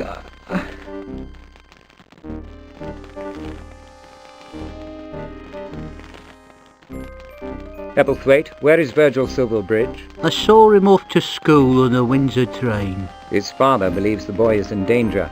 You suspect the same, or you're dimmer than I think. The master's worried sick, Mr. Holmes, as you've seen, and he's frightening me. He's eaten nothing. The fainting is worse than when his missus passed away. It must have to do with Virgil. Nothing else would undo him. What's happened? What's different? When did he change? He brought home a letter yesterday on pink paper. I saw it when I lighted the fire. He did not confide its contents to me, but he has been closeted away since then. Hasn't left the room. It falls apart in private. His jacket has no pockets, and there is no paper on his desk. Do you know where the letter is now? I never saw it out of his hand. He may have burned it. I don't believe Silverbridge destroyed it, but given his condition, I don't think he will voluntarily admit it exists, let alone divulge its contents. We must have that letter, Watson.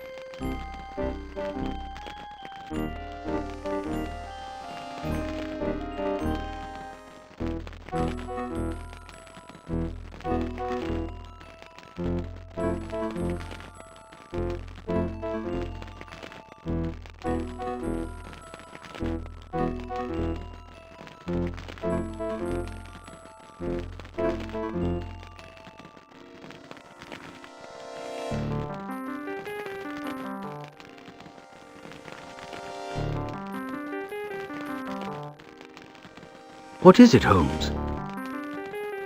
It's an opening move, Watson. PQ4, PQB4, NQB3, PK4. It's a variation on the famous Queen's Gambit. Probably saw his father make the move. But why write it down?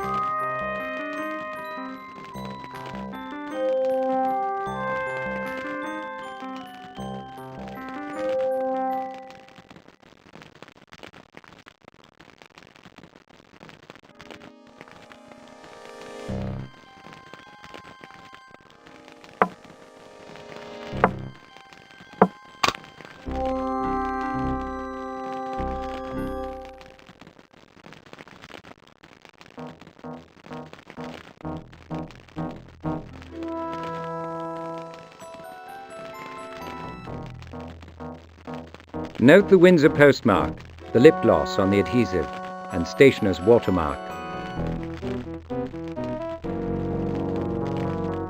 If your committee's investigation continues or the police learn of this note, Virgil's temporary absence will become permanent. Compliance will ensure his safe return in a few days' time.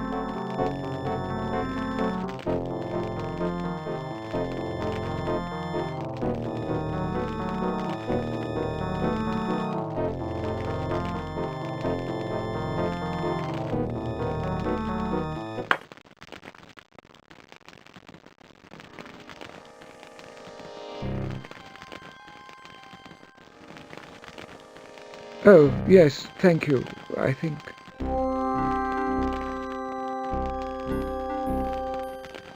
The note is genuine, isn't it? He is missing. Yes. When the headmaster reported Virgil's absence, I had already received the note. I said the boy was ill. Kidnapping is an atrocious crime, and extortion is as bad.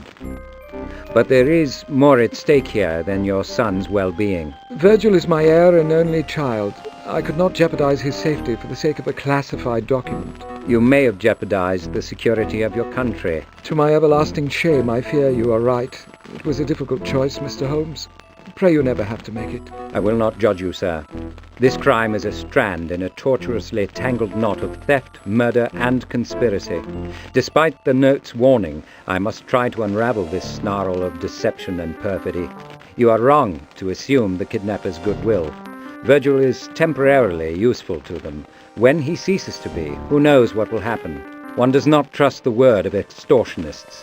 He must be urgently found. My hopes and Virgil's too rest with you, Mr. Holmes. Can you spare a picture of the boy? Of course. He's bigger now, and his hair has lost most of its lovely red. And what about something that is particularly his? Take anything. Is there any more you can tell us, Mr. Silverbridge? I'm afraid not. I've expended all my energy trying and failing to justify my culpable silence. I may have harmed my country and done nothing for my boy. Lose that thought, sir. Conserve your strength for the struggle to come.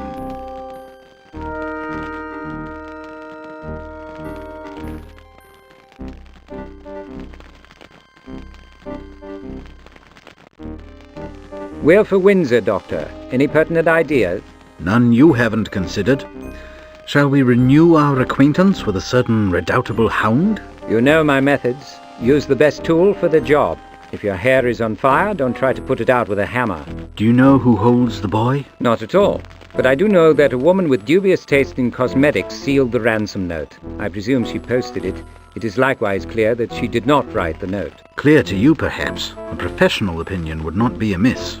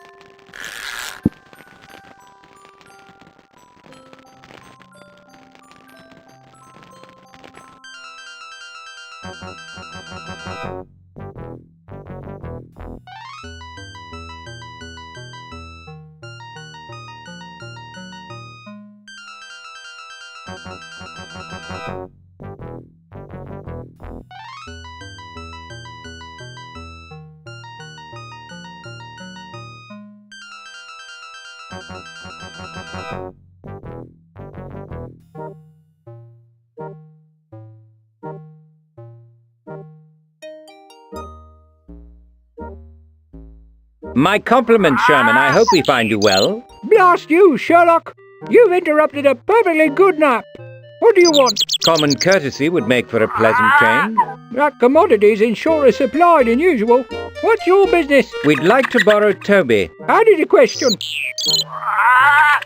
Must we guess the reason for your foul humour? And you've the brass to call yourself a detective? Your rheumatism is acting up, I see, and you've been sleeping poorly. True.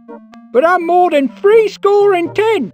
Common ailments at my age. Then, of course, your canine companion is not on the premises.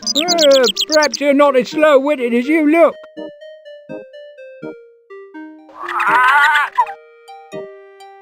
Would you like a fresh cuppa, Sherman? Do you think Toby can be had for a cup of tea? The scheme's unworthy of you, lad. I won't insult your intelligence, Sherman. Don't insult mine. If you're beyond recognizing a civil gesture, we can leave. If I impute a polluted motive to your actions, Sherlock, I'm sorry. Apology accepted, old friend. Recall that I said if. We have need of your treasure's skill. Everybody wants Toby. I wonder I'm still in business. Well, you can't have him. He's abandoned me, fickle beast. Dallying out west with his lady friend, I'll wager. A slinky Afghan. The dot has to run us St. James Park. You haven't hidden him or let him out to others, have you? You know I'd lend him if I could. What have I denied you? Sherman, have you ever considered ventilating these premises? Nothing worse for man or beast than a chill wind. Besides, the scent of the neighbourhood is not what you might call savoury.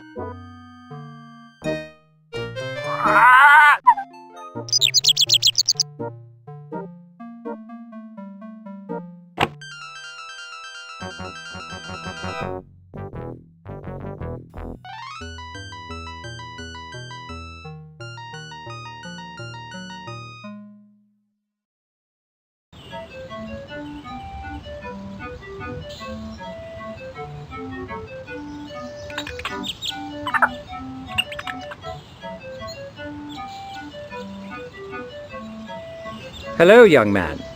May I pet your dog? You probably shouldn't. He's not vicious, but he doesn't seem to like it. Petting, that is. I think I recognize your dog. His name is Toby. No, my dog's name is Rex. He stays right by me. I'm sure he likes you very well, but he belongs to an old man who misses him. Then he shouldn't let Rex run untended. Finders keepers. I'll take better care of him. He's my friend. I'm keeping him, no matter what Aunt Agatha says.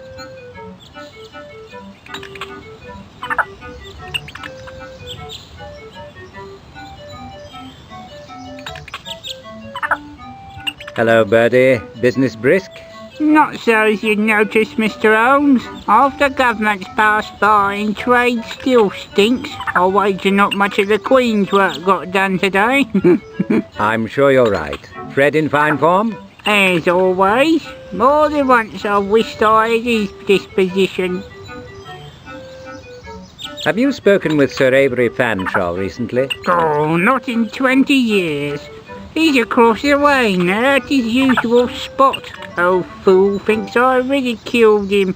I told him his mixture was too rich for songbirds. Took it as a personal affront.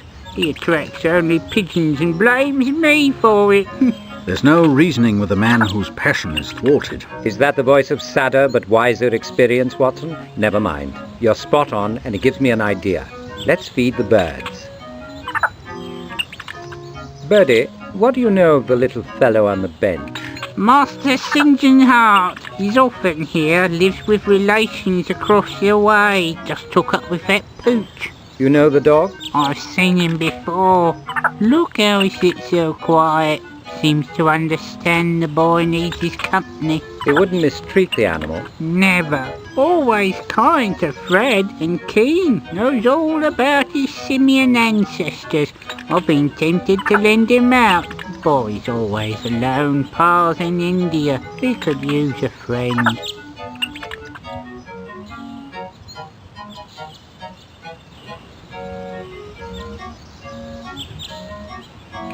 Listen, lad, I need to borrow Toby. May I do that? I couldn't give up Rex. But I need him to find another boy who's lost. He might be in great danger. Well, I'm sorry for him, but Rex is my friend. Perhaps we could arrange for a reward, a finder's fee. Would you like that? I don't want money. I want a friend.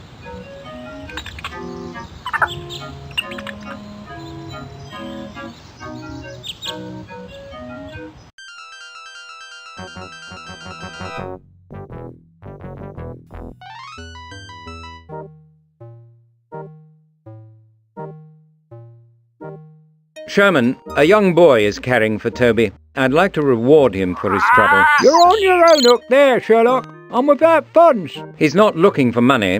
Another pet might serve. Might I purchase one for him? A business transaction? That's novel. No, it would be like selling one of my children. I might give one away, but not badger. The stoat, then? Or your Indian companion? Ah, the mongoose. Yes, I would part with him. If I could find him. The little brute has disappeared again. He's a clever beast, like all of his species.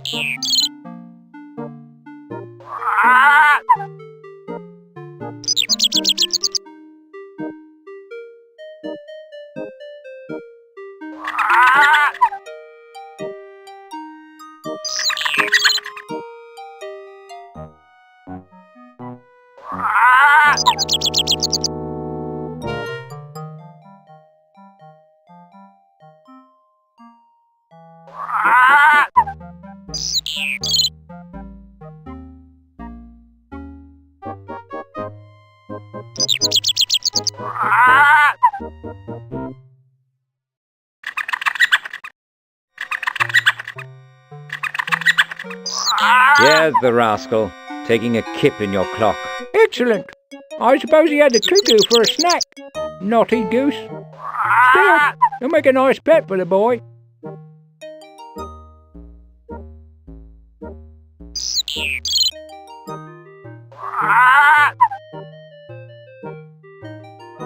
The lost has been found, Sherman. Might I make the transaction and use Toby? You have a mission, I suppose. And something for him to follow. Absolutely. He should be invaluable. Well, put him on a scent. And mind, you'll bring him back in good condition.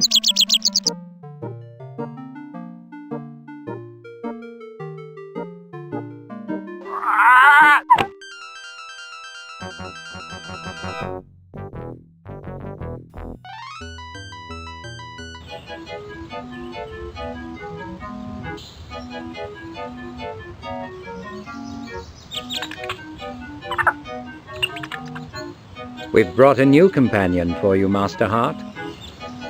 What is it?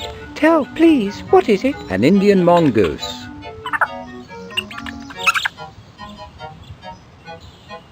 Lovely. He'll be easy to hide in my room. Treat him well, won't you? I will. I promise. I can keep him? Of course. May we take Toby, Rex? If you can get him to go with you. I hope he finds what you're looking for. Bye, Rex.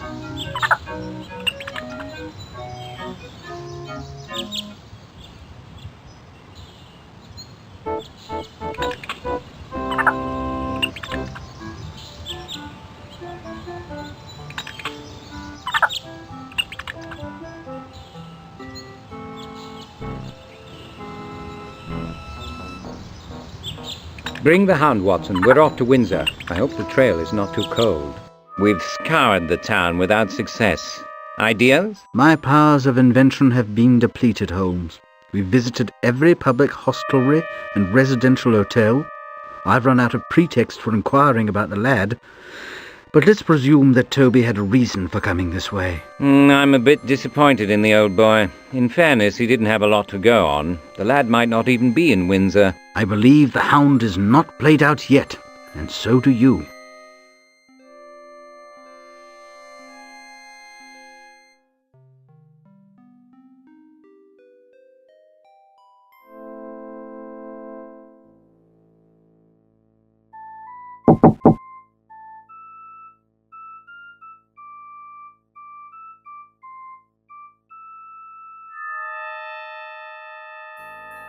I apologize for interrupting your labor. Might I have a moment? If you're quick about it.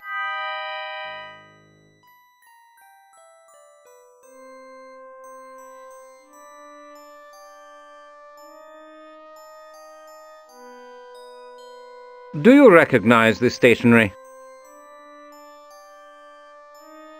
Of course. That paper's pink or sky blue. It's very popular. It's highly affordable, and the scent is refined, and the castle watermark gives it a certain cachet. Then you couldn't say who might have purchased it? Not a chance. We sell several boxes each week. I know it's unusual, but could I ask you to smell the letter? The scent has been adulterated. I should say overwhelmed by some very common toilet water. Does the smell recall any particular customer to mind? No. That smellsom's been running for my handkerchief. Good day.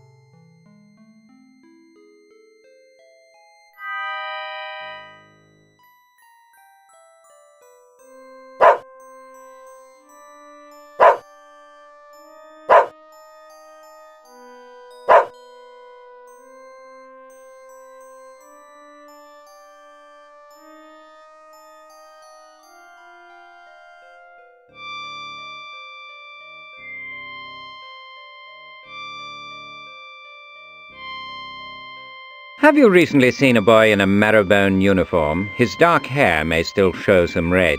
Me brothers are redheads, but they never went to school. I rather meant a customer. He was probably accompanied by a woman. No, sir, I've seen no such couple. Have you sold any peppermints recently? Funny you should ask. A lady bought £2 worth just today.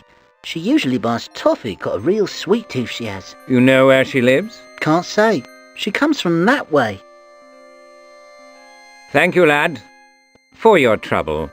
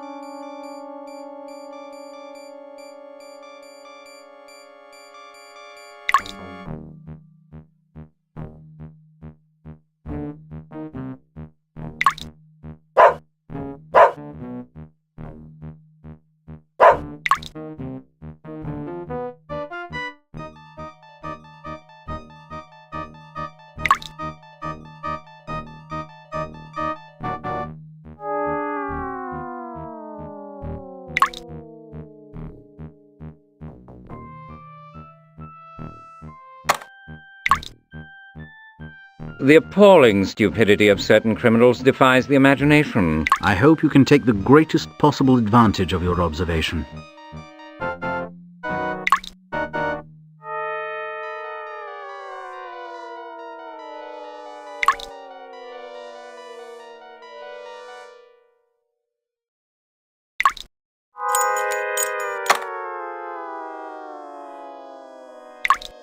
Like lucky house burglars, we must be thankful for fools who conceal their keys in imprudent locations.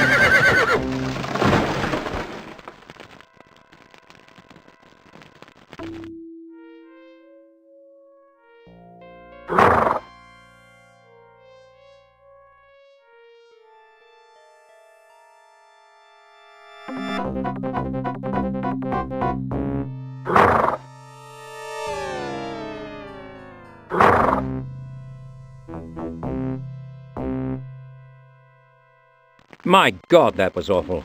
How's the boy? Can he travel? Calm yourself, Holmes. He'll be fine. What happened? It was Red Millie, Watson. Struck dead by a beer wagon. I haven't heard her name for years.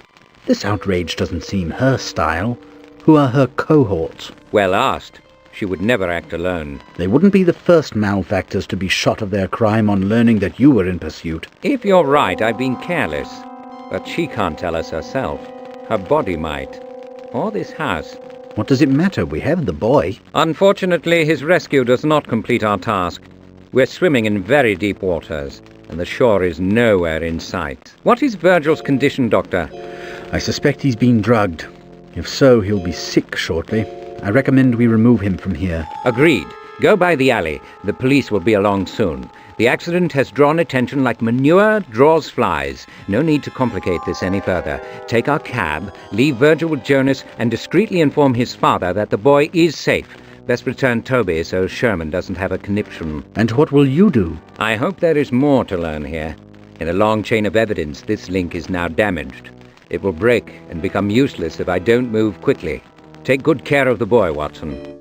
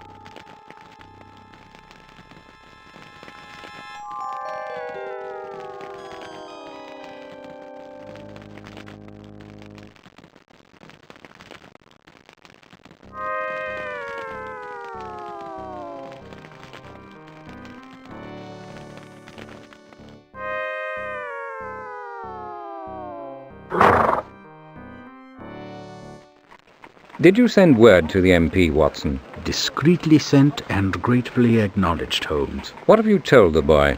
I promised him tea, and I said we would see him home. And so we will, but not now. For the moment, he'll have to fit in here.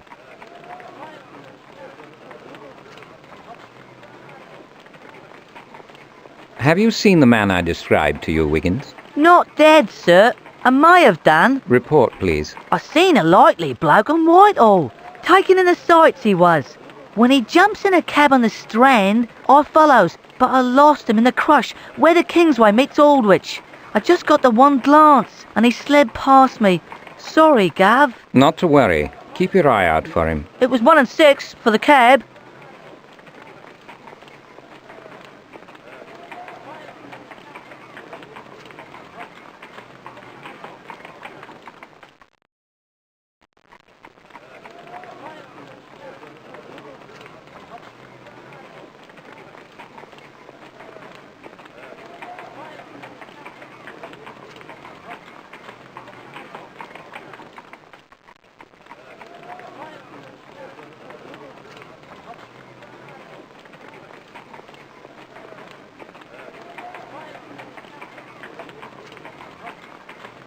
Wiggins, I want you to exercise your powers of observation. At the usual rate? Of course.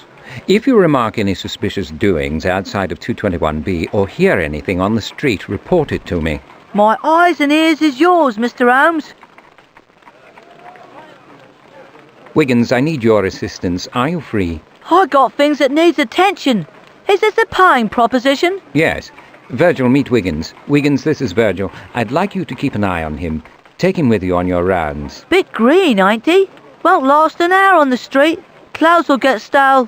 Or worse. Perhaps I should take the boy home, or at least upstairs. No, Doctor. His home may be watched, and our rooms are unsuitable for an unsupervised lad. Wiggins, take Virgil to Stitch Rumsey's on Jermyn Street. Tell him what Virgil needs by way of suitable clothing. I'll settle with him later. Right, Gav. If you've got the tin, I've got the time. Let's go, boy.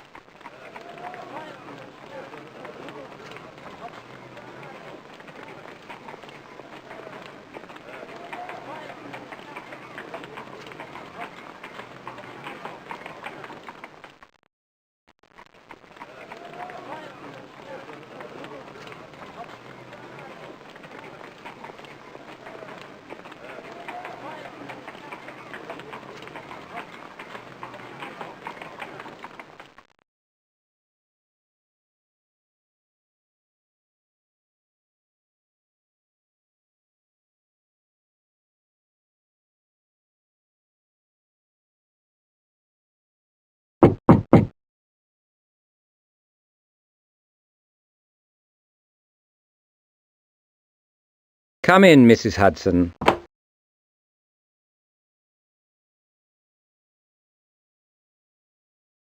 Preparations are complete for your reception at apartments at Kensington. You're expected dispose of this note, F.C. A bit melodramatic, but I'm sure you may accommodate him. I understand his reluctance to make this an official matter. Reluctance would be an understatement, I think.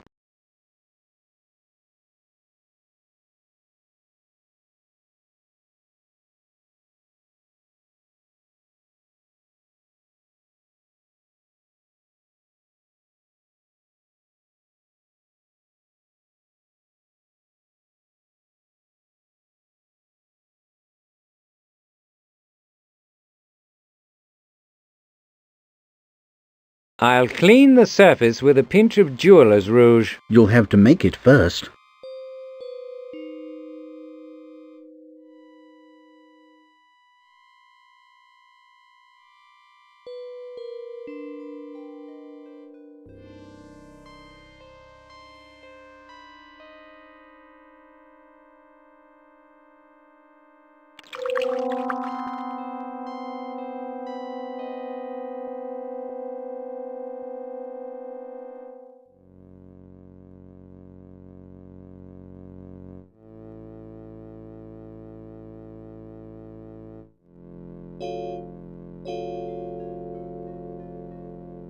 The jeweller's mark should be legible. There it is. I recognize it. Burlington Jewellers in the Arcade. Smarmy sort of place. Perhaps we should make ourselves unwelcome there. I don't see why not.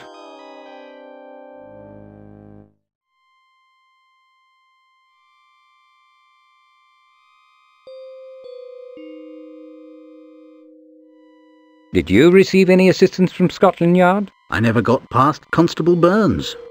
Obstructive moron. My brother is nearly killed in a vicious assault, and you can't even get into Lestrade. Don't let anger dim your wit.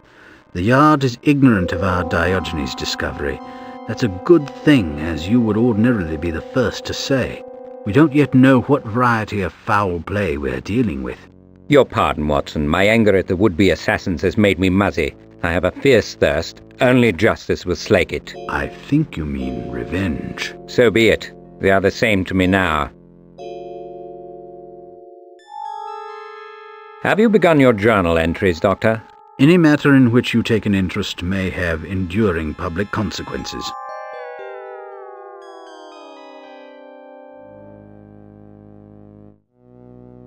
This matter is highly confidential, Watson. Are you continuing your journal entries? Posterity deserves a record of our inquiry, Holmes, even if the current generation must be ignorant of it. This matter is highly confidential, Watson. Are you continuing your journal entries? Posterity deserves a record of our inquiry. Your investigative efforts expose several productive leads, Watson. But no obvious starting point for our inquiry. They say a good beginning ensures a good outcome. We are not so credulous to think so. There is more here than a common attempted murder. So I surmised. The matter will not admit of a simple resolution, but I will not rest until the wretch responsible for this outrage against my brother is punished.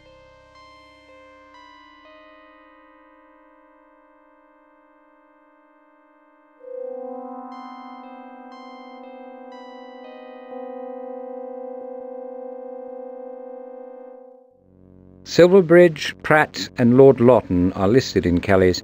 We'll have to find the others by more inventive means. Did Mycroft hold specific suspicions of any one of the seven, do you suppose? Hard to say, but conspiracy implies multiple suspects.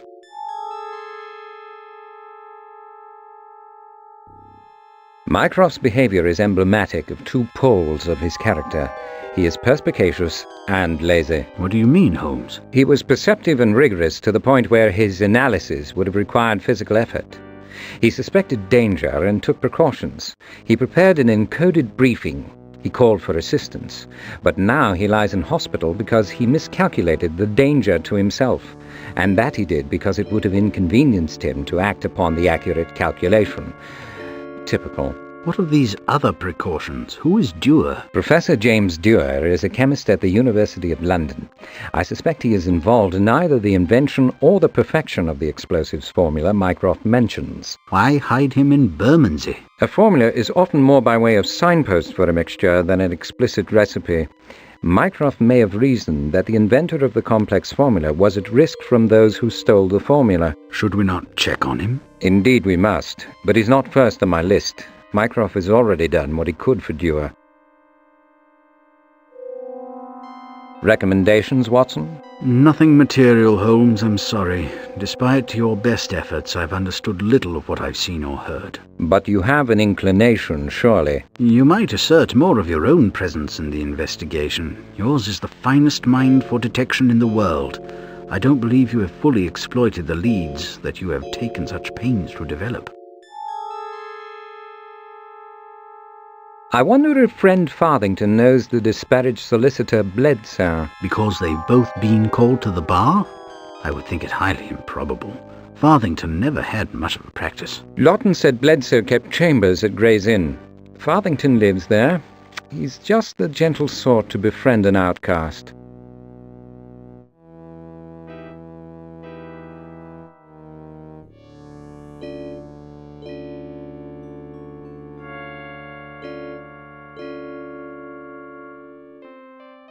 Come along, Watson. The game's afoot. Quite so, Holmes.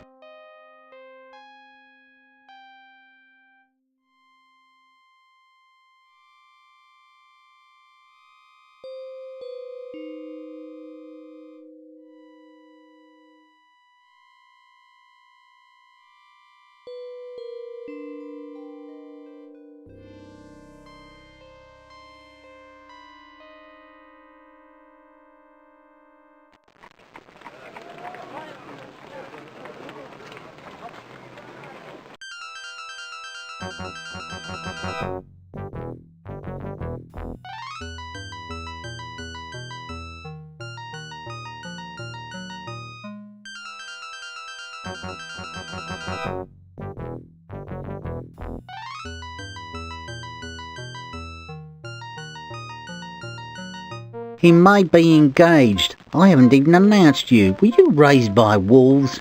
I can't approve impositions on Mr. Farthington's time. He does little enough real work as it is. People without appointments are so aggravating. Good day, gentlemen. What a pleasant surprise. Help yourself to a sherry while I finish this brief. I won't be long.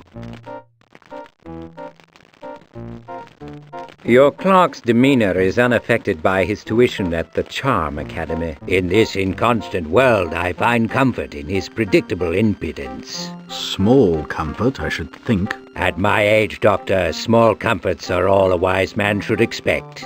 Speaking of which, I'm sorry for your brother's accident, Holmes. I've heard he will recover. You won't mind if I work while we talk. What may I do for you?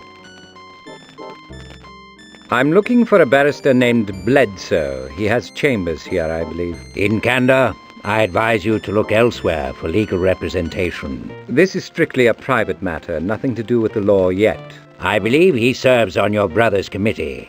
Surely that would be a more suitable forum for cross-examination. It would not, as it happens. Do you know where he is? I couldn't say. You would not compel me to violate a confidence as the price for telling me his whereabouts? If the substance of your colloquy is confidential, Holmes, so is his location. In fairness, I can do no less. He's a friend of sorts. You must give up something to receive.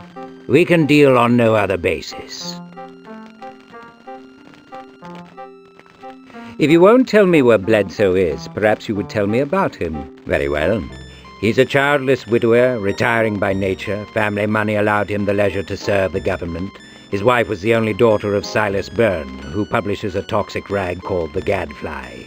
He never liked Bledsoe. Since his wife's untimely death, Bledsoe has been repeatedly pilloried in its pages as a venal hack and toadying nincompoop. I've read those articles. Should have recollected the name. Are the allegations unjustified? Completely unfounded. Admittedly, he's a man of modest endowments, but he's tireless and honest, with no ambition beyond service to the Queen, and of course, staying out of harm's way. He is not an adventurer who would betray his country? Never. Though it's not strictly a question of patriotism. Regrettably, most men's loyalty is not proof against the right inducement. But Bledsoe so despises excitement of any kind, he would perish from anxiety simply contemplating such an act. Must I rummage through the bowels of the Inns of Court looking for the man? You might find his chambers, but you would not find him. Never there. Hasn't had a brief in years. He's not a man altogether comfortable with human contact. I assume that Bledsoe is more than a casual acquaintance, Farthington? I know your methods, Holmes. You never assume when proof is available.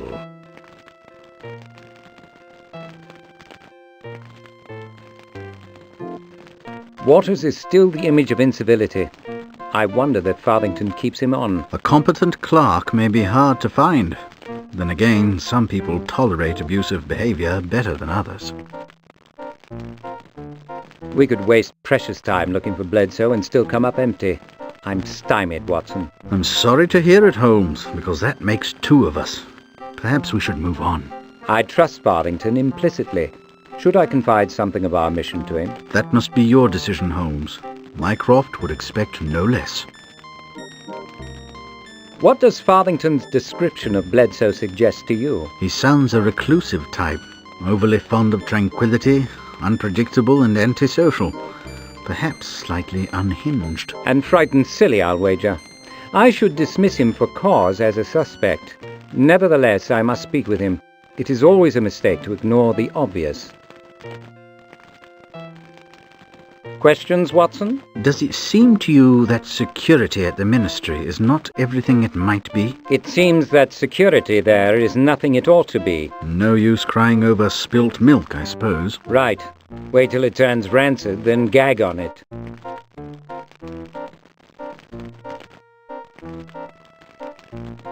Will you settle for the reason I wish to speak with him and trust me for the details? Of course. A document went missing from the Ministry of Defence, and Bledsoe is among the last persons known to have seen it. He subsequently moved to terminate the inquiry into its disappearance. The probable thief has now been found, dead, executed. You see my problem. As he openly signed out the document and returned it, and was not alone in his opposition to the inquiry, I don't think I can help you, Holmes. You are on a sort of unofficial fishing expedition, and Bledsoe is an excitable character of nervous disposition. I truly don't know where he is at the moment.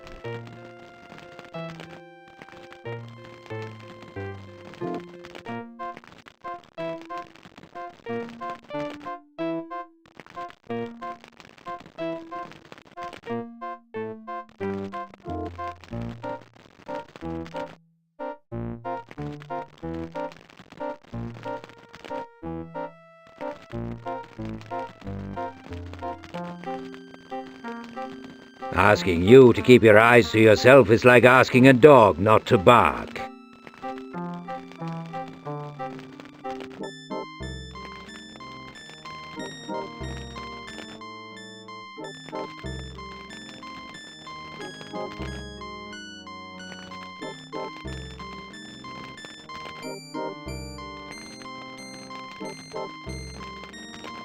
I beg you to arrange a meeting with Bledsoe, Farthington. What makes you think I can do that? Because I have told you nearly nothing that you have not already heard from his own mouth. What neither of you may know is that my brother's injuries resulted from an attempt on his life by those responsible for stealing the document. You are a man of probity, Holmes, but you are an aggressive investigator. Can I secure your pledge that you will neither badger nor harass Bledsoe? I promise. Please, Farthington, the security of the nation may be at risk. No need to up the ante, Holmes. I take this as serious. If I can arrange a meeting, I'll send a wire to your digs. Still on Baker Street, are you? Naturally, at 221B. Fine. If my office holds no more interest for you, please see yourselves out.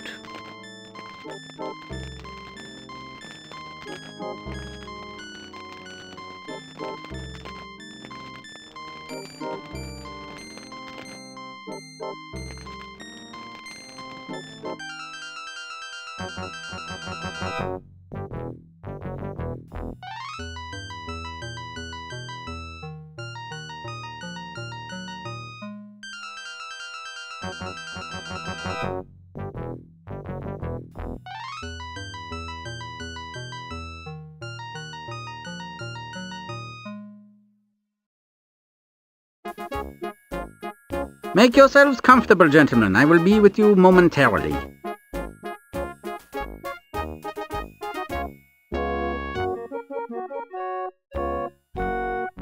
The Kaiser has a diverse collection of reading materials. You expected von Clausewitz, the Brothers Grimm, and Grillparzer?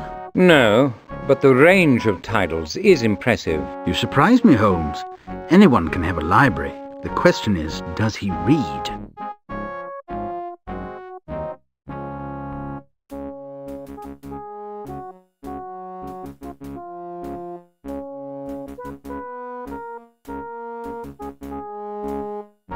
Thank you for receiving us, sir, in your apartments. Our pleasure, Mr. Holmes, accompanied by your Boswell, too.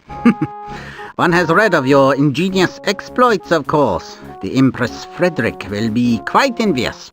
Very kind of you to say, sir. These were Prince Albert's rooms. The Kaiser is sensible of the honour his cousins bestow. Given your title, I would have thought a memento of the first Caesar to be appropriate for your rooms. Never! The title is a linguistic accident endured also by my Russian cousin. Julius was an ambitious demagogue and profligate.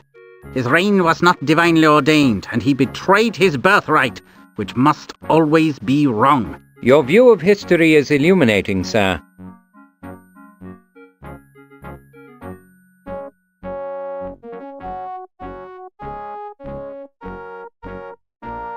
The Kaiser has a diverse collection of reading materials. You expected von Clausewitz, the Brothers Grimm, and Grillparzer? No, but the range of titles is impressive. You surprise me, Holmes. Anyone can have a library. The question is, does he read?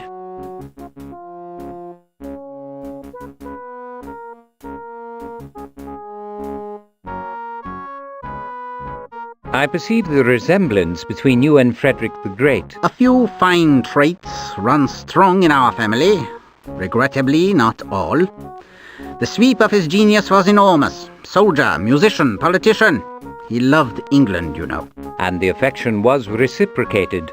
Who is your Voltaire, sir? Such men are not common, Mr. Holmes. But the Kaiser has determined he will be found. My mission is difficult, Your Highness. May I speak frankly? You may. Mr. Carter recommends you, and the Kaiser opines that you are a man of goodwill. I believe an agent of the Imperial Chancellor is engaged in a scheme detrimental to British interests, and to your own intentions, as I understand them. One is not surprised. Von Bismarck and I are at odds. He is a desperate man. Who is the agent? I'd like you to confirm his identity.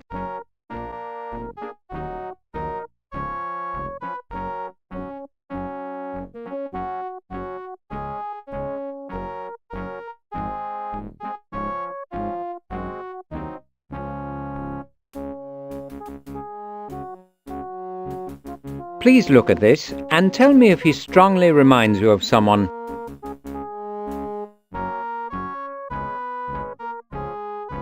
I believe you have recognized the likeness, Your Majesty. Who is it? Bismarck's cur, Colonel Mullendorf. If he's in England, it's an unofficial visit. I left him in Berlin without a beard, incidentally. What is he involved in? I believe he has received, or will receive, Ministry of Defence secrets, which were stolen by a British clerk. Espionage would suit Bismarck's current style. Mullendorf, der Wachthund as he's known, is the Chancellor's instrument. He doubtless intends to turn over the stolen material to my military and compromise them. Can his plans be frustrated? If he and the document are still in England, yes. The affair need never reach the public's notice here or in Germany. To that end, I have kept Scotland Yard out of my inquiry. I should say that Her Majesty's government believes you blameless in this matter. What do you know of Mullendorf's habits, Your Highness? Almost nothing. He's a great bore, and my father distrusted him. We have no common connection save Graf von Zeppelin. I do recall that he's a trencherman, enormous appetite, and he adores Wagner, a fool for the ring. Decent voice, I believe. Why would he act contrary to your interests? His behavior is treasonous. He reveres Bismarck as the true embodiment of the state. But he owes allegiance to his emperor, surely. What of duty and loyalty? Attributes of national character may turn to vices in some men, Mr. Holmes. British imperturbability may become callousness. The French concern for appearance may devolve into vanity. Obedience is a Prussian virtue, but slavish compliance to false authority is its vice. Thank you, Your Highness. He does not lack for courage, Mr. Holmes. Do not underestimate him. If you confront him, he will not slink away. We must take our leave, Your Highness. Any parting advice? I counsel great caution. While serving as a provincial official, Moellendorff was several times charged with reckless and violent behavior, but he was not once convicted. Witnesses for the prosecution always seem to disappear before trial. Keinen Zeugen, keinen Probe. No witnesses, no proof. He is a dangerous and unpredictable adversary. Take no chances. Thank you for your concern. And I can offer a morsel which may confer an advantage if you confront him. Mention Baron Buchholz Svoboda. It was he who laid open Moellendorff's face in an unlawful duel. Not 5 men know both participants. Moellendorff knows that I am one of them. He will be mortified, if not chastened, to learn that you come from me. Buchholz Svoboda's name will serve you better than my imperial seal. I'll remember the name, Your Highness. Thank you.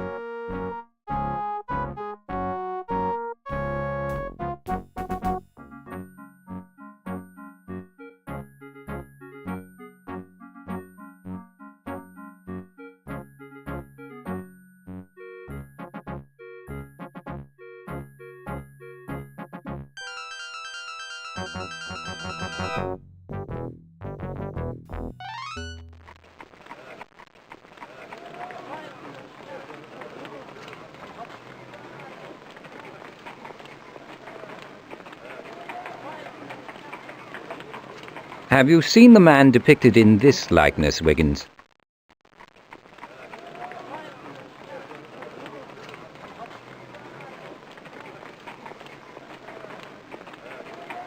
I might have done, Mr. Holmes. This is the geezer I'm looking for. Very like him, I suspect.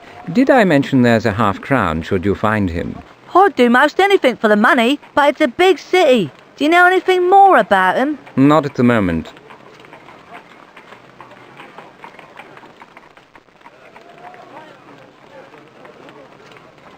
Wiggins, could this be the man you followed up the Strand?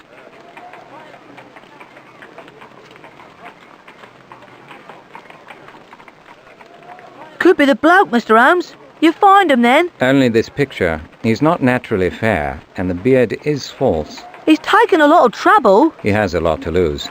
You're still on the case, Wiggins. Take Virgil with you, and be careful. Don't put yourselves at risk. If you spot him, return home. There's a guinea for you when I find him. I'd do most anything for the money, but it's a big city. Do you know anything more about him? Try the restaurants around Piccadilly, especially those serving German food, and check the matinee audiences at the West End Opera House.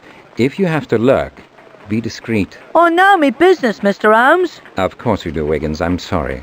Polish up the brass. It's as good as mine.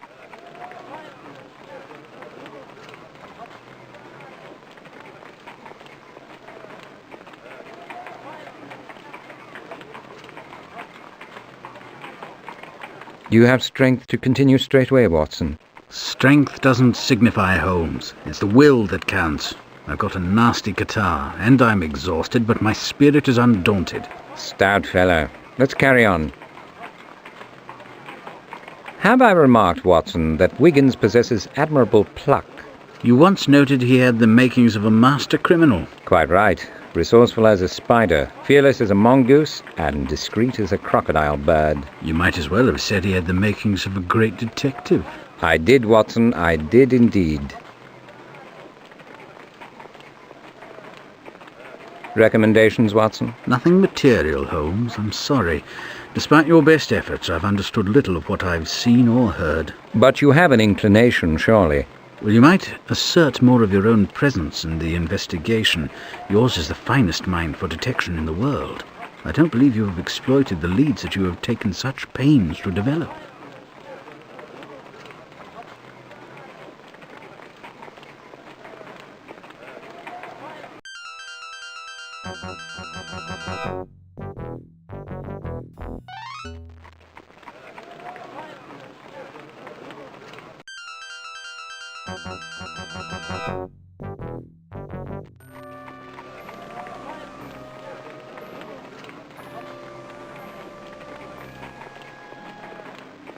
Virgil, where is Wiggins? Why have you returned alone? He left me. I hate him. I want my papa.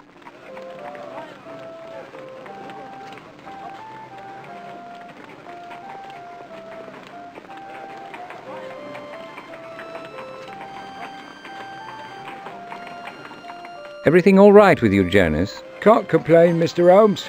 And if I did, who would listen? Too true. There's so little kindness in the world. Have you heard from Wiggins, Jonas? No, sir. Virgil wandered back a bit ago. Plopped down, very long face. But why did he return alone? Oh, couldn't say. He's got a story to tell, but his mouth's closed tighter than a banker's wallet. He's completely out of sorts. There've been a few tears. Perhaps your interrogation technique needs refinement, Jonas, or a suitable inducement may be required.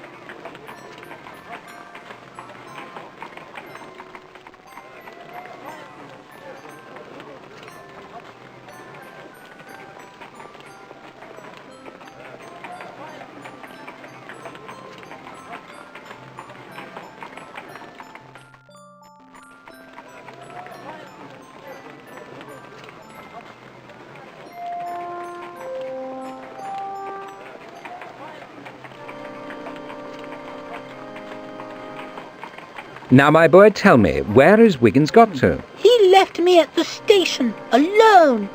It's very big. I'm going to tell my father. Please, Virgil, you liked the suite, didn't you? I'd like more. You've learned something from Wiggins, I see. Where did you boys go? We saw a big man with a red mark on his face at Victoria.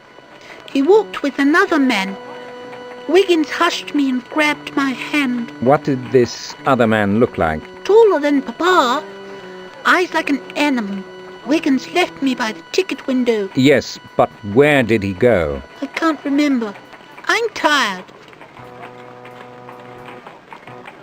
Virgil, I'm asking you nicely. Where is Wiggins? Do you know where he has gone? He left me. I hate him. I want my papa. I'm tired.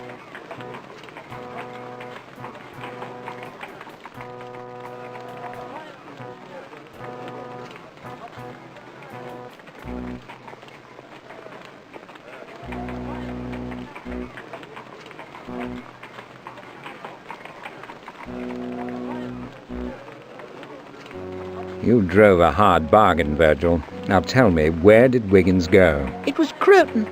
Or Creighton. He said to get back to Baker Street sharpish or I'd wish I was never born. Well, here I am, and I still wish I wasn't. We're all glad you were. Jonas, watch the lad. Call me an idiot, Watson. I've been wool gathering and time is of the essence. Croydon, of course.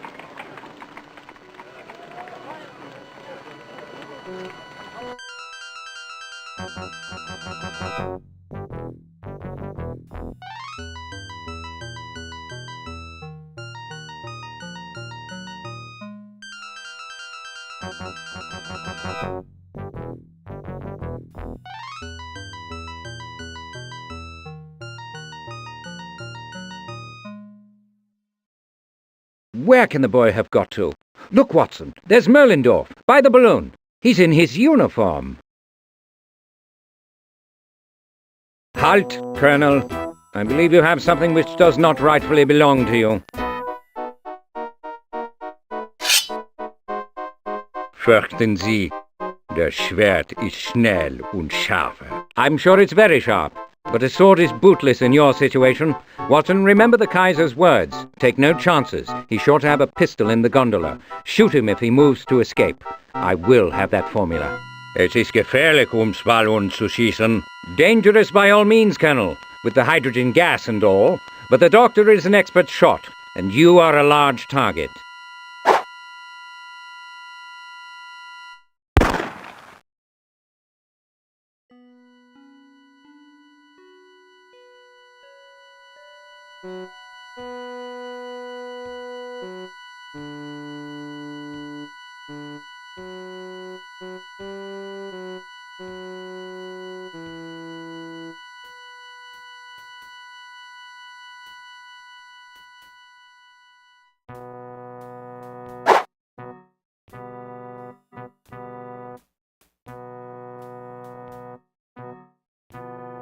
This sword is distinctly unbalanced. That's very odd. Perhaps such a weapon sliced away part of his face. Not one in this condition. The hilt is light and unstable.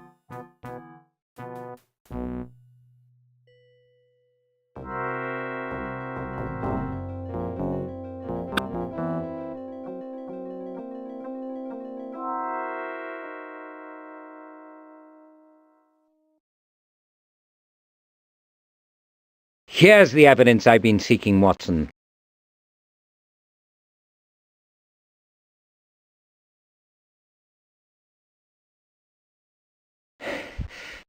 I know you recently witnessed the murder of Thomas Pratt. Why was he killed? Who pulled the trigger? Ich spreche kein Englisch. An agent of your experience without language skills? I don't think so. No, that won't do at all. Mein Name ist Wachhund. Ich bin preußischer Diplomat. Not hardly, guard dog. You're no ordinary diplomat. The Imperial Chancellor will be censured and ridiculed when this treachery is revealed. Warum? Why? I am alone. I act alone. I am my own person. No one gives me orders. False. You are von Bismarck's agent. It will all come out at your trial. Your failure will further degrade the Chancellor's declining reputation. The Kaiser himself is deeply embarrassed by your perfidy. He asked especially that I mention Bussolt's Swoboda to you. What do you say to that? Give me a moment, please. May I take schnapps? If you must, withdraw your hand slowly.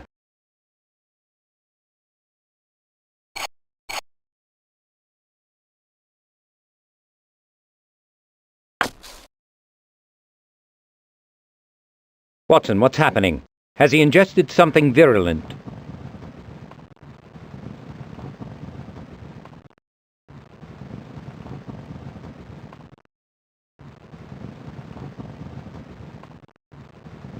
His skin is moist, and the scent of bitter almonds lingers on his breath. Sounds like a hydrocyanic poison. They're often lethal.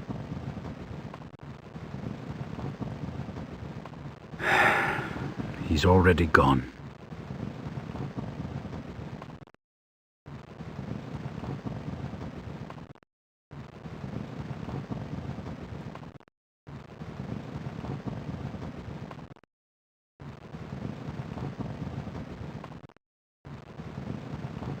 Holmes, put it down. If it was undiluted prussic acid, a strong inhalation kills instantly. Prussic acid? Fitting poison for a Prussian.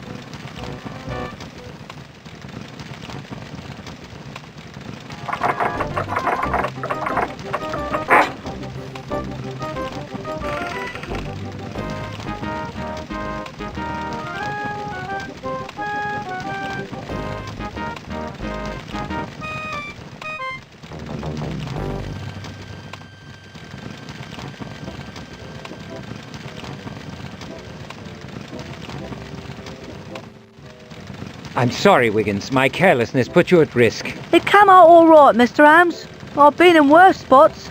You take less notice of danger than a hansom takes of horse manure. Nothing else to say. You owes me for the train ride from Victoria. I'll pay you. Now, the villain is deceased and the shed may explode. Are you ready to travel, my boy? We should leave before the fire brigade turns up. I'm ready. I know it's wrong, Mr. Holmes, but I'm glad he's dead. Can I have a souvenir of him what tried to snap me? Take the sword then, and let's be off.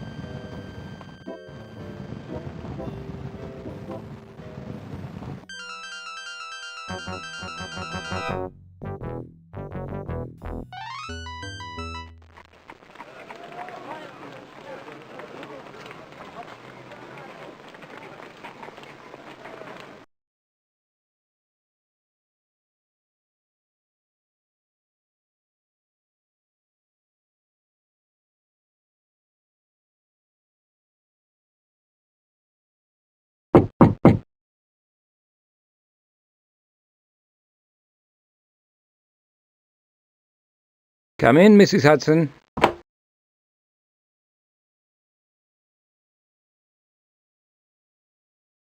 Analysis complete. Traces of ammonium nitrate may have a name. Dewar. Terse bordering on rude, but intriguing. Perhaps we should further impose on the Professor's obviously valuable time.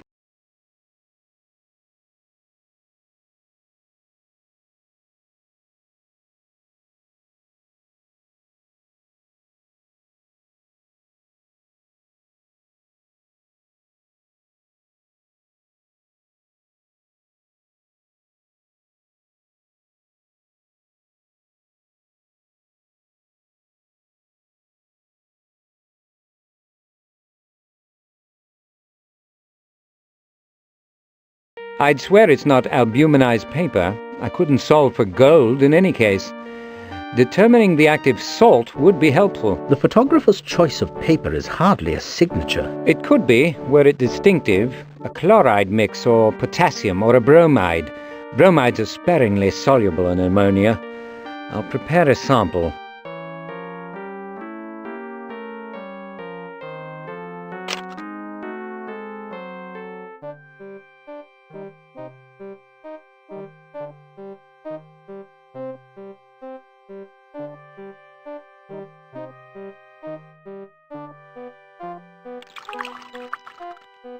What can you learn from that milky mixture? Nothing.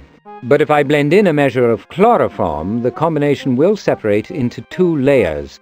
The solvent will take the metal and settle in the bottom. If it's bromide, it'll turn brown.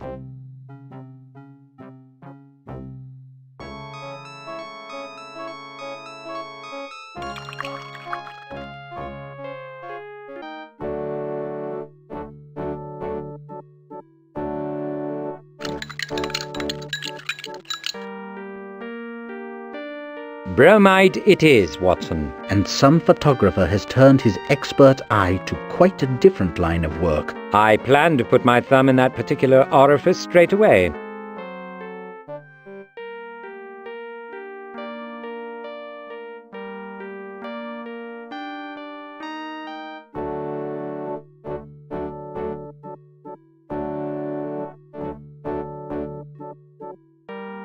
It's time we made a move, Watson. Carry on, Holmes. I'll follow your lead.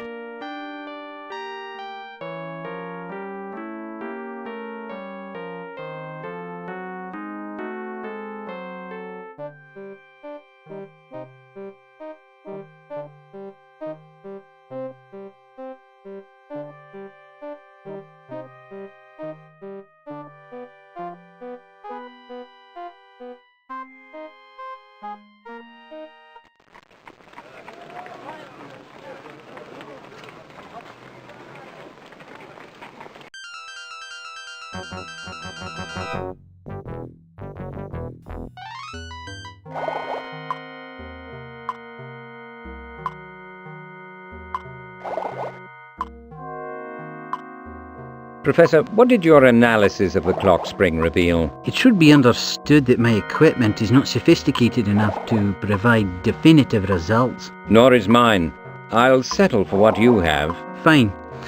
Well, a very hot fire fused distinguishable traces of a particular mixture of ammonium nitrate to the spring. Ammonium nitrate is often used in certain explosives, is it not? Exactly. It occurred to me that if you wanted to know more about the bomb, you might talk to David Lloyd-Jones. He knows more about the practical side of explosives than most scientists. His sister looks after him in Walworth. He couldn't have set this bomb? He's an invalid. Hasn't left the house in years. No, I was thinking that most bombers have a signature. There's not enough here for anyone to discern the maker's handwriting. But if he'll talk to you, Lloyd-Jones may recognise some letters. Do you have anything else for me, Professor? I think not, Mr. Holmes. Now, you really must excuse me. If I don't attend more closely to my experiment, this entire block could become a crater. I'd like to have another look at your formula, Professor. Help yourself, Mr. Holmes. Look only mind.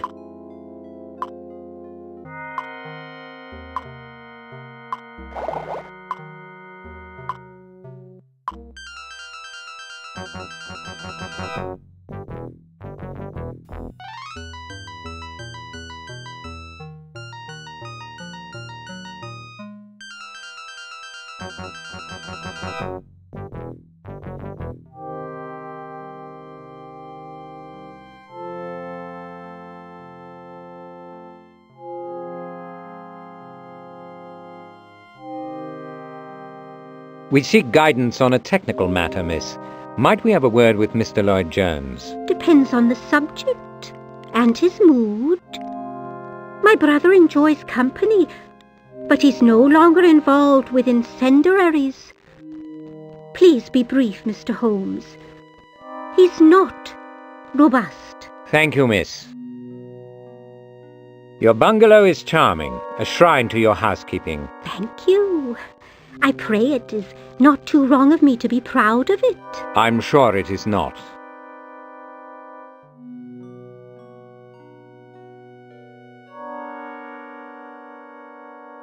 I'm sorry we find you feeling poorly, sir. I'm not suffering, just dying. Heard of you, haven't I? Holmes, the police agent? The epithet is erroneous. I'm investigating a suspicious explosion. Have you had any recent callers? No one calls on me anymore, except my health visitor. That's right. I've warned off the unwashed that used to hang about. David's been out of that life for years. Nearly out of life, period.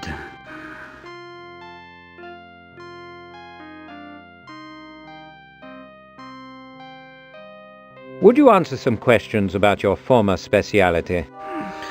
My sister's shamed by my past. I won't cause her any further pain. Please leave us alone. I've nothing to say and I'm very tired.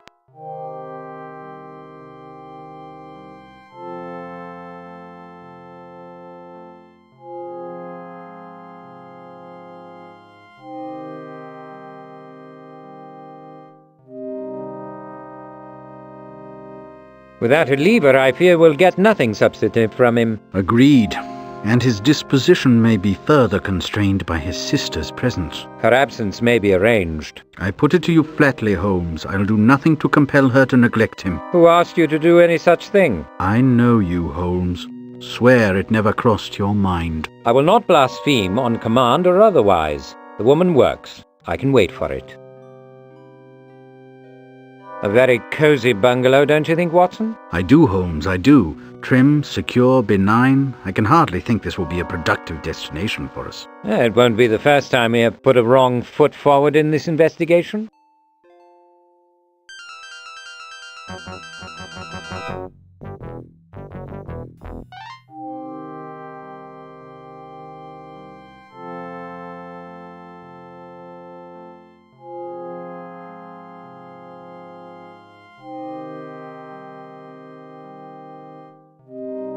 Professor Dewar thought you might be able to help us with our inquiry. Even a brilliant chemist may err. Decent man, Dewar, but politically naive. His work will be exploited by reckless men. He won't share in the profits, but he'll suffer the consequences of their folly.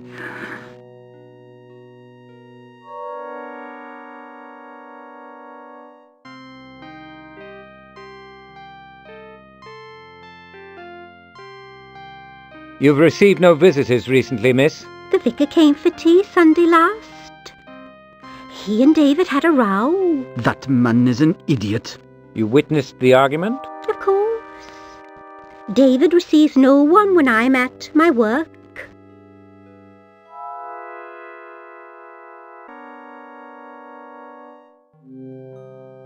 Very nice piano. On what terms did you purchase it? You've mistaken your own importance if you expect an answer to that offensive question. You're finished here, Mr. Holmes. When did you acquire the piano? Not long ago, a present to my sister. We share a love for music. It must have set you back a hefty sum. Deserves diamonds, good as she is. But she must settle for a pianola. Never had time to take instruction.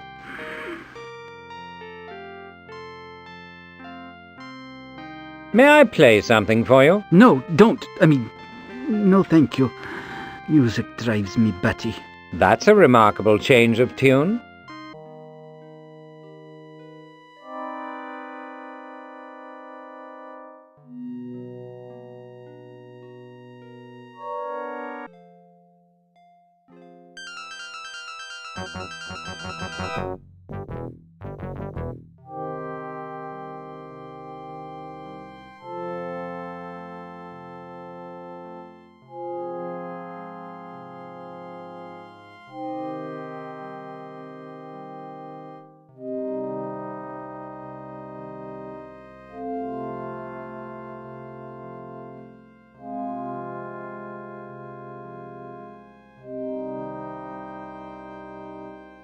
Professor Dewar believes that you know more about explosives than most scientists. I note, if I didn't before, that brilliance and infallibility are not twins. What's your point? Have you recently shared your vast knowledge of incendiaries with anyone? No. Who cares for you when Miss Lloyd-Jones is at her work? I care for myself, in a manner of speaking. But over time, I would perish like an exposed infant without her. I'm a useless burden, of course. I'm sure she doesn't think so. It's clear she loves you deeply. I raised her after our pa was killed. But now she keeps me. It's a painful slog for her. Fortunately, it won't last much longer. Judging by the etchings in the kitchen, your sister approves of the monarchy. My sister is a good but misguided woman. Her political sympathies are deplorable. You don't share her sentiments? Royalty, nobility, that lot is finished. They've made naught of their day. Working people won't tolerate another century of oppression. I'd like to ask you some questions about a bombing, not a hypothetical one. I must endure what I can't prevent. You've heard the Diogenes Club in Westminster was levelled by an explosion. My brother was nearly killed in that blast. That was no bomb, a gas leak, they said. So the police think. But you and I know better, I think. Examination of the debris revealed your signature mixture of explosive chemicals. I'm sorry to hear it. About your brother, that is. Your health has deteriorated since last I saw you. Can I get you anything? Your powers of observation are only adequate. You must see that no human agency can help me.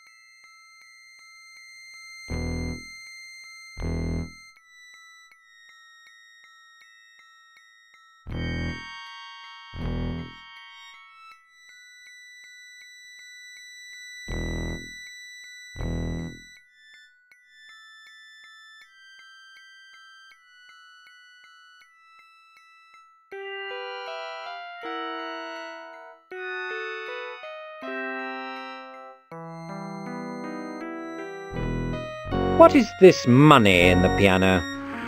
My sister's savings. She doesn't trust the bank. All new bills? I doubt it. You won't be surprised if I don't care whether you do or not. And the cigars? A visitor must have left them. By your own admission, you have had no visitors. This packet of fivers is more than enough to ruin you. It would be a hollow victory, but your reach exceeds your grasp. You want to extract more from your observations than you can prove. Wrong. Now listen to me, sir. You supplied the explosive recipe to the bomber. The cigars are from him. His money bought the piano. These fivers came from him. You are not my quarry, but I will not hesitate to bring the police down on you and your sister. I will stop at nothing to punish those who tried to kill my brother. I believe you, Holmes. And I fear you. I suspected I'd made a mistake. Now I know it. Now I must pay for it. To whom did you sell the recipe for the bomb? Man named Vincent. Said he wanted the recipe for some confidential business. Claimed he was a mining engineer. Did you believe him? I purchased the piano with what he paid for my credulity. What can you tell me about him? Not much. He had an educated voice, young and a bit of an accent. A strong hand, a distinctive smell. Not tobacco, but earthy, sweet and sour at the same time. He seemed earnest, bright, and in a hurry. He was no engineer. Did he ever mention the Diogenes? He didn't. I hope I would have said no if he'd told me his intention. But I can't say for certain. I saw an opportunity to put some money by for my sister, and I took it. This Vincent, you saw him just the once? Twice. A few days ago he asked me to vet an explosive he claimed was for sale. Much of it was beyond me. But I understood the formula recorded something with awesome power. Told him to talk to Dewar. He laughed at that.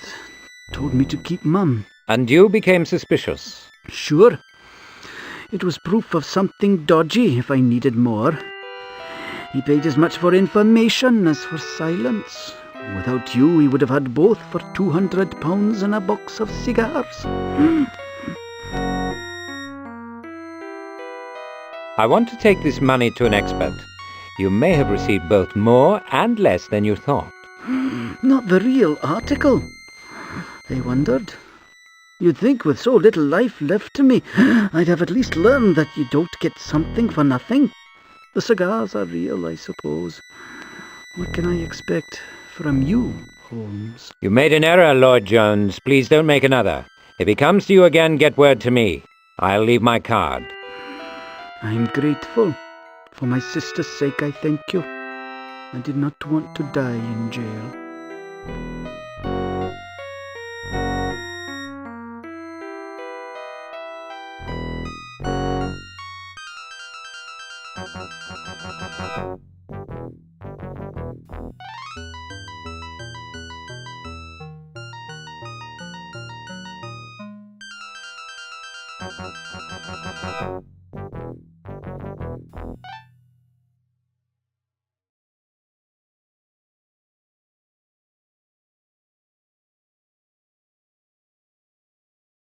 I beg your pardon, madam.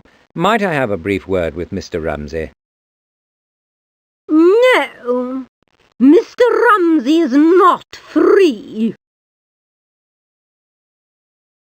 What is that racket, Watson? The treadles of sewing machines, I imagine. I mean the voices. Can you not appreciate the dulcet tones of the Orient, Holmes? My pedestrian mind cannot appreciate what it cannot understand.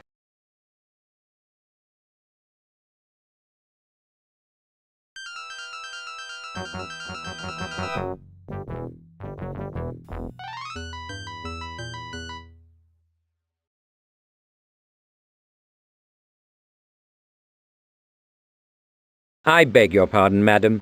Might I have a brief word with Mr. Rumsey? No. Mr. Rumsey Rumsey is not free.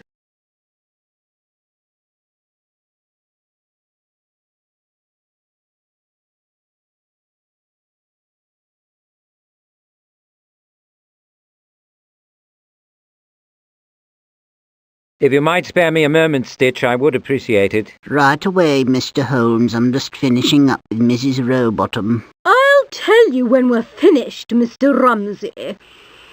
I'm paying good money and I expect no less than your undivided attention.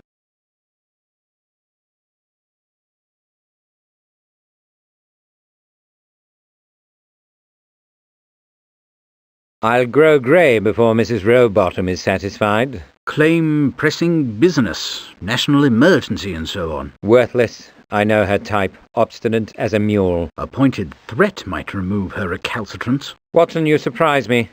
Besides, have you not remarked the size of her handbag? Who knows what she has in there? I've decided on a strategy to shift La Rowbottom. A subterfuge, then. But not too subtle, I hope. It would be lost on her. She appears to be a woman whose sense of propriety may be vulnerable to judicious tweaking. Follow my lead. Try not to be too offensive. She's Rumsey's customer, after all. Among the costumes, the hero of Trafalgar seems a popular choice. One wonders if the jacket comes sans right sleeve. Perhaps an eye patch may be let.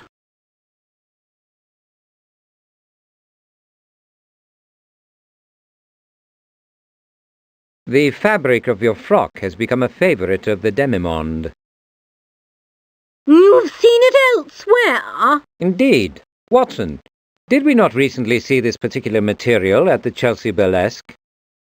That young woman whom Bingo Oakshott insists on calling his protégé was draped in it. A dress, wasn't it? What there was of it. You disremember her dress, but she had it on so briefly. No, it was the drawing-room curtains which she wore as a shawl. Or was it a towel from the loo? Good day to you, madam.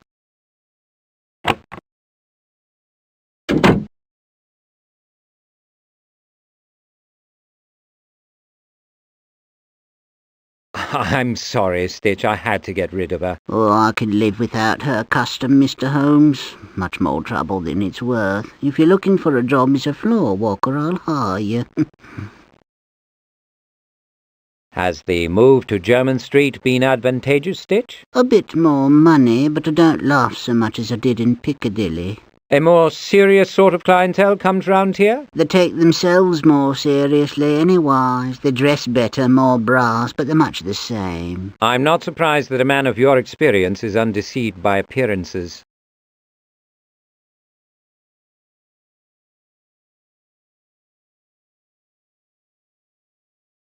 I need your expertise, Stitch. Are these notes your work?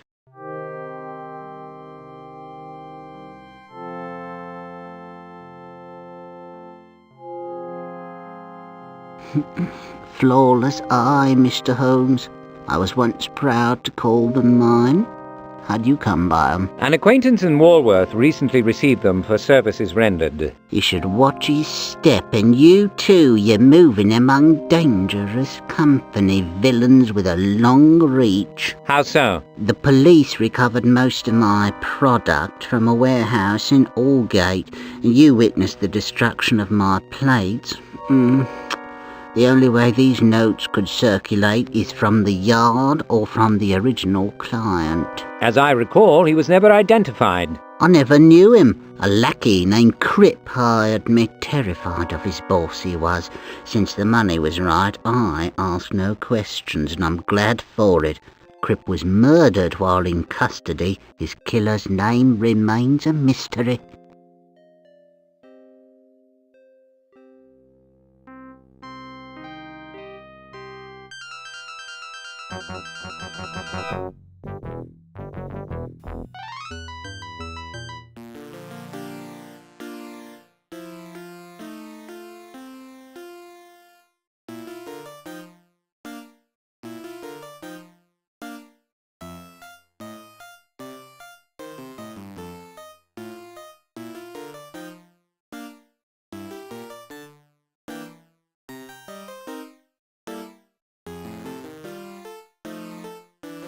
I believe this is one of your rings. To whom did you sell it? It is one of our recent masterpieces, charmingly dubbed the nest egg. How did you come by it? Let's say I found it. Then I will generously assume that the customer lost it. If you give it to me, I'll return it. There might be a reward. There might be a lengthy prison sentence. Shall I call my beadle? If you believe you can wake him, I assure you I'll return it to its rightful owner.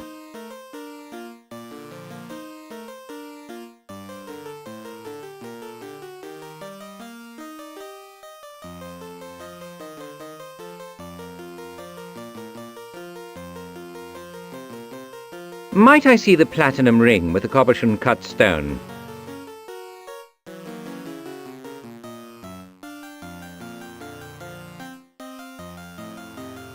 This ring spoils your claim of dealing in unique designs.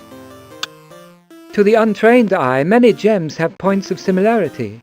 I could show you dozens from the strong room that share common features, but stones are cut differently. Right. Unique design is a fiddle. Granted, you don't sell the same ring twice. By this criterion, each design is unique.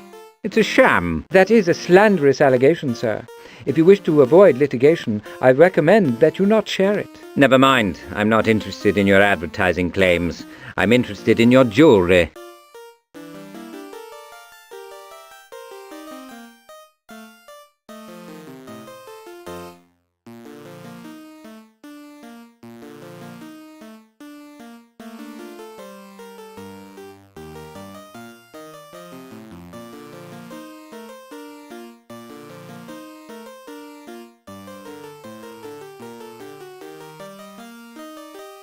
Your open display of gold-plated toothpicks makes them virtually irresistible. A touch of elegance, affordably priced.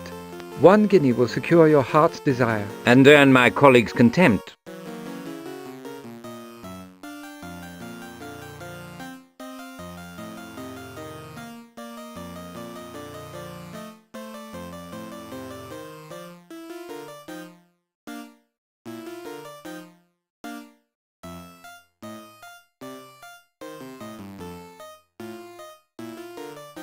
Handsome shop, sir. Is it yours? George O'Keefe at your service, gentlemen. I have the privilege of managing the enterprise for Mr. Tompkins, our principal. I'm looking for something special. Might we browse? Certainly. Our original creations are designed for London's most discriminating clientele. Where do your crystalline gems come from? The venerable Antwerp firm supplies our diamonds, rubies, and Ceylonese sapphires. You know the provenance of every stone? Absolutely. The Messrs. de Brise are signatories of the IDB Act. I presume these rings are merely representative of your collection. Might I see more? Are you truly interested, or are you merely passing the time? More interested than you could possibly imagine. Very well. I'll retrieve some of our more attractive items from the strong room.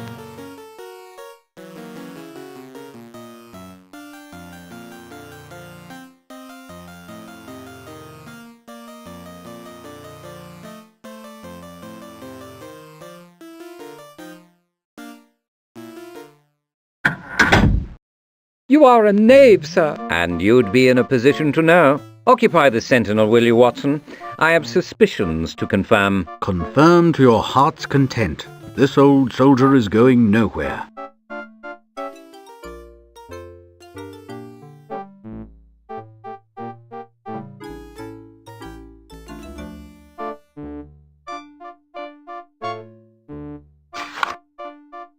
Ah, the nest egg. Here it is, Watson. Curiouser and curiouser. I'm feeling a bit like the Mad Hatter, Holmes. What do you mean?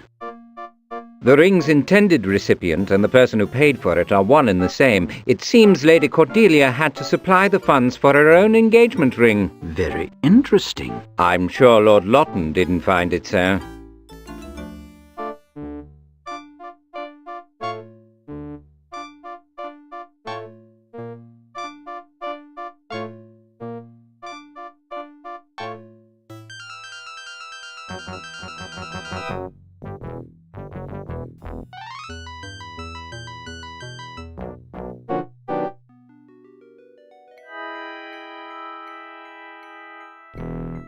Hello, miss. Might we speak to your brother? He has joined the choir invisible, Mr. Holmes. I must make my way through the vale of tears alone. My desolation is beyond description. Please accept our condolences for your loss. Perhaps she would receive the loan you had from Lloyd Jones. Ah, yes, right. If you wouldn't think it mean to mention money at such a time, miss, I'd like to repay the £10 I had from your brother. He mentioned specially that I was to give it to you if he was unavailable. I told you he was a saint, Mr. Holmes.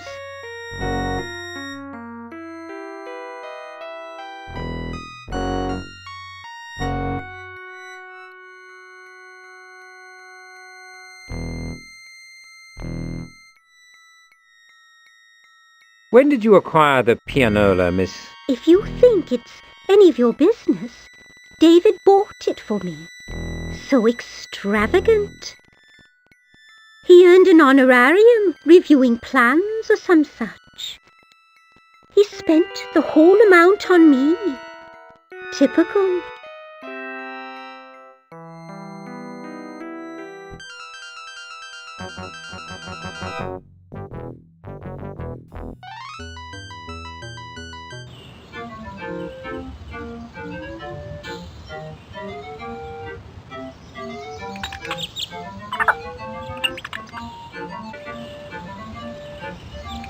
Give me a mix to draw the best warblers, Mr. Hayward. For sixpence, Mr. Holmes, I'll guarantee an exaltation of larks.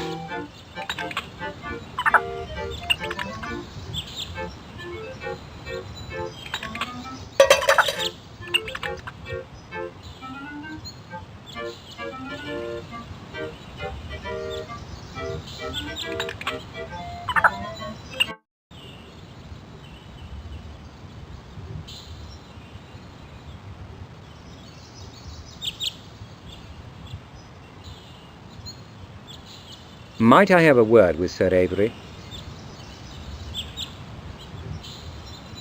If you're tired of this life, you can try. Be a good lad and push off. I'll only take a moment. If you don't want it to be your last, don't linger. Move on now.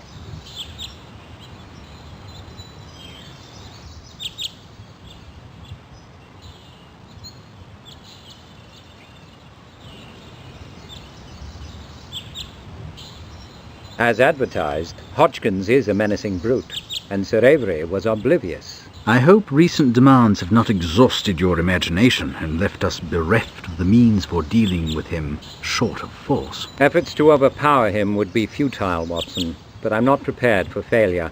I need to capture Sir Avery's interest another way. What civil servant or city man wouldn't prefer these surroundings to his office? None with a modicum of sense and the intelligence to use it.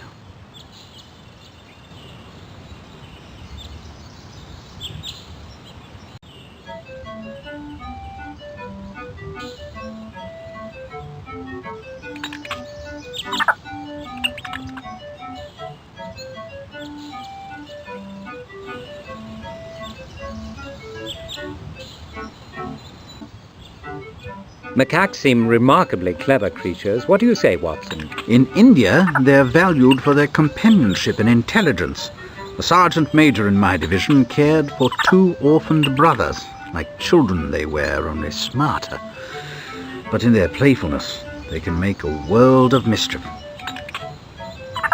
The park's best season is a closely argued issue. Do you have an opinion? It's a sterile question to me, Holmes. Weather cannot affect the park's true beauty or its inestimable value.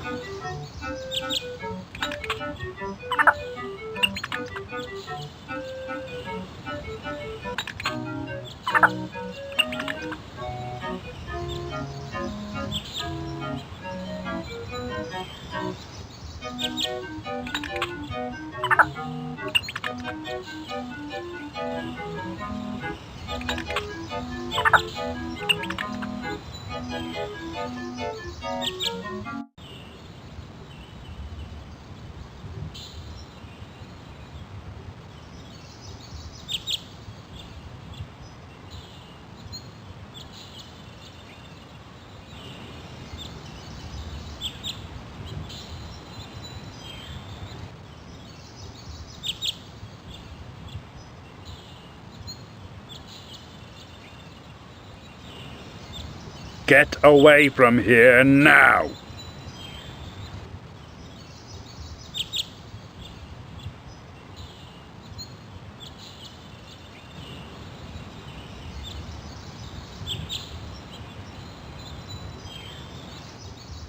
Your dedication to Sir Avery does you credit, but I have official business to discuss.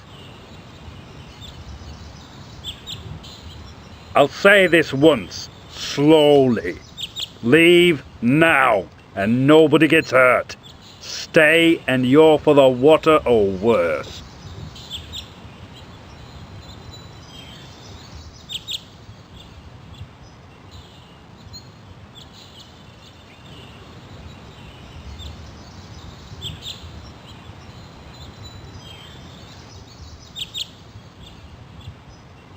They make an unusual pair, do they not, Watson? If the Queen's retainers are as vigilant as Mr. Hodgkins, she is well served. A poet could describe their relationship better than a policeman. You recognize something in yourself, Doctor. Devotion to a chosen duty. Thank you, Holmes. I believe Hodgkins has the wherewithal to deliver on his threats. Agreed. And I have no desire to test a contrary hypothesis. You'll have to fabricate a more subtle approach to Sir Avery. Perhaps I can distract Hodgkins by dividing his devotion in disparate directions. Sometimes your speech is perfectly opaque, Holmes.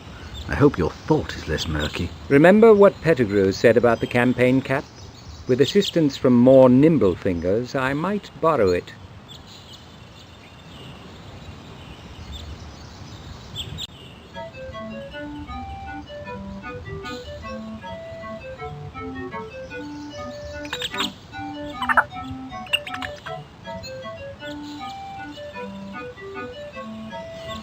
Does Fred take instruction, Bertie? If you mean will he do on command what he does by nature, the answer is sometimes. I need to talk to Sir Avery. Might Fred create a diversion to occupy Hodgkins? Not a problem. Brilliant. I'm told the old warhorse is very fond of his campaign cap. Might Fred lift it and take him on a romp through the park?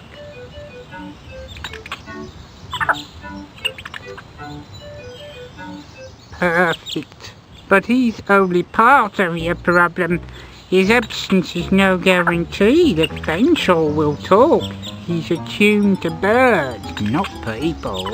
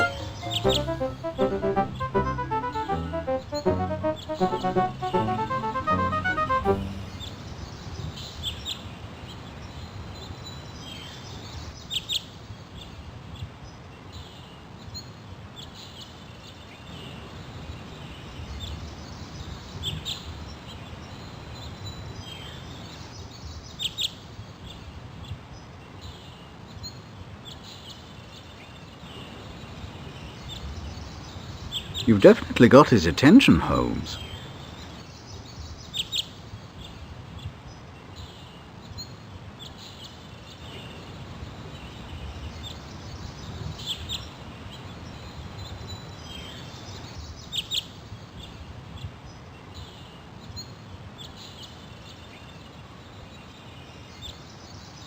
Sir Avery, my name is Holmes. My brother is Mycroft.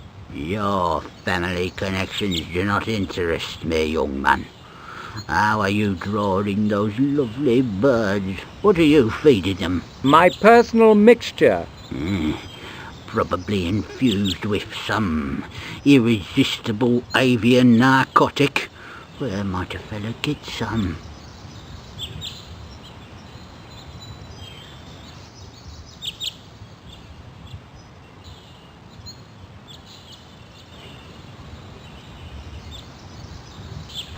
Mycroft was injured in the incident that levelled the Diogenes Club.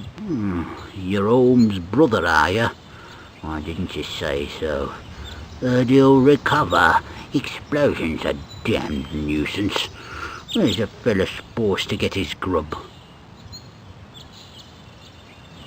I have some questions about the termination of the investigation into the stolen formula. Blasted committee hearings, insufferably boring. Stolen formula, my Aunt Fanny. Things disappear from that room all the time, and reappear. Even if it was stolen, who cares? Talk of technical advantages, militarist nonsense. I've learned that much in my life. People don't matter. Committee's useless. I'm an old man. I don't have unlimited time. Cuts into my park visits. Is that why you voted to terminate the investigation? And what if it was? These birds depend on me, and me on them, I suppose. I've seen these special hearings come to nothing 100 times. You could be wrong this once. Do you recall who initiated the demand to terminate the investigation? Silverbridge, I think, or Lawton. I just joined the pro group and saw no evidence for theft. Holmes' nose was out of joint over the decision, very upset. I'd stand him to a large brandy at the club, smooth things over. If there was a club. Would it surprise you to learn that Thomas Pratt has been murdered? Among the defects of old age is that one loses the capacity to be surprised. Do you know why he was killed? I believe he was materially involved in the formula's disappearance. Really? You could be right, I suppose. He might have taken it. I'm sorry for him. He was a closed book. Sort of a chap with secrets. He lost his family young, lost his friends later, and now he's lost his life. And for what? Perhaps I've lived too long, Mr. Holmes. The world has grown strange and hard and passed me by. Sir Avery, where might I find the reading room char, Mrs. Ratchet? Why bother her? Just tying up some loose ends. Wonderful woman, reliable, pleasant, been in the ministry forever. A little pink, I'm told, as if that mattered. She lives just east of Spitalfield Market. Don't know the address, appalling place. Hodgkins and I saw her home one night. Most distressing. If you find her, she's likely to be closed-mouthed. You might use my name.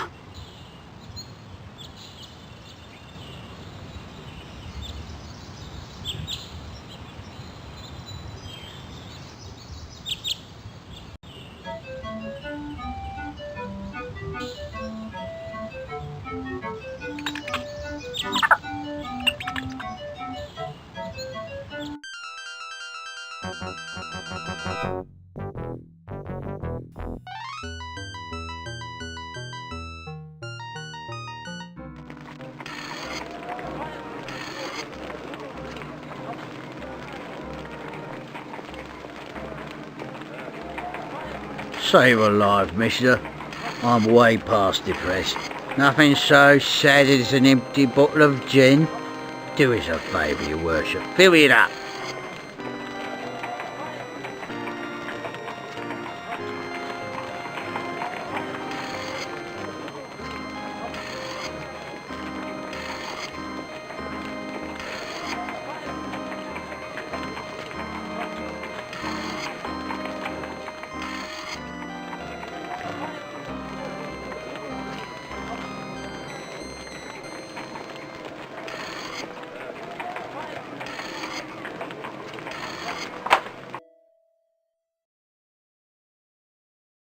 I help you, no?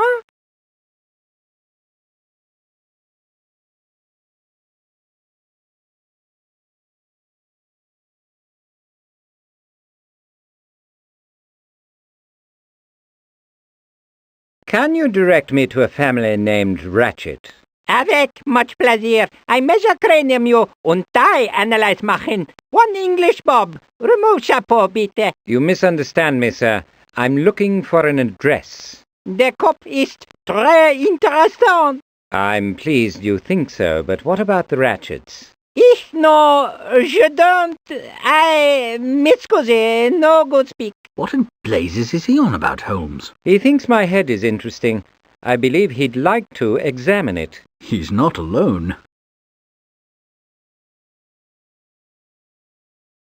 Any trenchant observations concerning the so-called sciences? Your deprecatory tone says you have some of your own. You mistake me, Watson. I support such studies. My current opinion is that they have value, but that they often claim too much for themselves. The road is filled with obstacles, Watson. Your assessment? The professor has a few phrases for his work, but he speaks no languages fluently. How can he remain in business? How indeed? Either he's having us on, or someone translates for him.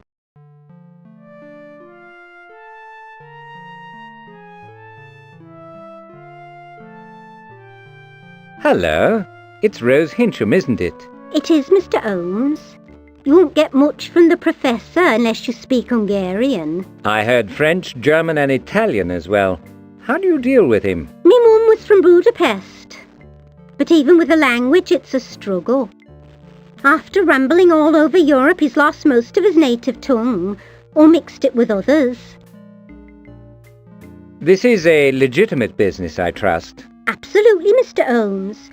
Not many clients yet, but new methods always meet prejudice, as you must know. I wouldn't have thought there was much call for the professor's specialities here. People like talking to any man of science. They're as rare as an honest copper east of St. Paul's.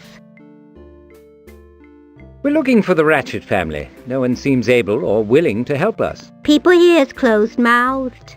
Information is power, and currency too, when you're poor. And even when you're not, I've offered to purchase the address, but to no avail. Not surprised. Very suspicious lot. Don't take to outsiders.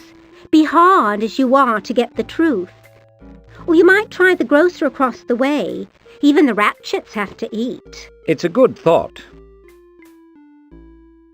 Your kindness is much appreciated, Rose. I won't forget it. I'll be years returning the favour, Mr. Holmes. You kept me out of that Brumwell business, and I'll always be that grateful.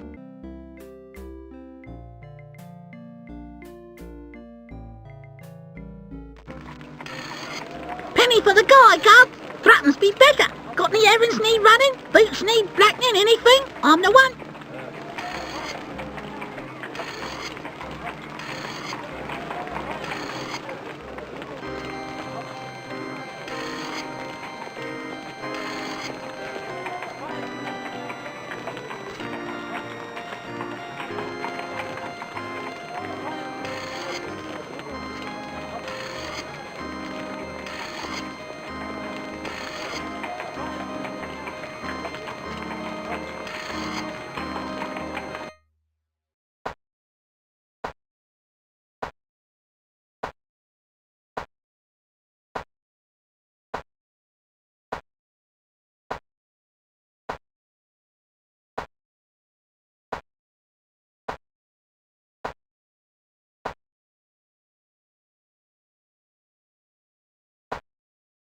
Try that again and you'll lose a finger, maybe two. An astonishing profusion of odours, Watson. Can you distinguish them? Odours? Your proboscis or your vocabulary have failed you, Holmes. Perfume has an odour. Your laboratory sometimes creates odours. This rank stench equals that of an abattoir. Watch my back, Watson. Will you do that? The guard looks to be an unpredictable character. Do you sense something violent is about to transpire? Intuition, Doctor, is for amateurs.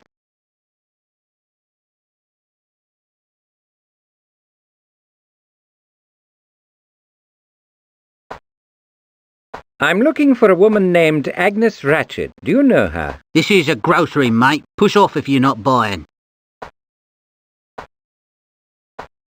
Mrs. Ratchet lives hereabouts. I'm told you might know where, do you? What's your business with her? I assure you I mean her no harm. So coppers always say. Next thing you know, they're sending home the boat in a cosy cell at Pintonville. I'm not with the police. Mrs. Ratchet works at my brother's office. Filched a few bob from the tea trolley, did she? Capital crime. Leave off. This is a confidential inquiry. I'm not an official agent. Won't you tell me what you know? I know nothing except that thems that grass get mowed down and thems that snoop, strangers I know, fare no better. What have the police done to deserve your animosity? I think being poor's a crime. Prove you're guilty of something. They have a more discriminating sense of justice, surely. You wasn't here when they tramped over this patch looking for the Ripper. Didn't give a care who they stepped on and for what. Big show. Came to naught. Everybody knows one of the quality done them girls. As I said, I'm not with the police. You might as well be. You're not from here, not one of us. Now off with you. You're not worth a charge of GBH. Best quit the neighbourhood. It can't have been long since you pushed your cart through the streets. You appear to be in fine condition. This here's a grocery, mate. Push off if you're not buying.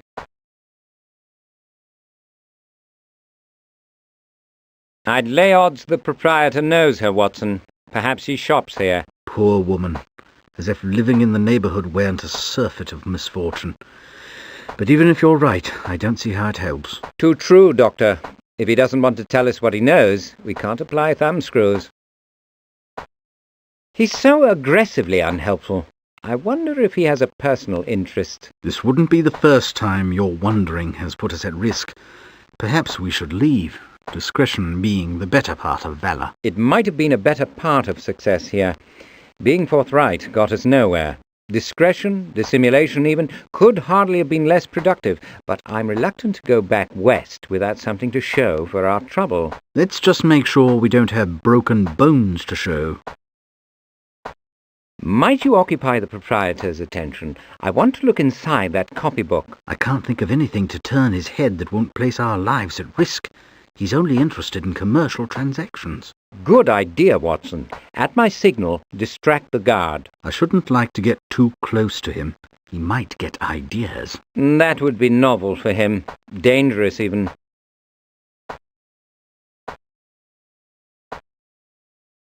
I'd like some marmalade from the top shelf. Cash customers is welcome. Cost you $2 bob. I want a jar, not your whole stock. Wherever you bought that joke, demand a refund. Humour is free. Not when it's at my expense. All sales is final.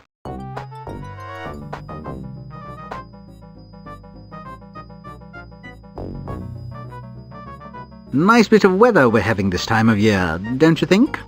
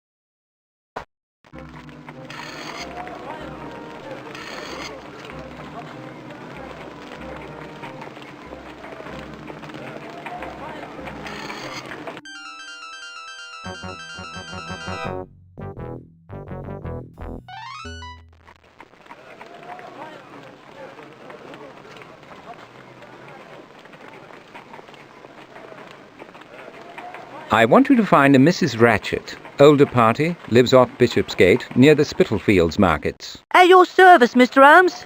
You been out east? For all the good it did me, I'm suspected and despised there. Can I take the Metropolitan? Take the inner circle to Liverpool Street, and pay particular attention to a grocery on Frying Pan Lane.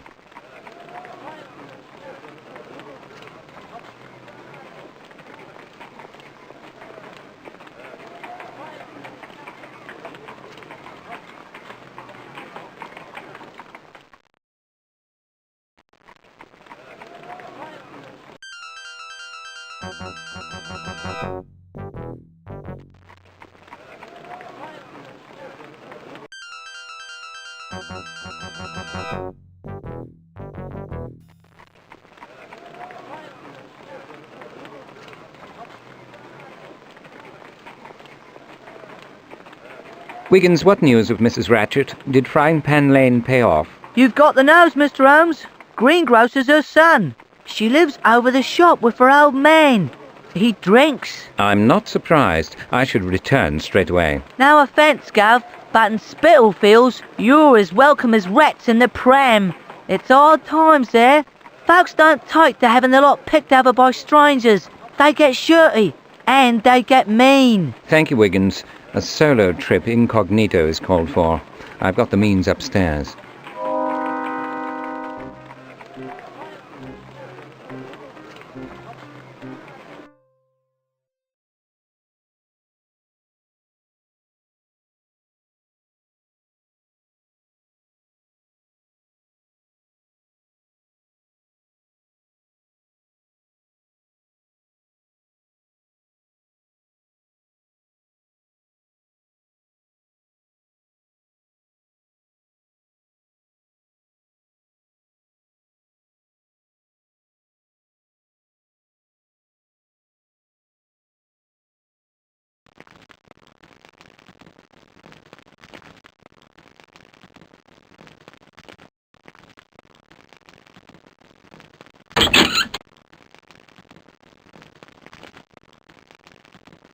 Young Ratchet's a sharpie, but he won't penetrate this disguise.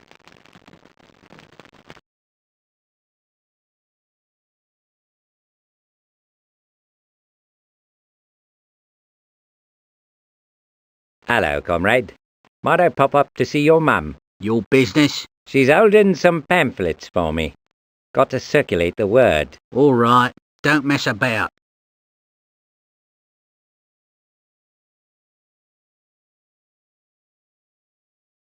Don't dally, you ain't moving in, and don't roil my pie.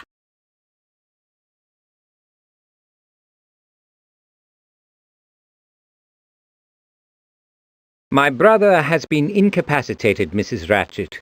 You may speak to me as you would to him. The real Mr. Holmes wouldn't sneak up here like a rat catcher. A closed door's no obstacle to a person like you, is it? I wish to speak about the document that went missing from the ministry. I stole nothing. I'll say nothing more about that formula.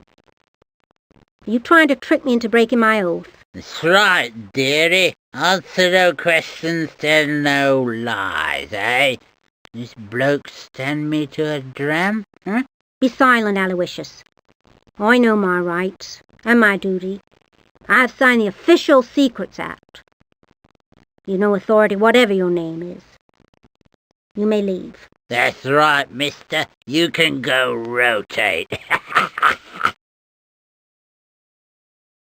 When did you last clean the room from which the formula disappeared? If the real Mr. Holmes sent you, you'd know. May as well get on your bike. You'll get nothing more from me. I don't talk to strangers about my work. Sir Avery thought his name might secure your cooperation. He's a gentleman, not a lying sneak about like some.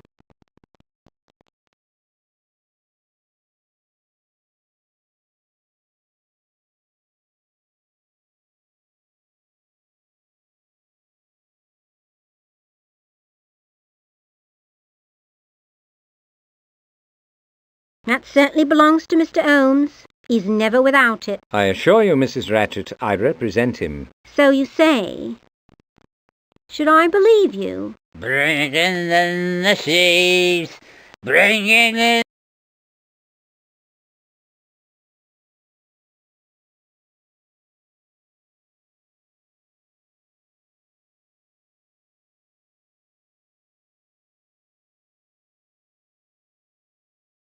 Perhaps you do come from Mr. Holmes. He's always been fair with me. For the moment, let's say you do.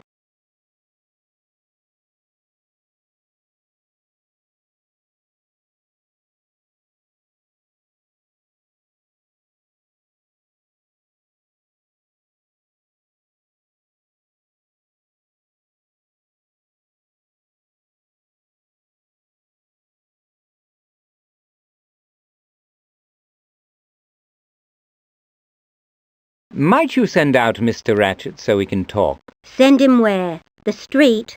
He's a dipsomaniac. I can barely hear myself, let alone you. Gin and dining with Duke Humphrey have ruined his health. In this mood, only stimulants settle him. I was considering a sharp rap on the head with a poker. Bring in this song, I love his song, as the singing in the salvation bed on the corner. 15 men on the Desmond chest, yeah.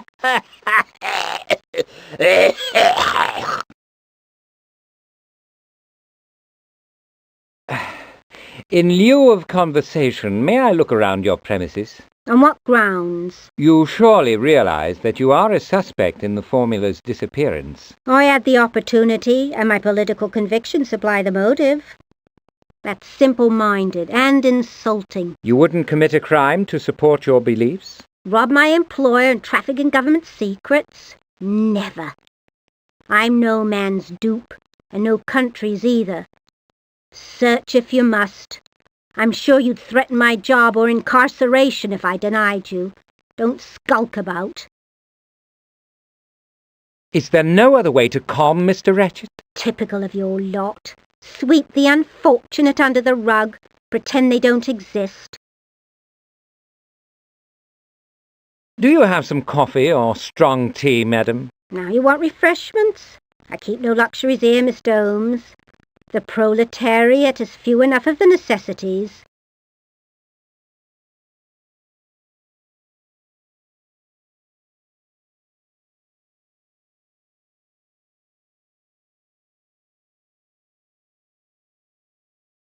I saw some AZ's coffee on the shelves. If you have the real thing, I'd like a £1/4. Your pa needs the caffeine.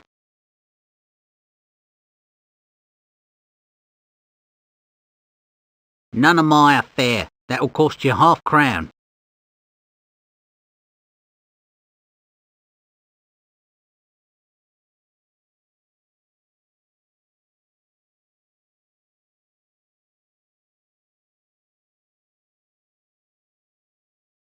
Don't, Deli, you ain't moving in, and don't roil my pa.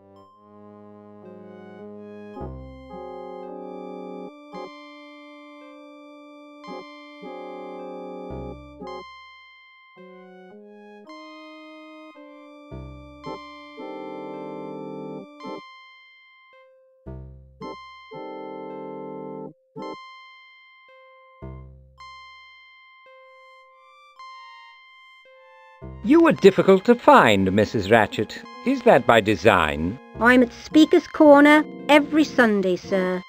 You might drag yourself out from whatever bourgeois trough you wallow in and receive the truth from Mr. Eales.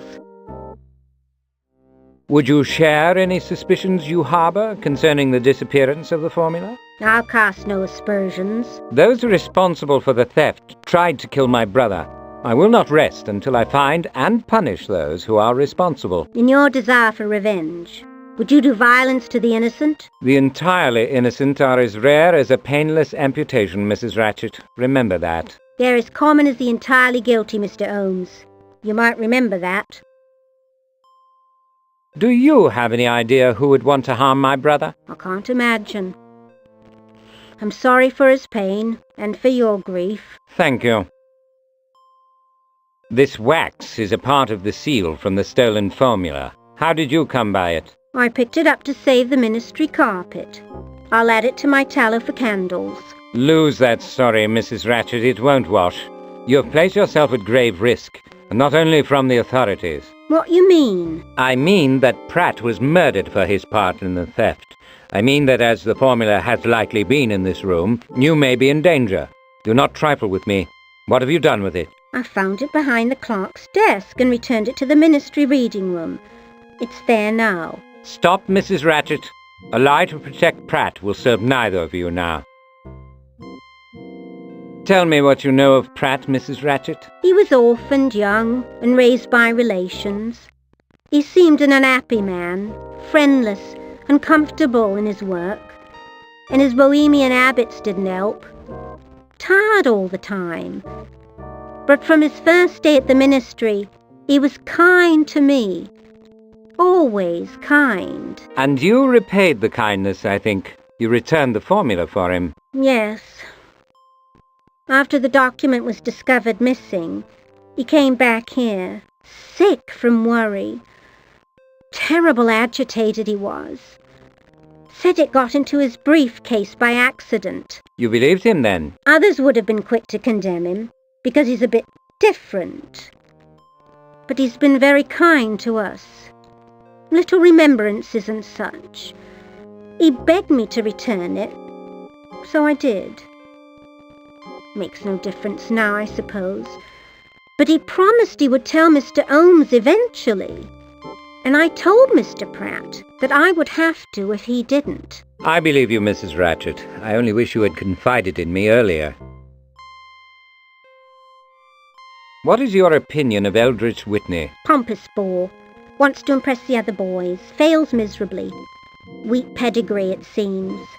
Insults me. Perhaps it makes him feel better about himself. Pathetic sod. Another victim of the class system. How did you return the formula to the ministry reading room? I've worked here 20 years, Mr. Holmes. I'm not entirely stupid. I resealed it and left it amidst the rubble on the clerk's desk. You didn't think it strange, let alone sinister, that the seal was broken? The seal must be broken to see what's inside. That's the point, isn't it? Not really. Why didn't you return it to its filing box? I couldn't find it. Mr. Pratt said it was number 5. I thought the mess on the desk would suit, and I was certain that Mr. Whitney would never notice until long after I'd gone home. He's not the most attentive clerk. Was there anything peculiar about the document? Anything unexpected? Now that you mention it, there was an odd brown stain in one corner. I don't know how it came to be there.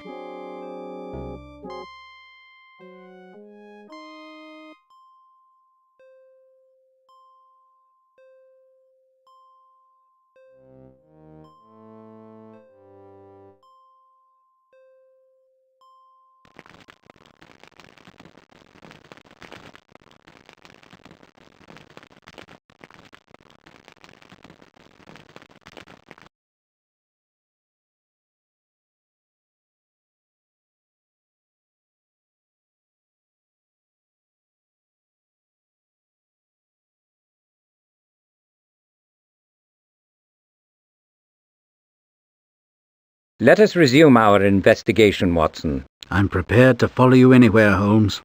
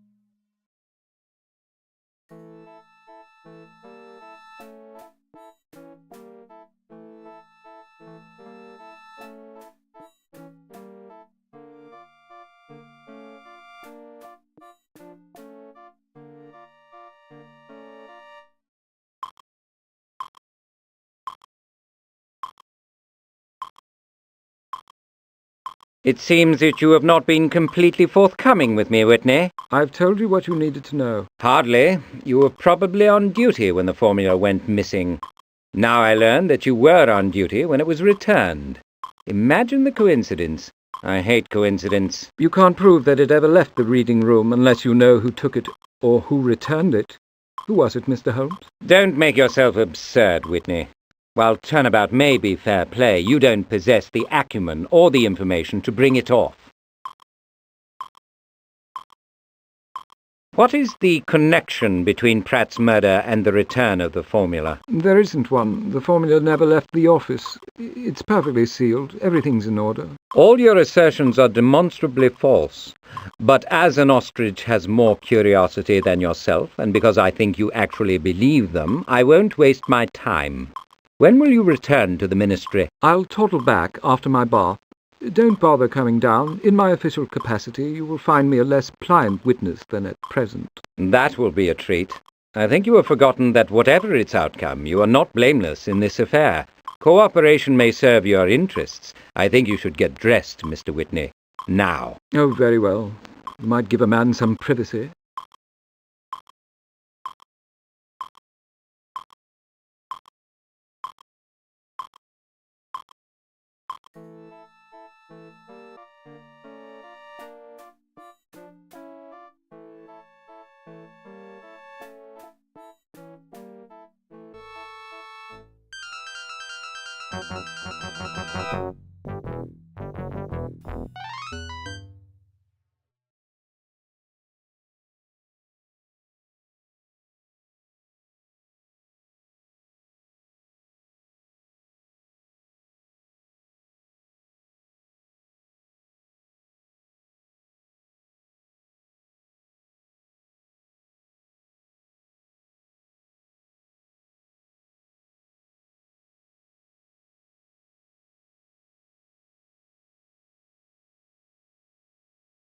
That's quite general, isn't it? It is specific enough for you, Mr. Whitney. I expect your cooperation, as would my brother.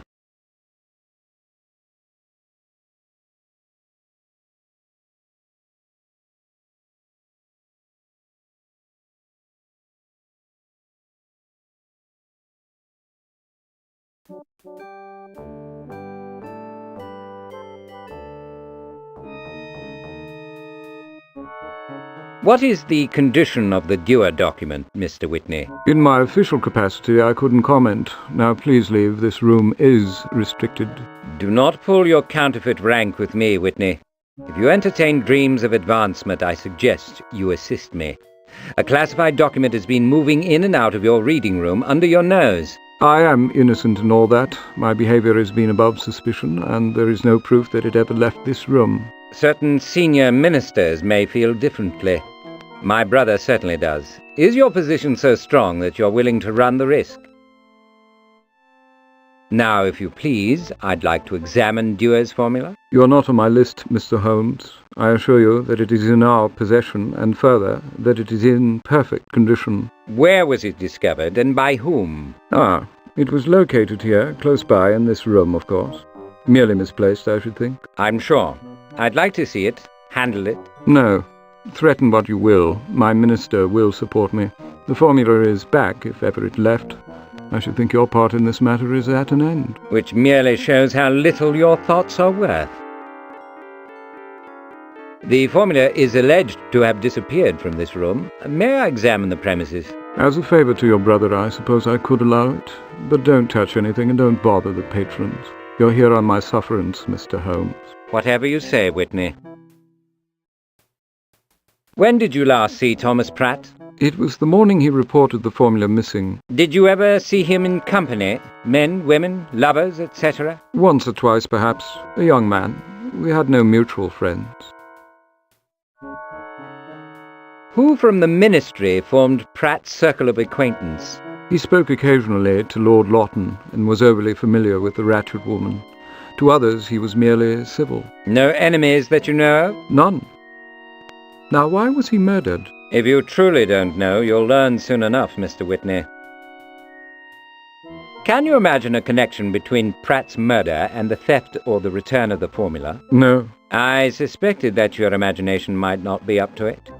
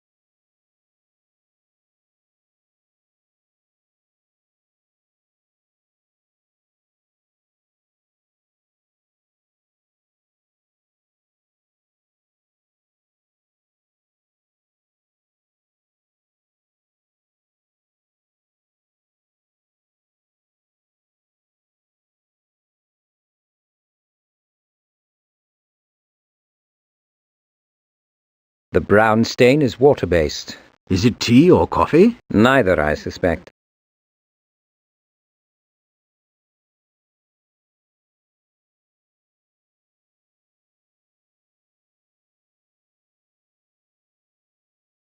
Not vegetable or animal matter. I'd wager it's an alkaline salt, and there's a hint of something bitter.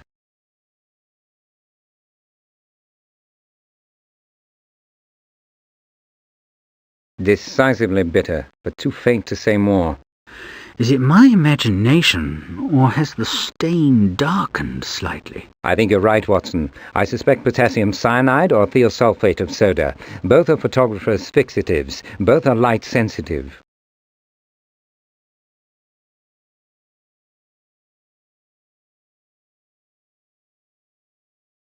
I'll analyze a piece of the stain in a sulfate solution. The yellow result will show I'm on the right track. Fine, Holmes, but please maintain the integrity of the document.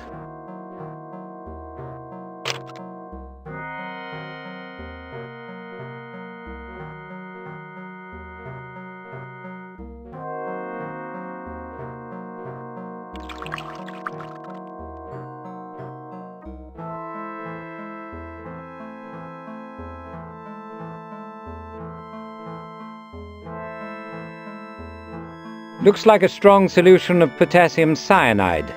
The proper nitrate will provide the emblematic Prussian blue.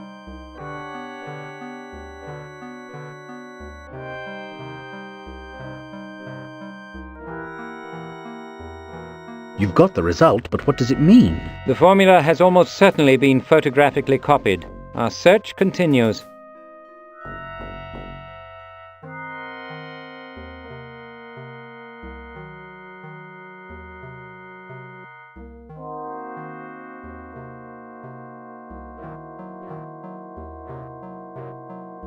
Return to the hunt, eh, Watson?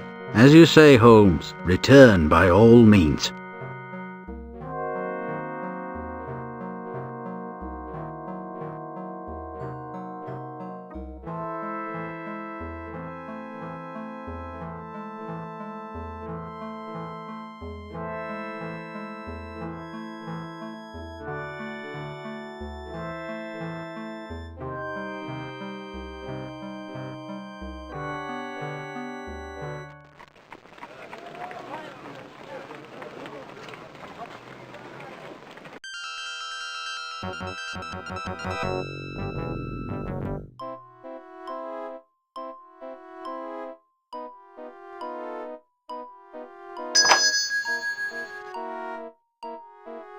Won't be a moment, gentlemen. The sample portraits are my calling cards. Feast your eyes and help yourselves.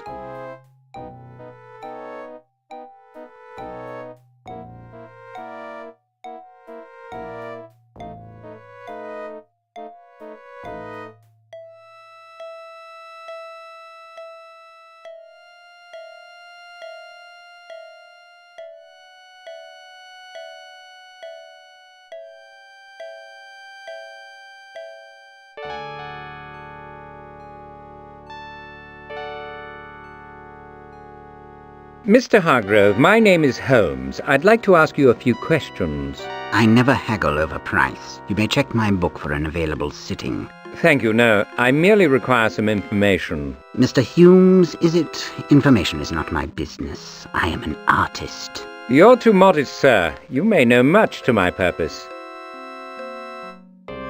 Do people still sit for daguerreotypes in this day and age? It's time-consuming, of course, but many of my discerning clients prefer the unique positive image. A daguerreotype is an unreproducible jewel of unmatched clarity. I saw the portrait you did for my friend, Lord Lawton, and his fiancée. And you were impressed. They are a handsome couple, are they not? Might I do the same for you and your intended? Not at the moment. Do you use gold chloride to tone your paper? Never. My printing out paper is unique, sir. The finest Godin gelatin silver. But instead of chloride, I use another salt. I trust you're not going to become a competitor. Where do you keep duplicate negatives? I have no storage facilities. What if Lady Lockridge were to lose or damage hers? A truly skillful photographer could achieve something with the positive, but that's beside the point. You had other business with me. Most studios now use the collodion development process, do they not? They do, and I say let them. I provide choices. My unique collodion technique produces distinctively excellent results which cannot be imitated by any jackass who calls himself a photographer. Is not all collodion development basically the same? Phenol to reduce, sodium sulfite for control, and the thiosulfate solution to fix. Excuse my snorting. Your ignorance is common. I won't divulge my methods, but I will say, for example, that cyanide in skilled hands is a better fixative than thiosulfate could ever be. I believe I've happened upon a sample of your work, Mr. Hargrove. You're a collector, then? I'll have to number you among my admirers, Mr. Holmes. The name is Holmes, Sherlock Holmes. I've heard that name, I'm sure. What do you have? You've been playing a very dangerous game, Hargrove, and I intend to put you out. You'll want more privacy, I think. Let's go in back.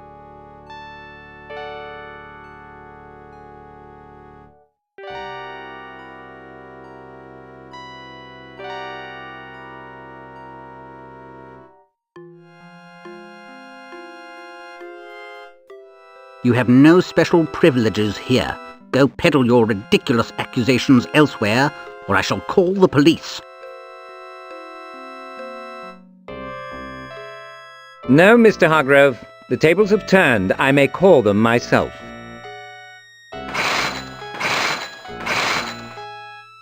Remark, Watson. Pornography is so predictable. That is a libelous characterization. I am an artist. We won't argue the point now. Let's just say you're an idiot.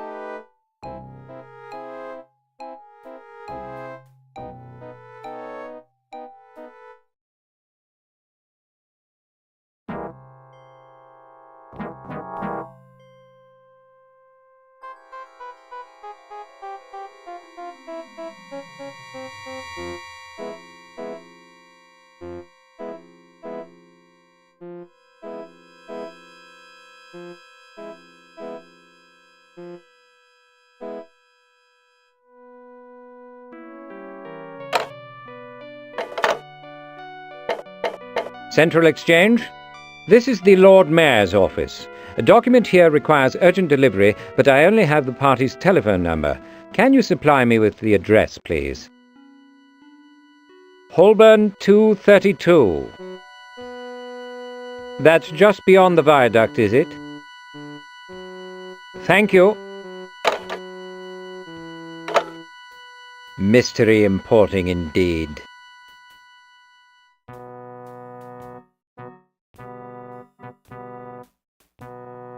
Please connect me to Holborn 232. I beg your pardon. Wrong number. Someone is there, Watson. Excellent. Whose telephone number have you kept? Is it Skerritt's? Please, Mr. Holmes, I beg you. If you expect me to care, you'll have to say more. I cannot. I will not. You face ruination and prison, and still you will not help yourself. Who is capable of causing such fear? Not Skerritt, I think. Silence will neither serve nor save you, Hargrove. When I find this fiend, and I will, I'll let it be known that you betrayed him. Mr. Hargrove, I'm in a position to do you very little good and a great deal of harm. Is that intended as a warning? It is simply a fact. Remember it as we speak. If you insist, Mr. Holmes, I shall try. It must queue up as one of many urgent claims on my memory.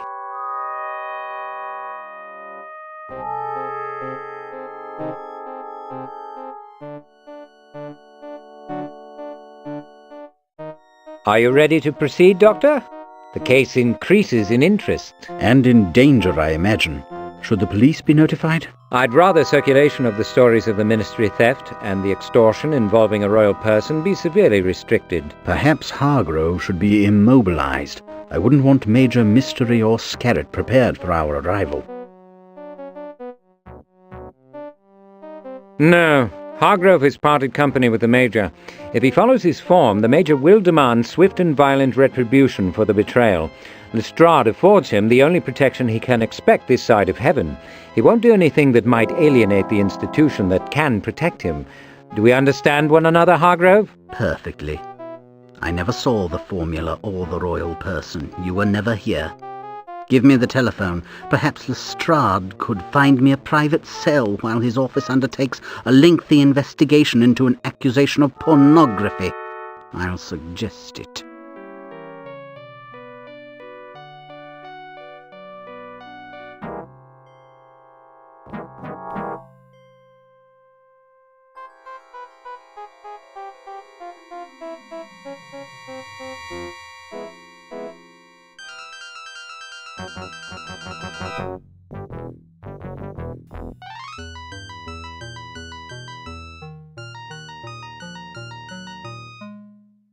That wasn't too difficult. Let's not announce our presence. Should you weary of your work, you might consider a career in unlawful entry. Your expertise exceeds that of a cat burglar.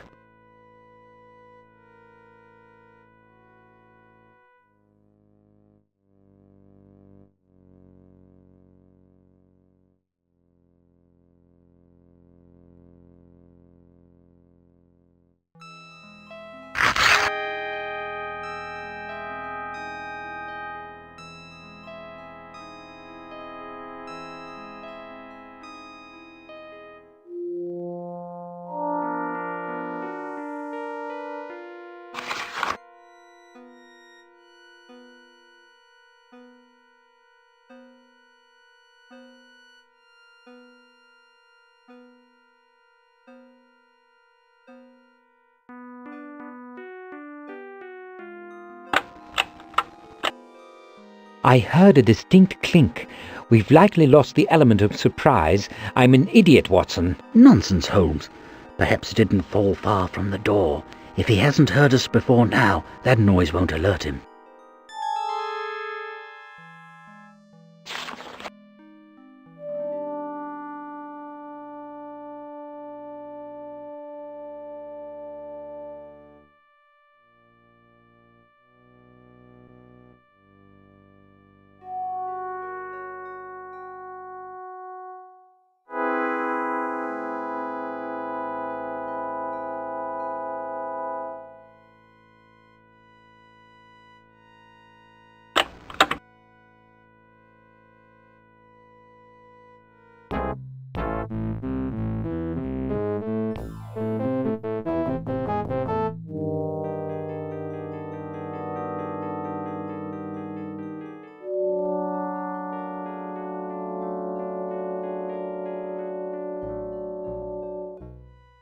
Gentlemen, I was resting my eyes. I didn't... Stay where you are, Mystery. Speak when spoken to and keep your hands in view.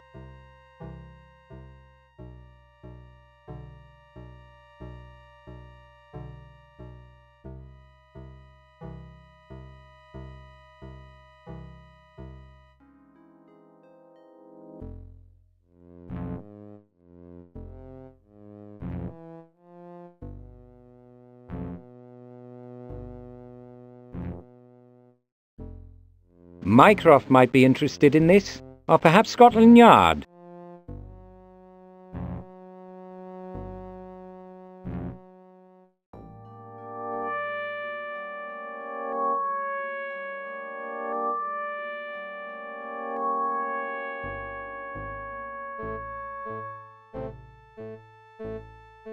Are you trying to cause a hernia?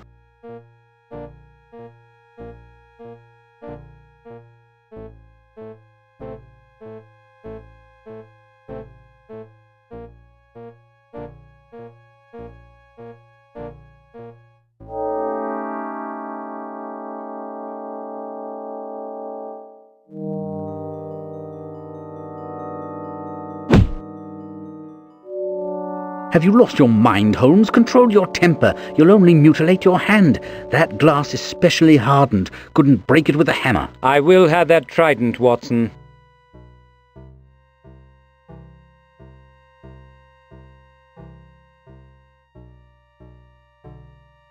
How do you find the mastermind of this criminal enterprise? Appearances must be deceiving, Holmes. He looks like my estate agent. Do not underestimate him, Watson. The range of this conspiracy is decisive proof that behind the tranquil facade lives a malignant brain. He commands a network of thugs and vulnerable dupes. No crime is too great for their collective contemplation and execution. In every man's misfortune, he sees an opportunity to do harm.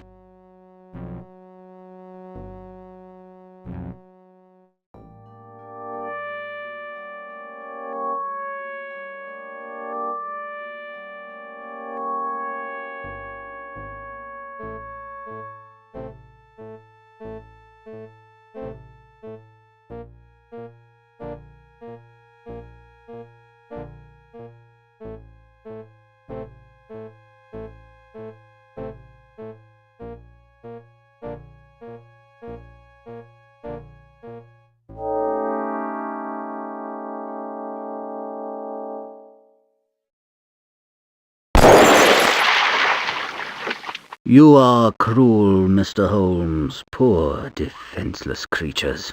It is typically repulsive and perverted that you reserve your sympathy for things vicious by nature, rather than inclination.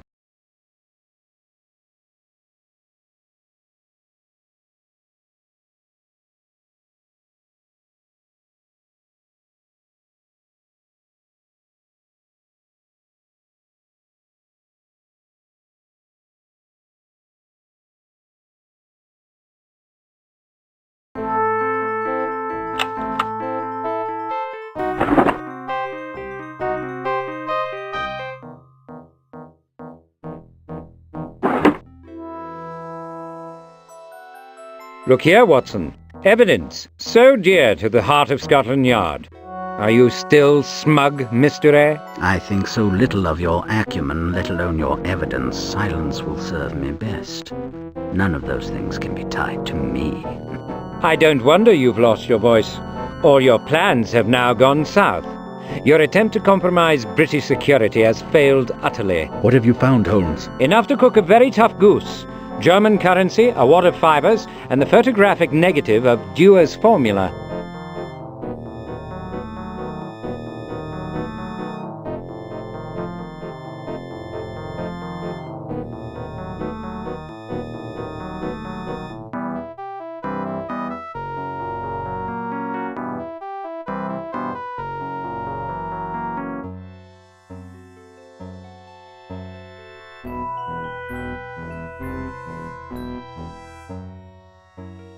Major Mystery, I am Sherlock Holmes. Were he here, I'm sure Mystery, that's Mysteray, would excuse your common mispronunciation of his name. I am Jeremiah M. Story, an acquaintance.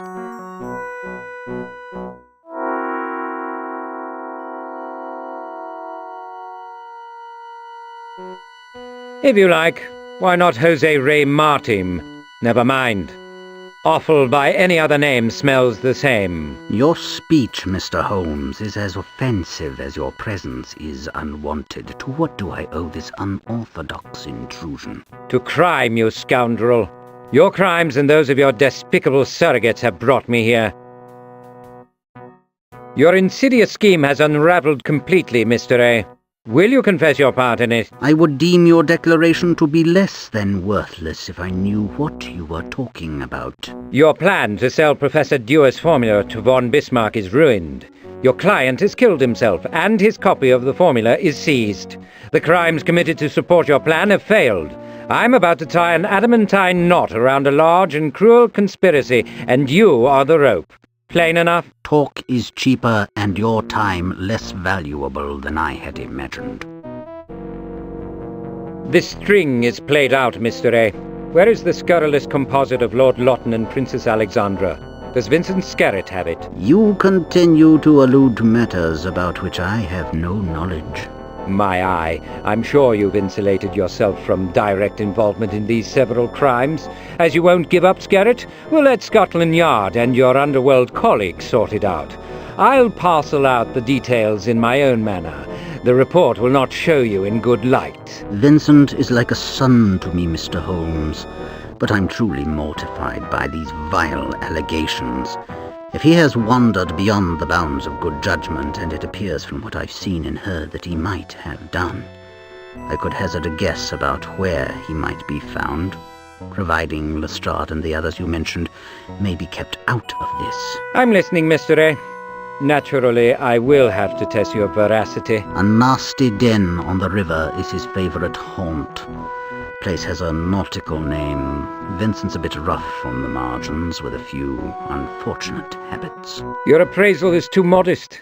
He is in fact a brutal killer, a cruel extortionist, and an unredeemable villain. That as may be. But you'll discover he's as docile as a house cat. I warn you, any calumny against me will fall on deaf ears. He may turn mute. I will find his tongue.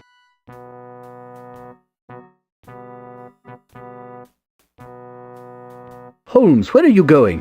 What will you do? My God, man, my mind is reeling. Steady, Watson. All is in hand. The connection between Skerritt and Pratt is finally clear, Watson. They were opium eaters. Indeed? I didn't see it. I don't see it still. Hargrove saw it, and Lloyd Jones smelled it. The two met, smoked, and shared secrets common to their addiction. Unbeknownst to Pratt, Skerritt was trawling for information, and he hooked it. You mean he learned that Pratt was a ministry clerk with access to sensitive documents? Yes. He learned all about Mycroft's ministry committee. The foibles and frailties of the members would be well known to Pratt, especially Lawton. They would be fine topics for conversation. So Skerritt coerced him to steal the formula with something he learned during their sessions. What might they have had on him? Debts? Evidence of unethical or immoral behavior? Perhaps they threatened him with death or mutilation.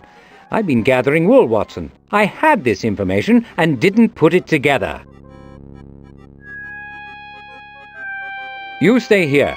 I will see Skerritt in his den, or know the reason why. Will you go alone? Hold on. I thought our business was completed. I've given you Vincent. You were mistaken. Skerritt is a servant, and you are his master.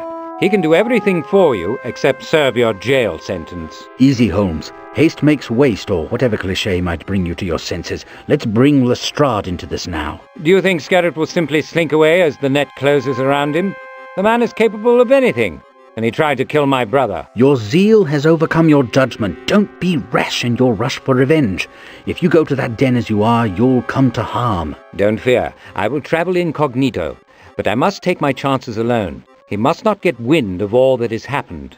Guard Mr. A. Watson. Farewell. We shall meet again.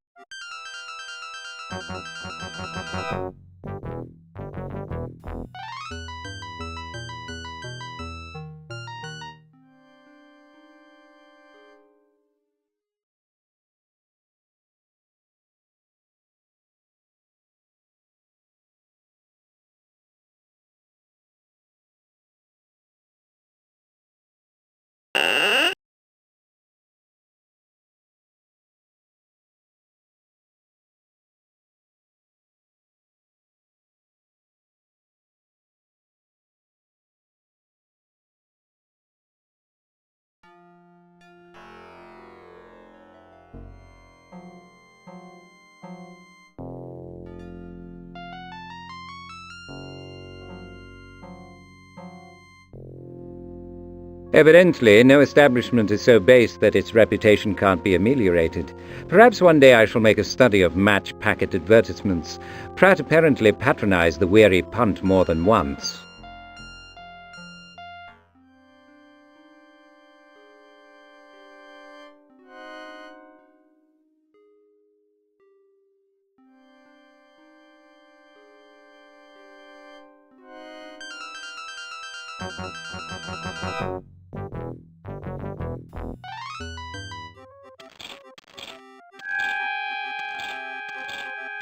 May I purchase a packet of matches for my pipe? Matches is gratis for my customers in Beck. Smoking tobacco's a filthy habit. I sell alcohol here. If you don't want a drink, take a hike. I smell something strange. Perhaps I'll just walk back there. And I'll tear you a new ear hole. Entrance is by special permit only. You ain't welcome. Seamen, sailors and their friends. That's who I cater to. Did you know Thomas Pratt?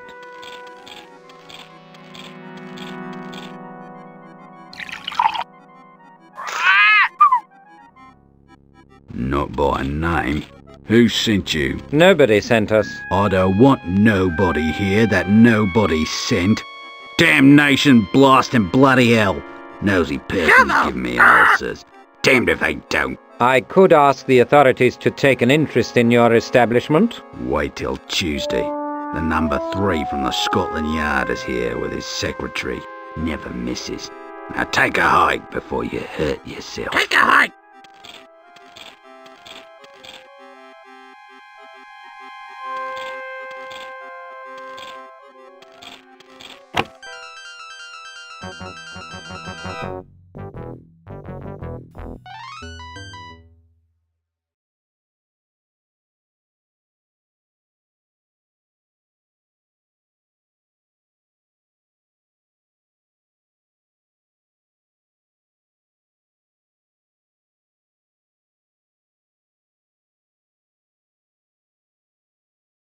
I need a nautical ensemble, Stitch. Can you help? A late invitation to a dress ball, Mr. Holmes. Never go wrong as Lord Nelson. Admiral of the Fleet is too patrician. Something much further down the ranks would serve me better. But there's plenty of seaman's gear in the back. A patch and spike will sell the look. Just return 'em as you found 'em.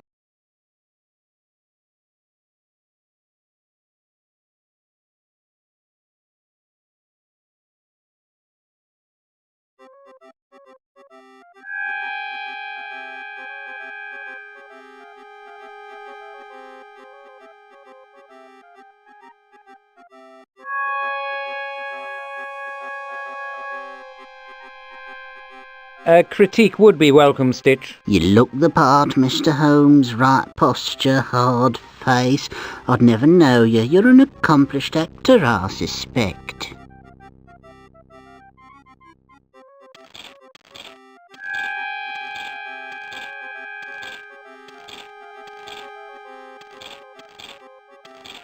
I'm looking for Vincent Scarrett. Has he been in today? Take a hike while you got your Merde!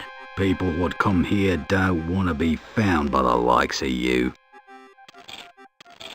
Better have a gin to wet my whistle. Your whistle's almost drowned by the sound of it, mate, but I never argue with a sailor what knows his mind when he's carrying a marlin spike.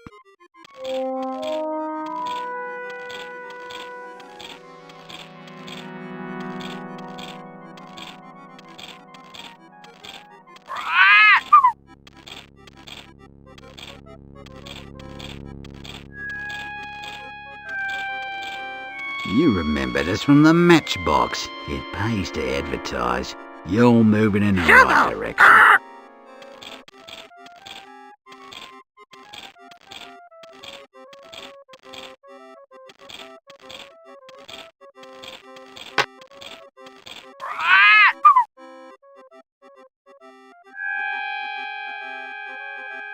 That'll buy you a cream tea at Lyons or something stronger in the back. You part ways to Nirvana. Shovel!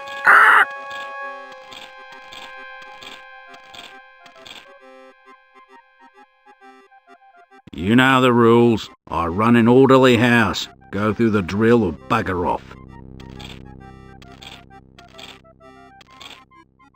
Take a hike!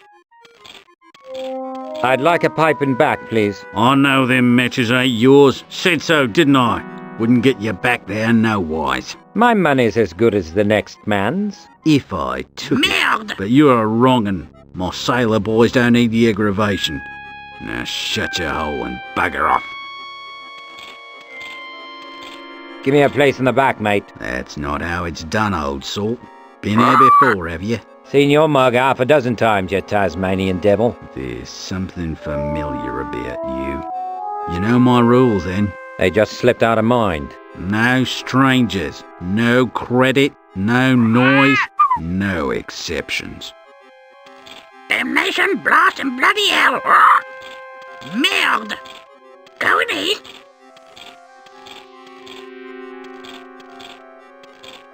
Shovel! You've got you, Luca. The matches is my bona fides, all right?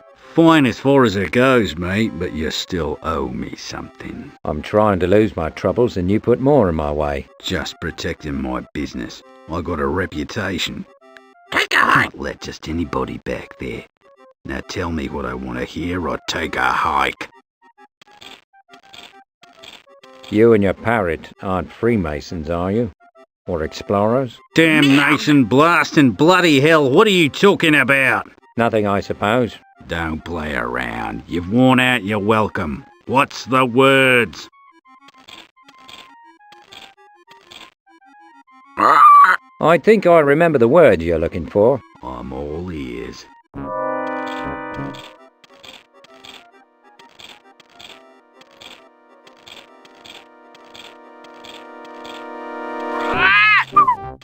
All right then, go on through. Pipes are on the left.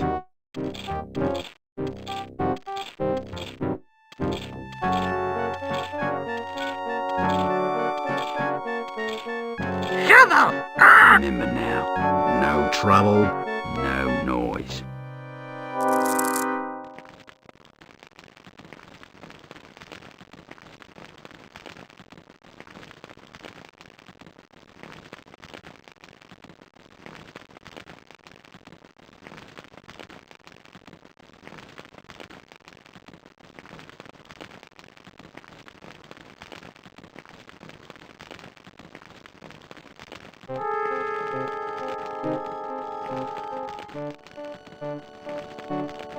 Deranged as you are, Skerritt, I'm not surprised you seek consolation in this den of iniquity.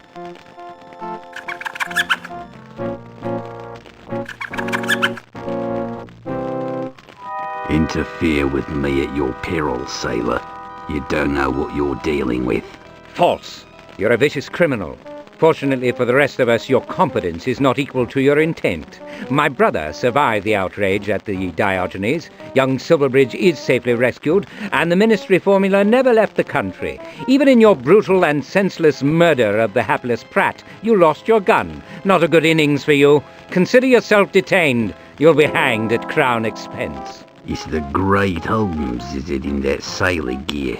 Go peddle your papers. The police have no proof I've committed a crime. Not yet, but I have a witness who saw you execute Pratt. Your defeat is total. Your paramour is dead, likewise your Prussian client. The ill-gotten money has been seized along with your patron. Incidentally, contrary to popular opinion, there is no honour among thieves. Mr. A betrayed you in an instant.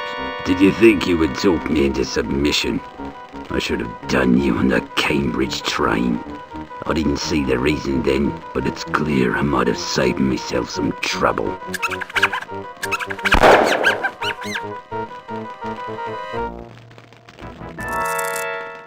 So to all, vermin.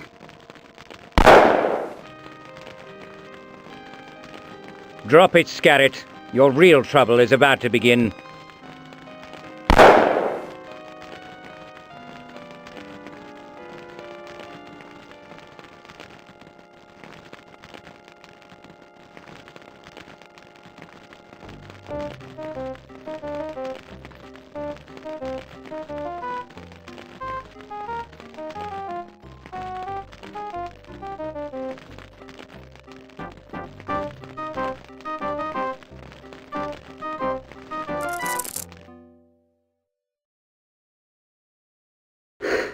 Fine disguise, Holmes. Your mother wouldn't know you. But what's happened here? I heard shots. Skerritt gave me no selection, Watson. He is dead by a bullet from his own gun, and disposed of.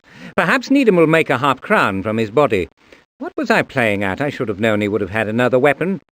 Where is Mr. A, by the way? I handed him over to the inspectors you sent. They slipped the derbies on him and let him off. The diabolical sod is clever, Watson. He deceived you. I sent no one. Pride goes before the fall, they say. We'll get another chance at him. I'm feeling a bit unsteady, Holmes. Might we leave? Of course, Doctor. A wash and a stiff scotch will set us to rights.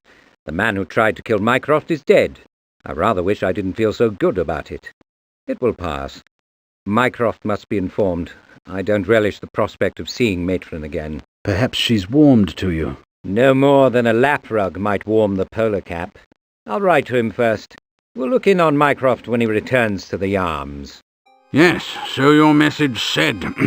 Wonderfully detailed, by the way. The minister was most impressed. Your discretion was widely appreciated. The death of this Carrot fellow was unavoidable. You had no choice. I didn't think your health enough improved to attend my funeral. Most thoughtful. Any news of his ludicrously named employer? Major Mystery is at large. Well, you tied up the other bits very nicely. Carter is pleased. I've heard from Silverbridge, even Lawton is chastened. You have just cause for celebration. Mr. Holmes, you're not resting. Matron specifically warned me that your brother would overstay his allotted time. He has interfered with your feeding. Very well, sister.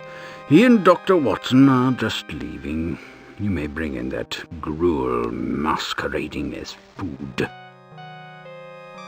We only have a moment, Sherlock. I don't wish Matron to receive a bad report.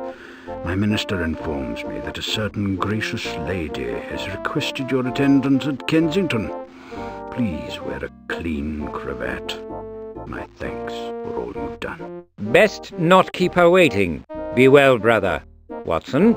My appreciation, Mr. Holmes.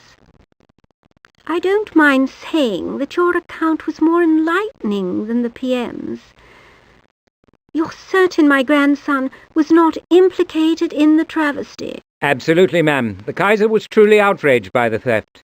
His assistance in apprehending the malefactors was invaluable. Your sovereign and your nation are grateful for your discreet and expeditious handling of this delicate matter, Mr. Holmes.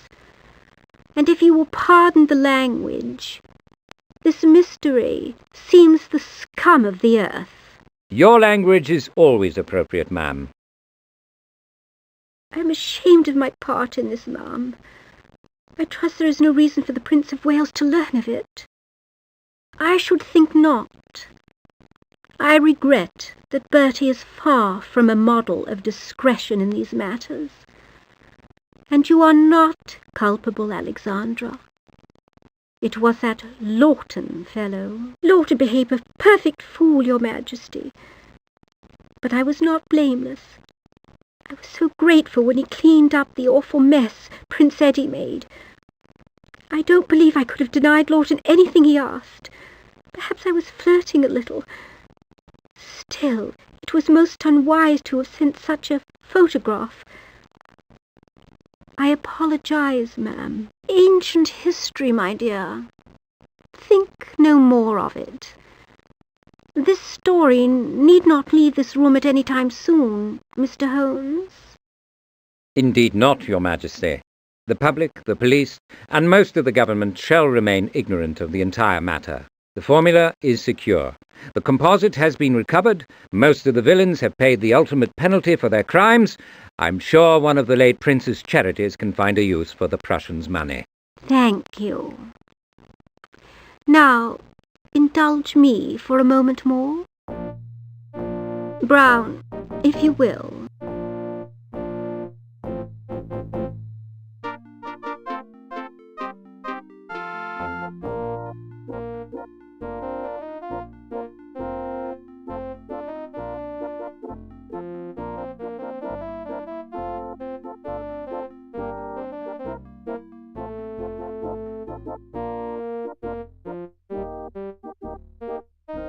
Please assume the customary position. For services to country and crown, I dub thee Knight of the Distinguished Service Order. Arise.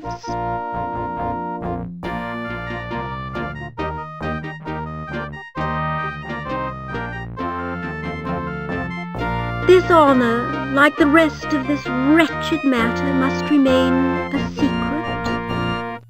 I'm sorry. If I have rendered service to my brother, to my country, and to you, ma'am, I am justly and handsomely rewarded. Nicely said, Sir Sherlock. Doctor, Brown will show you out.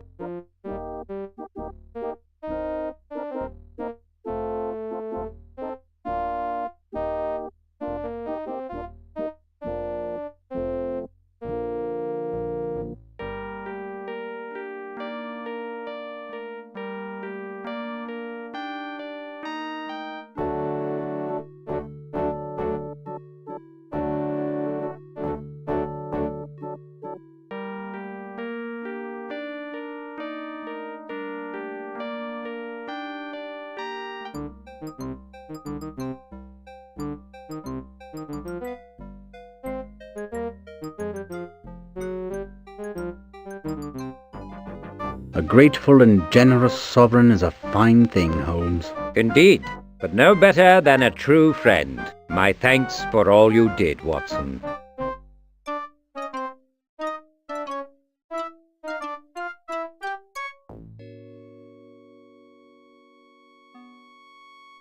The case has concluded, Watson. Are you near finishing your account? I've recorded most of its events, those I witnessed and those you told me about, but the historical record demands a summary. Some issues are not entirely clear. I am not surprised. This was a most peculiar and troubling matter. I admired your reasoning early on that the 3 investigations were linked. The suppression of the inquiry and the attempt on Mycroft were in support of the theft. Nevertheless, I lost my way through the investigation a number of times. You were not alone. I call to your attention the complexity of the conspiracy, its political, diplomatic and military implications, the dazzling audacity of the villains, the calculated cruelty in support of treason. Is it any wonder we made a false start or two? I must say that it did not help that you were enraged by the attempt on Mycroft's life. I accept that criticism. My anger may have been as much of a debility as it was an inspiration. But I was not prepared for any solution to the matter which did not include the apprehension of his would-be assassin. Fortunately, he turned out to be a person we wanted for other reasons. Are you satisfied with the disposition of the committee members? They will answer to Mycroft. Everybody in this case but he was self-interested. To varying degrees, they were petty, mean, foolish, greedy, ambitious, vicious, or just plain stupid. Some had better reasons than others. Those will serve as mitigation. Why did you let Lawton off so easily? The man is a self-righteous idiot who has gambled his way into debt and must make an unpleasant marriage to get out of it. My anger is spent, Watson. Should more lives be ruined by this wretched business? I could produce the chain of evidence that would cook his goose, but royal involvement made it very fragile. He will suffer for his deeds, I guarantee it. I suspect that you knew the composite was the crux of the case much earlier than you revealed to me. That is a just and succinct summation, Watson. We should let it rest there. Amazing, Holmes. Should I live 100 years, I'm sure I shall never meet your equal. My thanks, Watson. Major Mr. A, I think, would warmly disagree with your generous praise. No doubt we shall have to deal with him in time. There was no real acquiescence in the man. He will find another cat's paw to do his bidding. I believe I could sacrifice my life gladly if such a man could be eliminated.